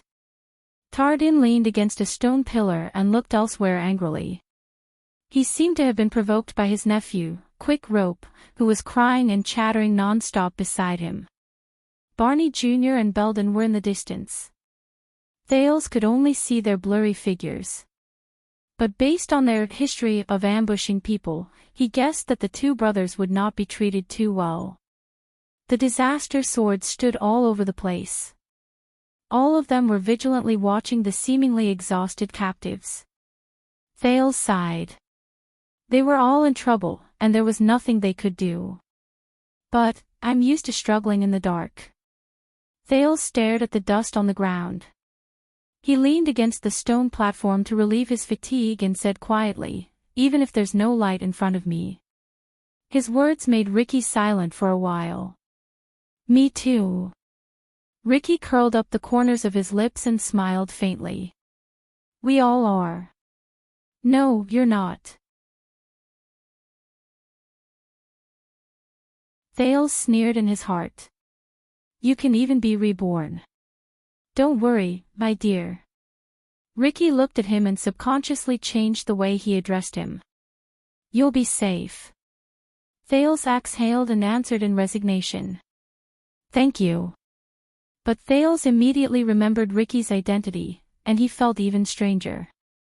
Just now, he was comforted by a living demon. Ricky suddenly reached to his waist and took out a cloth bag. High-quality jerky. Do you want some? Thales was startled again. What? Don't be shy. I know that the sin of Hell's River is a huge burden on the body. Ricky unceremoniously took out a piece of jerky from the bag. It would be strange if you weren't hungry. Ricky put the jerky into his mouth and tossed the cloth bag to Thales. And I need to replenish a lot of my energy. Thales caught the cloth bag in a flurry. He stared at Ricky dumbly, then at the cloth bag in his hand. In the end, Thales sighed and took out a piece of jerky. He had no choice but to imitate Ricky and start eating. As a result, an unusual scene appeared on this platform. Thales sat by the stone platform, and Ricky sat cross-legged across him. The man and the demon sat opposite each other in silence, and they both tried their best to bite the jerky in their hands. At this moment, Zacriel's voice suddenly cut in. Why? Thales and Ricky turned their heads at the same time. Zacriel leaned against the stone platform not far away with a weak expression. Demon, what is your goal? Ricky frowned slightly. When he saw the weakened Zacriel, Thales subconsciously wanted to hand him the jerky, but Ricky glared at him and stopped him. Zacriel ignored the jerky and said airily, That's right. After the Battle of Eradication, it has been a long time since a demon dared to appear on the ground and in the human world. After the Battle of Eradication, Thales seized this timing. Not for a long time. Ricky stared at Zacriel and smirked. Are you sure? Zacriel did not answer immediately. He looked at Ricky for a long moment. Finally, when Ricky turned his head around impatiently, Zacriel spoke with a hint of hesitation. All right. A long time ago, there was a suspicious record in the inheritance records of the Watchmen. It was said that a king of Constellation was muddle-headed. His subsequent actions brought about countless disasters and chaos to the kingdom. There were countless disasters, and the people were plunged into misery and suffering. Thales was shocked. Zacriel stared at Ricky with a burning gaze, as though he wanted to dig something out of Ricky's body. After that, the temple and the secret intelligence department suspected that king was possessed by a demon. Bookmark for easier reading.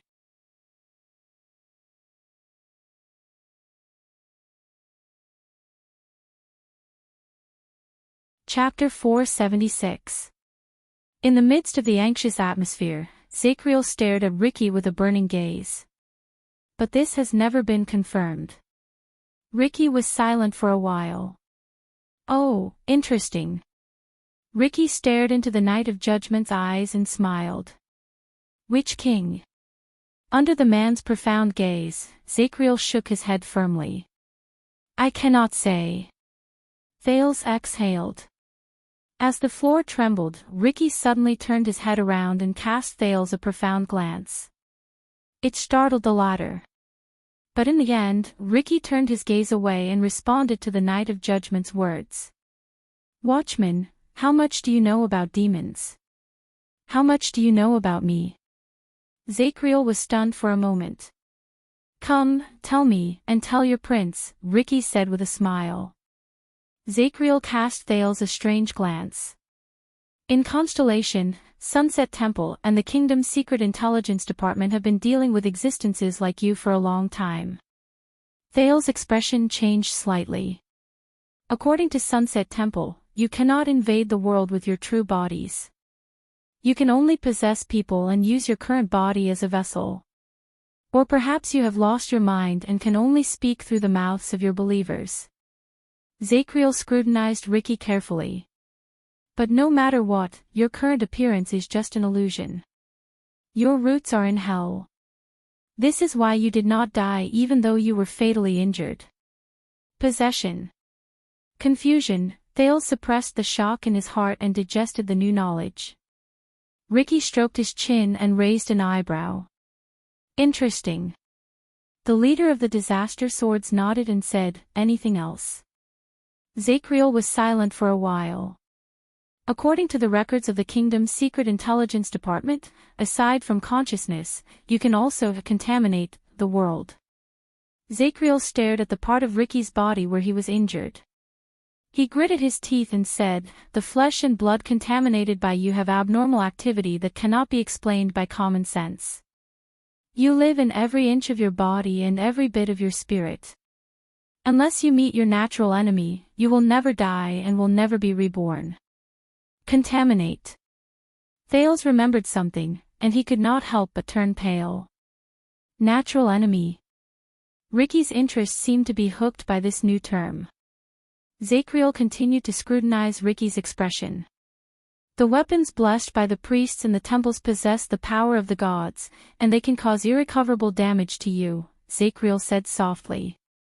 This is the so-called divine vanquishment. The temple. Thales recalled the few times he had crossed paths with Sunset Goddess and Bright Moon Goddess, but they were all unpleasant memories. But you must have a purpose, don't you? Zacriel stared at Ricky. It's written in the Sunset scripture that when demons appear in the world, they must have a request. Then, why did you come all the way from hell to find out the truth about the Dragon Breaker? Ricky was stunned. After a second. Hee. Ricky's lips curled up. He finally could not help but laugh. Ha ha ha ha. Thales and Zacriel looked at him questioningly or coldly. Finally, Ricky was done laughing. He raised his eyes and said in a mysterious tone, so, your understanding of the gods and demons, as well as heaven and hell, came from Sunset Temple, which supported the Jade Star King and became the Orthodox Church of Constellation, right? Thales tensed up. Zacriel pursed his lips tightly and did not say a word. Ricky leaned back against the stone platform. He seemed to be rather relaxed. You know, before Bright God Church split up, the most primitive and unmodified Bright God Edict would tell you that the sun and hell's river stood opposite each other in the unreachable heavens and earth. One was the source of all things and gave them life, while the other was the end of all things and buried death. The two coexisted equally. Everything was natural and had its own rules. Bright God Edict. Thales thought of something. He remembered that Saroma had once told him about the boring creation myths of these religions. But during the age of the Empire, the Holy Sun sect, which was the most influential in the church, and the Holy Sun precept, which they regarded as their standard, began to say that the sun was beautiful, holy, and benevolent. Only those who believed in the gods, especially those who believed in the Holy Sun and were blessed by the gods, could ascend to heaven after death and enter God's kingdom without suffering. Ricky's gaze turned cold. On the contrary, hell's river was terrifying, and cruel. Only sinful souls would pass through hell's river and fall into hell controlled by demons, where they would suffer for eternity. From then on, the Bright God Church's self-proclaimed Orthodox Holy Sun faction began to take power. In order to win the favor of their Lord God, in order to prove that the Holy Sun was the true successor of the Bright God, they competed with each other to perform well. They fought for power internally, reopened the Inquisition, suppressed the outer gods, and persecuted the heretics. Ricky snorted softly. And the irony is that today, when the Holy Sun declined and split up, look at the Dawn Scripture and Sunset Scripture. They began to argue about which of the two suns was more sacred. Were the Dawn and Sunset siblings or husband and wife? Ricky shook his head and sneered in a mocking tone. Hee. Ricky straightened his body and stared at Zacriel coldly. And you took what these churches told you. These records change once every era, and every version is distorted once, as the truth. Zacriel furrowed his eyebrows tightly. So, what is the truth? The Knight of Judgment subconsciously raised his voice. What exactly do you want to do? But Ricky suddenly raised his index finger and stopped Zacriel from speaking. You just mentioned a certain king in Constellation's history, right? A mysterious smile appeared on Ricky's face. It made Thales shudder inexplicably, and he remembered Ricky's black face in the past. Coincidentally, I also have a story about a king. Thales and Zacriel looked at each other. They were both stunned. Legend has it that a long, long time ago, during the boundless era of kings, there was also a great king in the world. He had great achievements in war, and he was wise and far-sighted. Ricky's tone was mixed with the low rumbling sounds of the platform beneath his feet. It sounded even stranger in the empty and dim space. One day, a demon blocked the king's path. It said, "Wise king, please accept my help. I will help you conquer the world and distinguish between loyalty and treachery." Ricky's smile did not fade. The king was wise. He was not moved at all. "Demon, I know what you are up to. You just want to destroy my kingdom." The demon flew into a rage out of humiliation and attacked the king. But the king's power and army were unparalleled. The king's wisdom and strategies were as deep as the sea. Soon, the demon and its minions were defeated and imprisoned. Ricky's tone became even stranger, and it made Thales' heart clench without him realizing it. The demon trembled in fear and begged in the prison. "Please, great king, I can provide you with greater power, or else you will not be able to conquer the world." Ricky curled up the corners of his lips and looked at Thales, making the latter's heart tremble. "I can conquer the world on my own. I do not need your weak help." The king wisely rejected it. "Demon, I know what you are up to. You just want to destroy my kingdom, but in the face of my power, you are nothing." The king conquered the world, but wherever he went, there were cries of war victims everywhere. Wherever his army passed, blood would be everywhere. Soon, everyone began to oppose his conquest. The king remembered the demon's words and was extremely angry. So he went to the prison and tortured the demon. Ricky took a deep breath. His words continued. The demon trembled in fear and begged in the prison. "Please, don't torture me. I can provide you with wiser advice. Otherwise, you will not be able to distinguish between loyalty and treachery." Zacriel's gaze froze. "I can distinguish between loyalty and treachery. I do not need your foolish advice." The king wisely rejected it. "Demon, I know what you are up to. You just want to destroy my kingdom, but in the face of my wisdom, you are as stupid as a pig."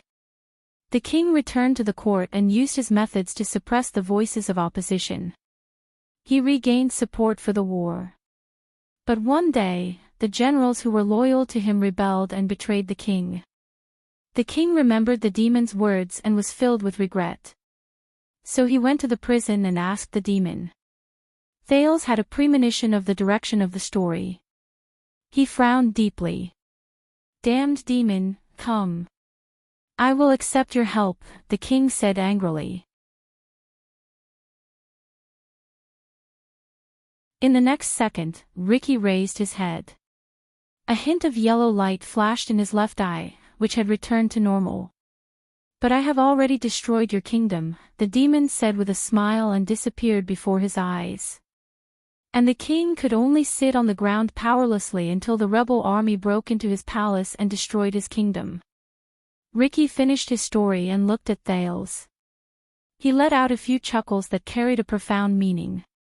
This made the teenager's heart turn cold. This story sounds like a fairy tale at first, but Zacriel did not buy it. It sounds like a foolish king who brought disaster to the country and the people. He was falsely accused of being a demon. Ricky shook his head nonchalantly.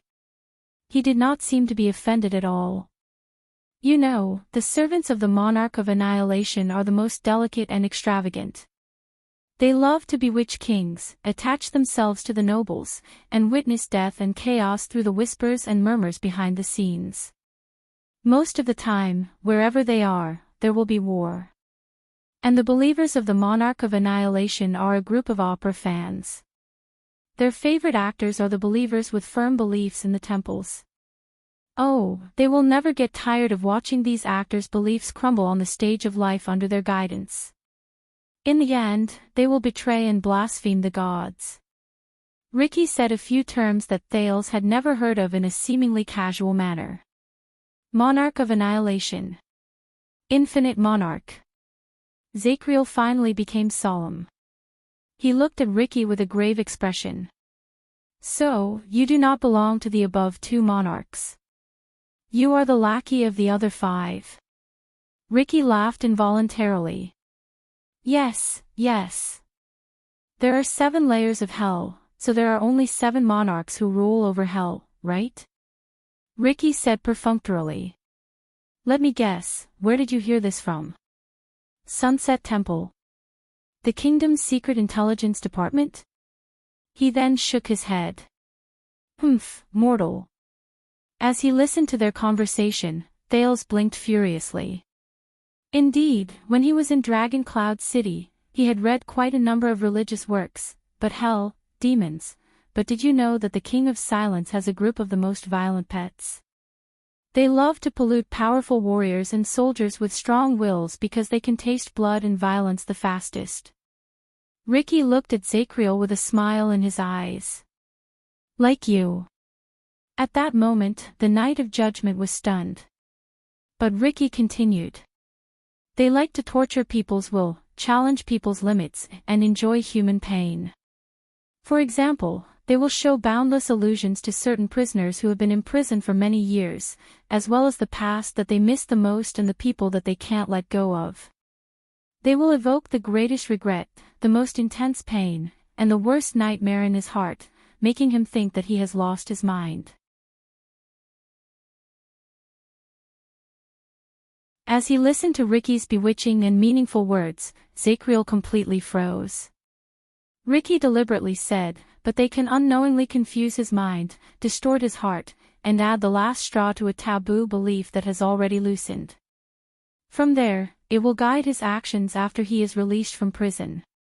And this kind of warriors who are not in their right mind, but can still bring about countless bloodshed, are the favorites of the King of Silence's pets. Enough. Thales cut Ricky off. The prince stared at Zacriel's dazed expression and said angrily to Ricky, "Stop talking nonsense." Zacriel took a deep breath and returned to reality.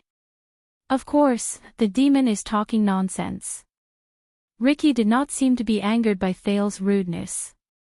He just leaned back against his stone platform and said airily, "That's what the king thinks too." Thales was instantly speechless. "Be careful, Your Highness. Do not make presumptuous guesses about what the demon wants to do. Do not think that you can be smarter than the demon, much less stronger than the demon." Ricky stared coldly at the wall in the distance as it gradually slid down. Because when you asked the question, Ricky turned his head and stared at Thales with a pair of cold, deep eyes. It has already succeeded. By the side, Zacriel was silent. Thales stared into his eyes. He wanted to say something, but did not.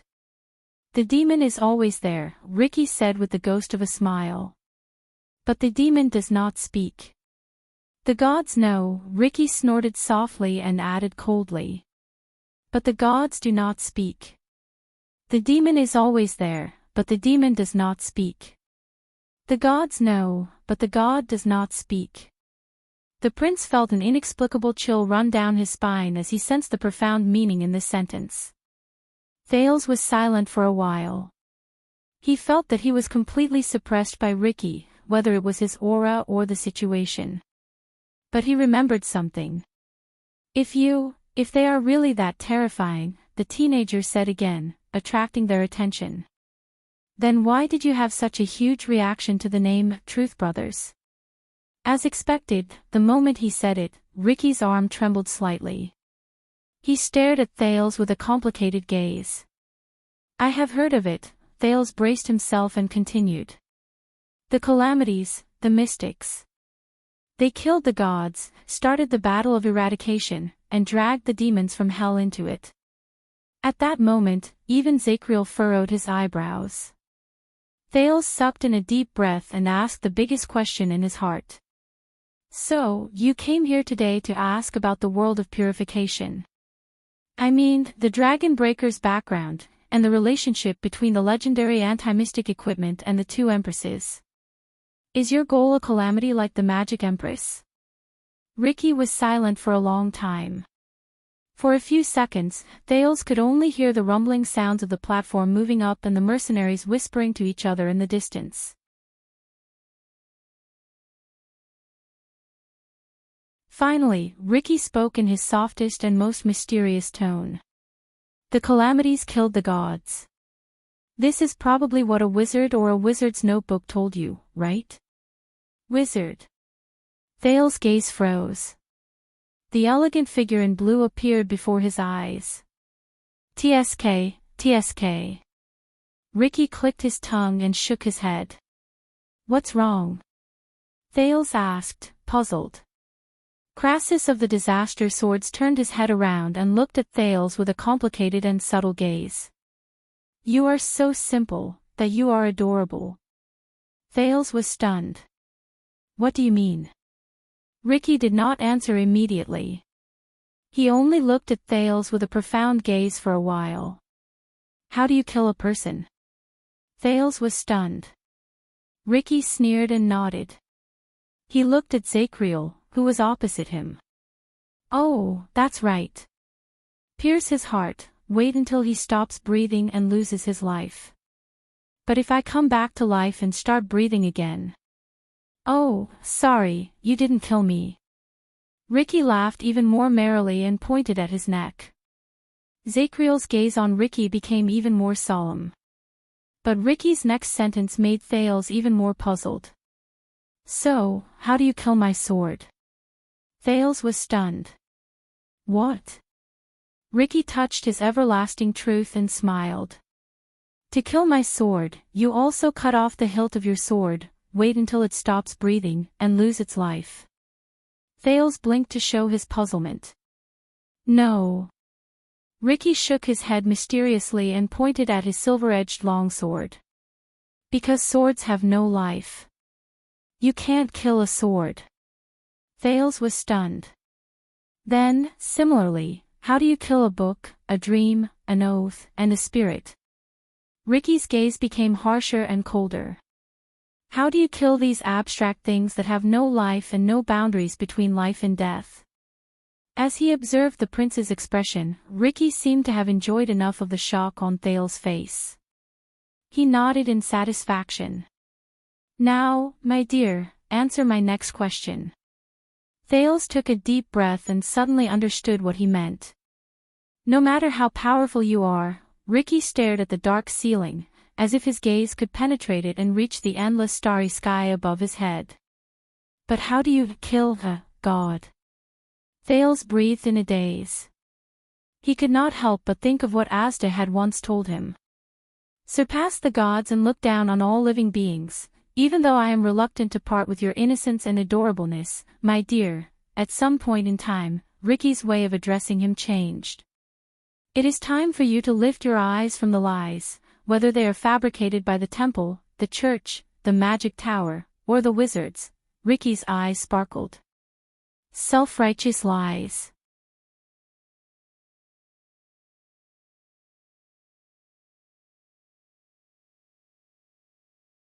Chapter 477. Lies. Thales was stunned for a full 3 seconds while the platform rumbled faintly. During those 3 seconds, Thales stared at Ricky, who seemed to be implying something under the firelight. Many scenes of him coming face to face with his past seniors flashed in his mind. Asda's calmness and elegance. It's not just me. Every mystic in the world can use their own methods to easily destroy the world in an instant. Giza's horrifying smile. You are walking further down the path of misfortune. Mystics, this is not a gift or a blessing. It's a curse and misfortune. Taurus's mysterious figure. Remember, child, stay true to yourself. Even if you think you have it under control, you still cannot let your guard down. The rising platform trembled slightly, snapping Thales out of his daze. So, what do you mean? The surprised Thales asked anxiously. The mystics didn't kill the gods. That's a lie they made up. Or were they deceived themselves? But Ricky only sneered faintly. Zacriel watched them with a profound and silent gaze. Thales was still indignant. Or is it that the calamities have never surpassed the gods, and the gods are far more powerful than the mystics? Abnormally powerful. Ricky did not say a word. He only closed his eyes gently, as if he was chewing on the eagerness and confusion on Thales' face at that moment. Under Zacriel's contemplative gaze and Thales' questioning gaze, Ricky's shoulders trembled violently, and he laughed uncontrollably. Ha ha ha ha ha. Ricky raised his head amidst his laughter and looked at Thales, who could not find anything funny about him. Kill, surpass, far surpass, and powerful. Look at these words you chose. At that moment, Ricky's smile slowly melted. His gaze was incredibly fierce, as if he wanted to stab Thales in the eyes. The understanding of mortals is always poor and narrow, Ricky said slowly, but they are always self-righteous and do not know it. Just like you now, my dear. Thales was stunned. I don't understand, the teenager said subconsciously. Ricky turned his head away without caring about anything else. When you talk about two people who are related, you always imagine a chessboard, right? Chessboard. Thales was confused again. Ricky slowly raised his hands and clenched them into fists in the air. The sound of his joints cracking could be heard. Then, the two parties involved will be placed on the two ends of the chessboard in your imagination, and a game will begin. Abiding by the rules that you made up, they will play with each other to decide the winner, the loser, and the stronger one. He looked at his fists, his tone full of mockery and disdain. Thales frowned. Are you talking about the gods and the calamities? And maybe, demons? Thales stole a glance at Ricky. Ricky snorted softly. He looked at Thales, and his fists slowly approached each other in the air before they collided lightly. You're like a silly brat who doesn't know how to think and only knows how to nod and smile foolishly. You pick out two characters from a mythological bardic poem and a historical play and discuss who is better. Your standard is, let's see who A or B can lift the big, smelly, and hard rock covered in mud in the gutter at the second corner of his house. His tone was still as disdainful as ever. Thales was stunned for a second before he shook his head violently, as if he was trying to clear his overburdened brain. Wait. Can you stop using metaphors? Thales said in annoyance. I'm already confused enough. I really can't stand this. The prince looked frustrated. Ricky only lowered his fists, narrowed his eyes, shook his head, and clicked his tongue. But Zacriel, who had been silent all this while, interrupted at this moment. You mean, we think that the two sides of the chess game can follow the same rules to compare, but in fact, one side of the chess game can ignore the rules we think of, directly cross the chessboard, and eat the opponent's chess pieces. Zacriel stared at Ricky. Thales was slightly stunned, and he seemed to be deep in thought. Ignore the rules we think of. Does he mean, this time, Ricky finally put away his teasing and looked at Zacriel seriously. No, I mean, the demon and the knight of judgment stared at each other for a few seconds before he finally spoke softly.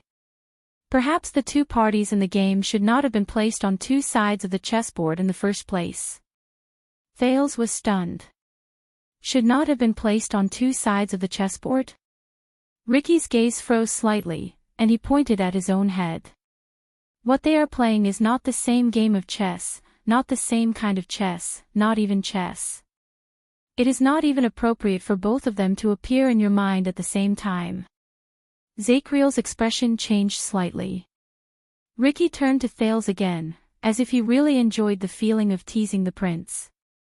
"And my dear, you arrogantly asked me just now, but what I asked was, who won this game?" Thales was stunned and speechless. Zacriel's expression was solemn. Ricky's expression was still calm, and he looked a little pleased. But at that moment, Thales remembered many memories he had neglected for a long time. A tense confrontation in the Sunset Temple. "That's right, I am Licia Arund, the head ritual master of Sunset Temple, the only spokesperson of the Sunset Goddess in the world. The unusual exchange in Bright Moon Temple, if the gods truly exist, if they are truly the creator of all things in the world, how could they allow this to happen? In the black track under Dragon Cloud City, the light on Silver Shadowman's body shone.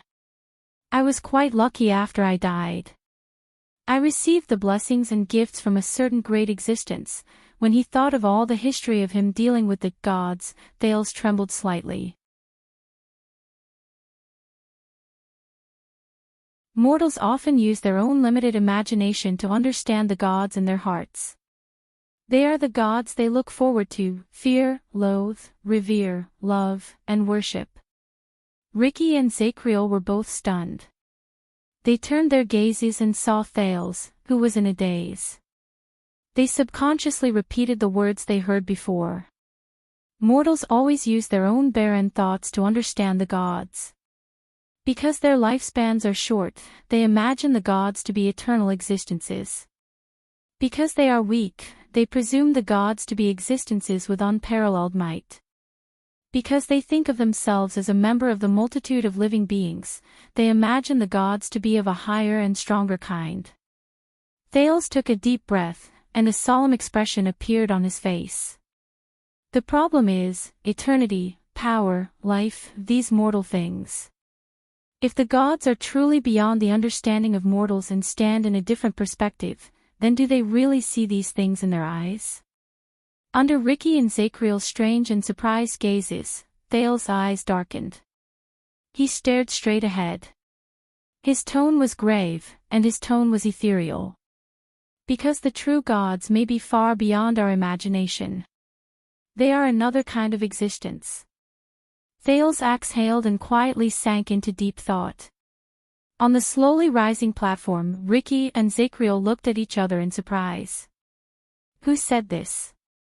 Zacriel asked softly. "Dragon Cloud City's Bright Moon Temple." Thales did not even turn his head. He seemed to still be immersed in his thoughts. High Priestess Jewel. When Zacriel heard the name Dragon Cloud City, he could not help but frown deeply. Ricky was silent.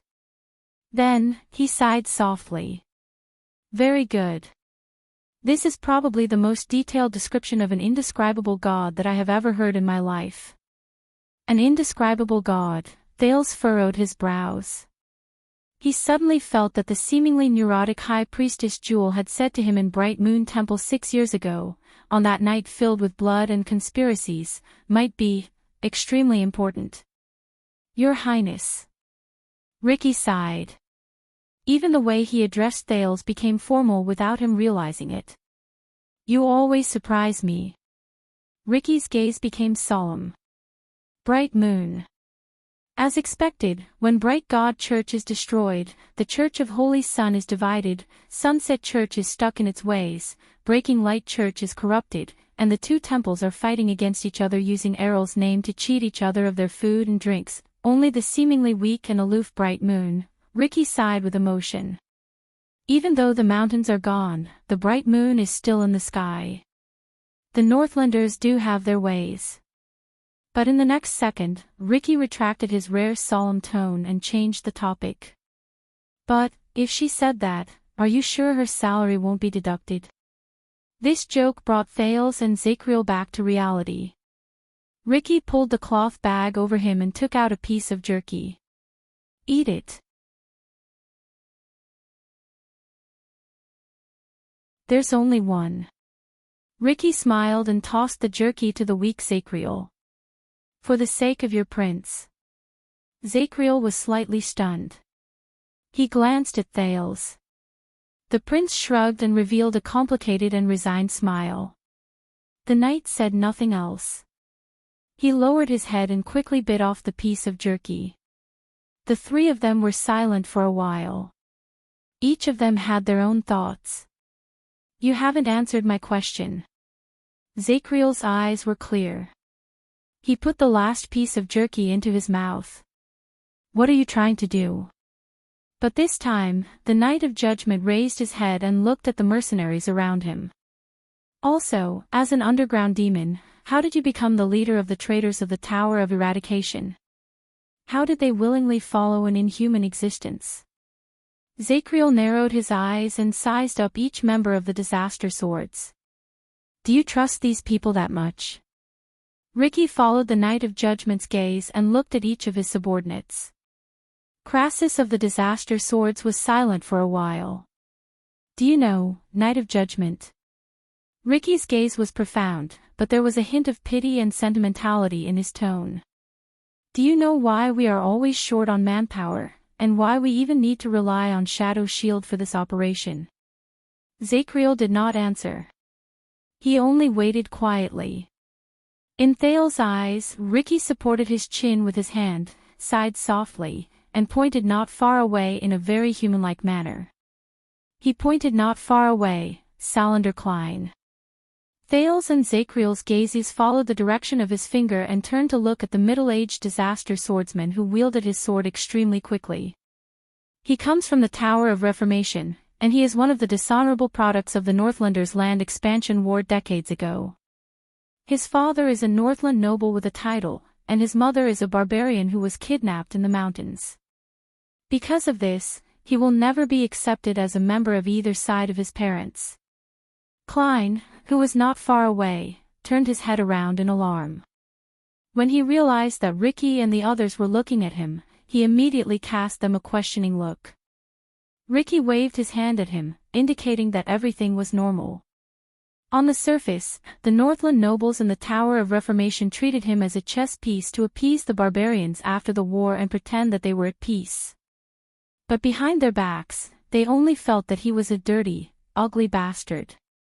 The barbarian elders relied on him to negotiate and bargain with the Northlanders, but at the same time, they despised him as a sign of their own subjugation, and the shame of their tribe's defeat due to their rape. Ricky's tone became a little sad. No matter how much he honed his skills, Klein's identity will always be before his abilities. But he will never know who he is, because he is neither a Northlander nor a mountain barbarian. He will forever be a homeless orphan who wandered between two tribes. Thales spoke with a smile. Thales and Zachriel did not speak. They only looked at each other. Ricky snorted softly and turned to the other side. "Falcon Joseph. He is a Kalanzani from Thornland. He once served as a special agent for the royal family in Olumbia Kingdom." Thales recognized the person resting by the stone platform. He was the spy the mercenaries had sent to the prison of bones beforehand. Like many of his peers, he lived in a muddled and muddle-headed world in Olumbia's laughable and pitiful political struggle. For the sake of the kingdom's mission, which he did not know was real or fake, he blindly obeyed his superior's orders. He did not hesitate to betray his conscience, and he was stained with blood. He captured, tortured, interrogated, and persecuted batch after batch of enemies of the kingdom. He thought that by doing so, he could gain a stable life in the world, so that he could lie to himself every night when he held his wife and children in his arms that he only wanted to support his family. Ricky's gaze was complicated. He shook his head at Joseph, who also sensed something and turned around to look at him.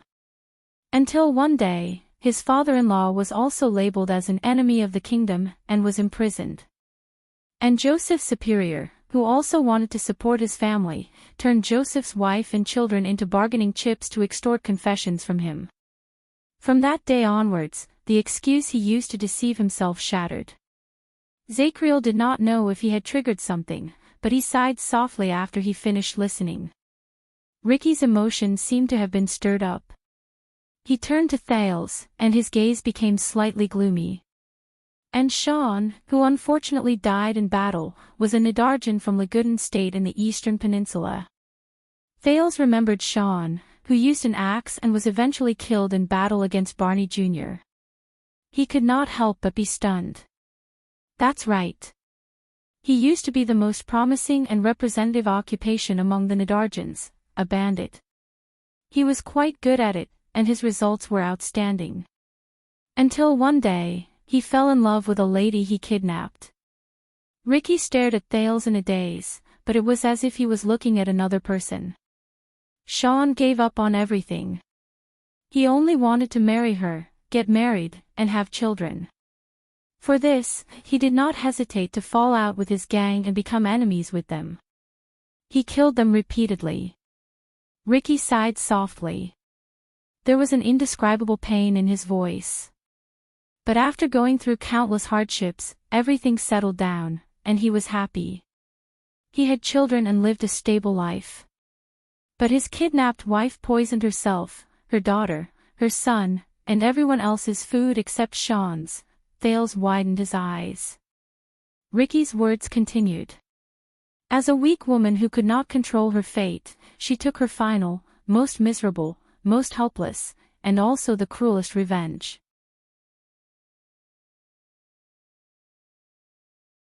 Ricky said slowly, from that day onwards, Sean understood that perhaps the world had already decided that he did not deserve happiness.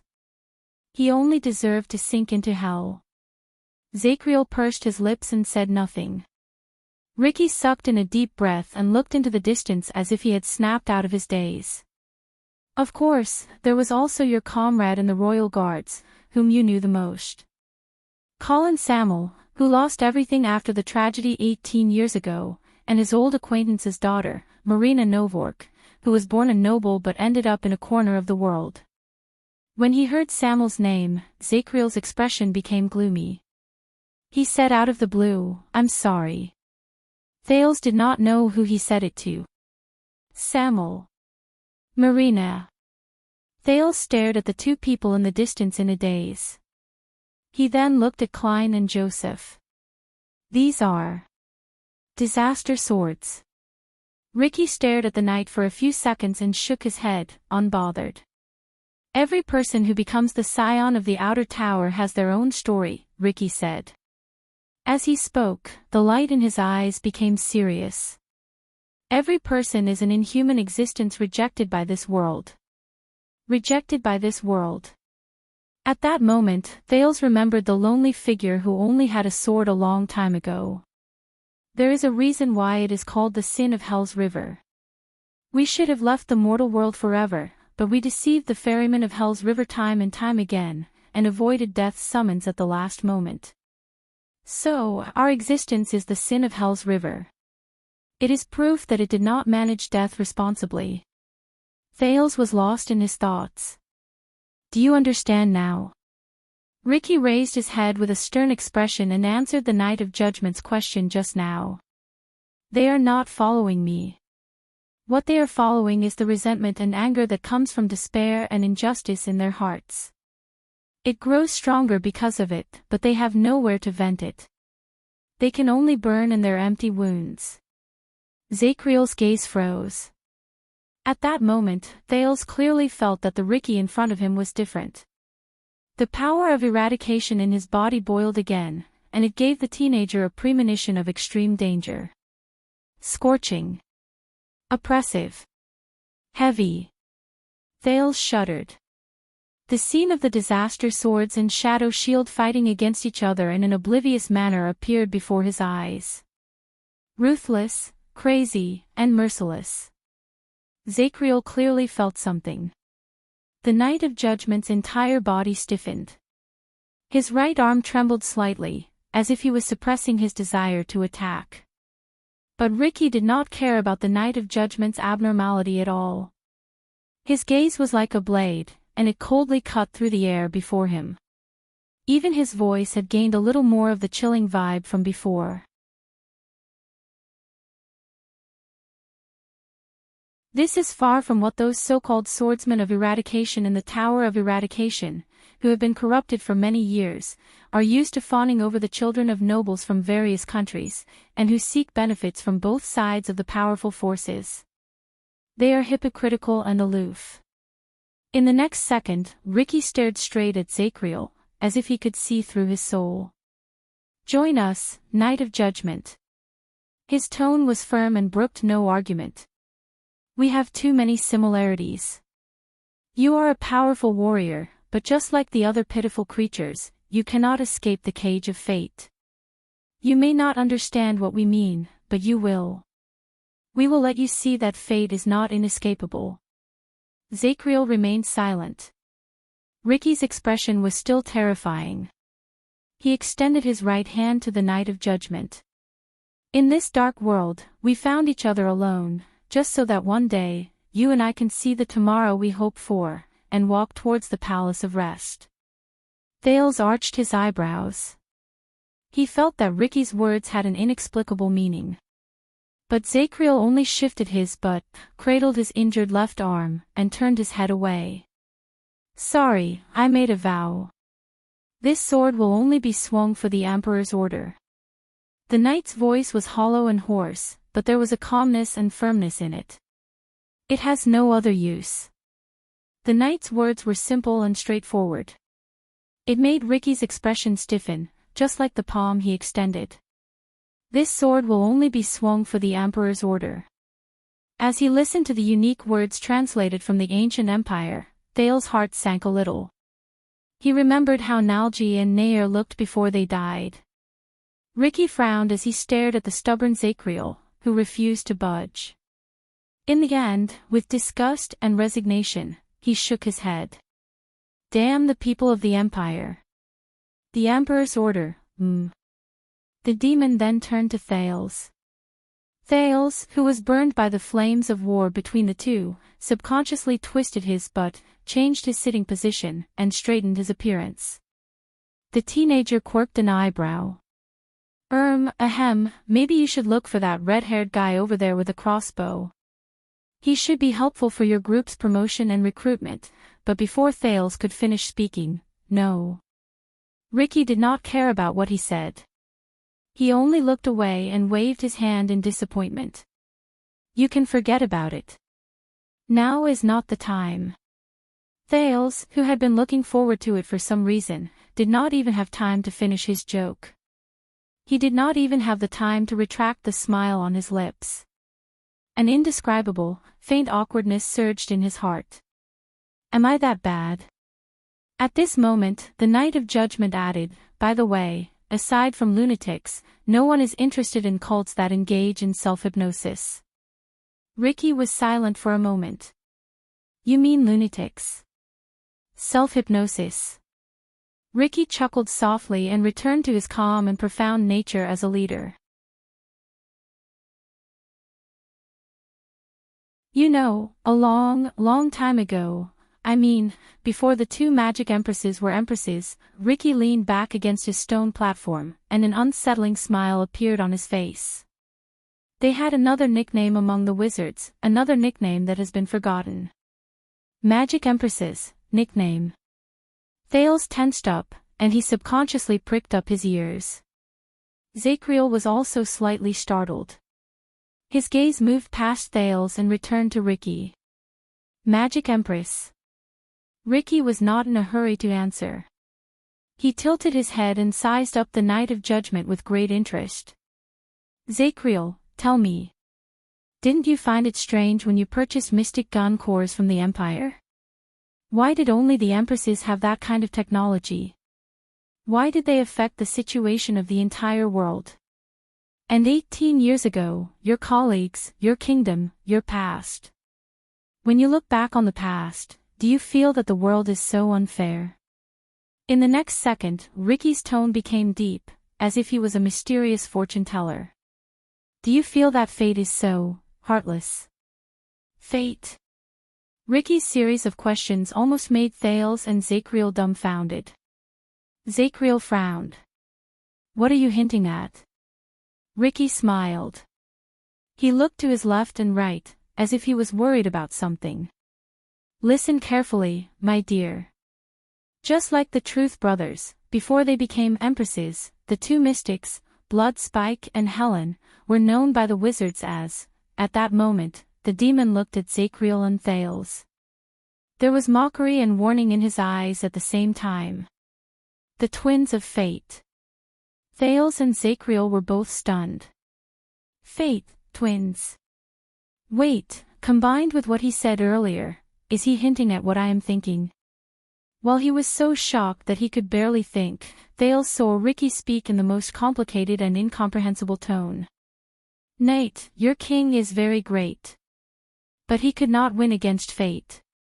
Zacriel stared at the demon in a daze.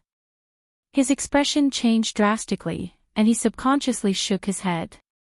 Trust me. Ricky raised his head and looked at the dark walls around him in the dim firelight.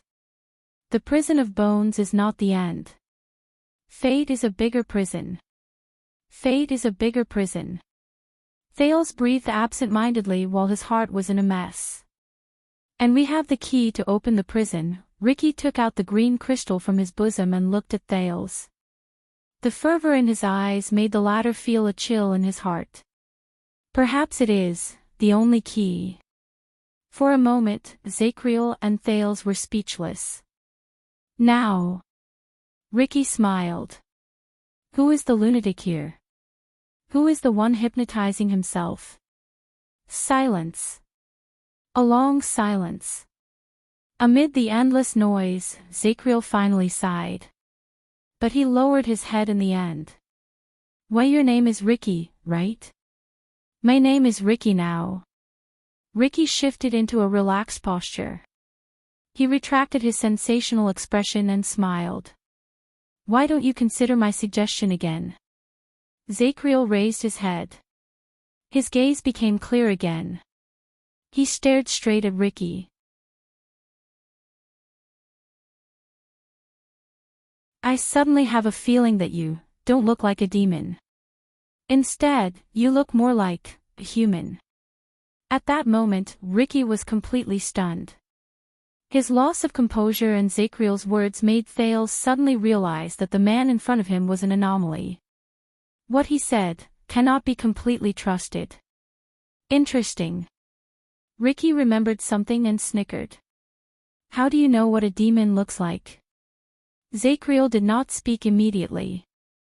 He stared at Ricky for a very long time. In many records, demons from hell are cruel, harsh, and tyrannical, Zacriel said in a low voice. Inhumane. Ricky raised his eyebrows slightly. He stroked his chin and seemed to be deep in thought. About that. True demons are indeed inhumane. In the next second, Ricky suddenly leaned forward with his hands on the ground.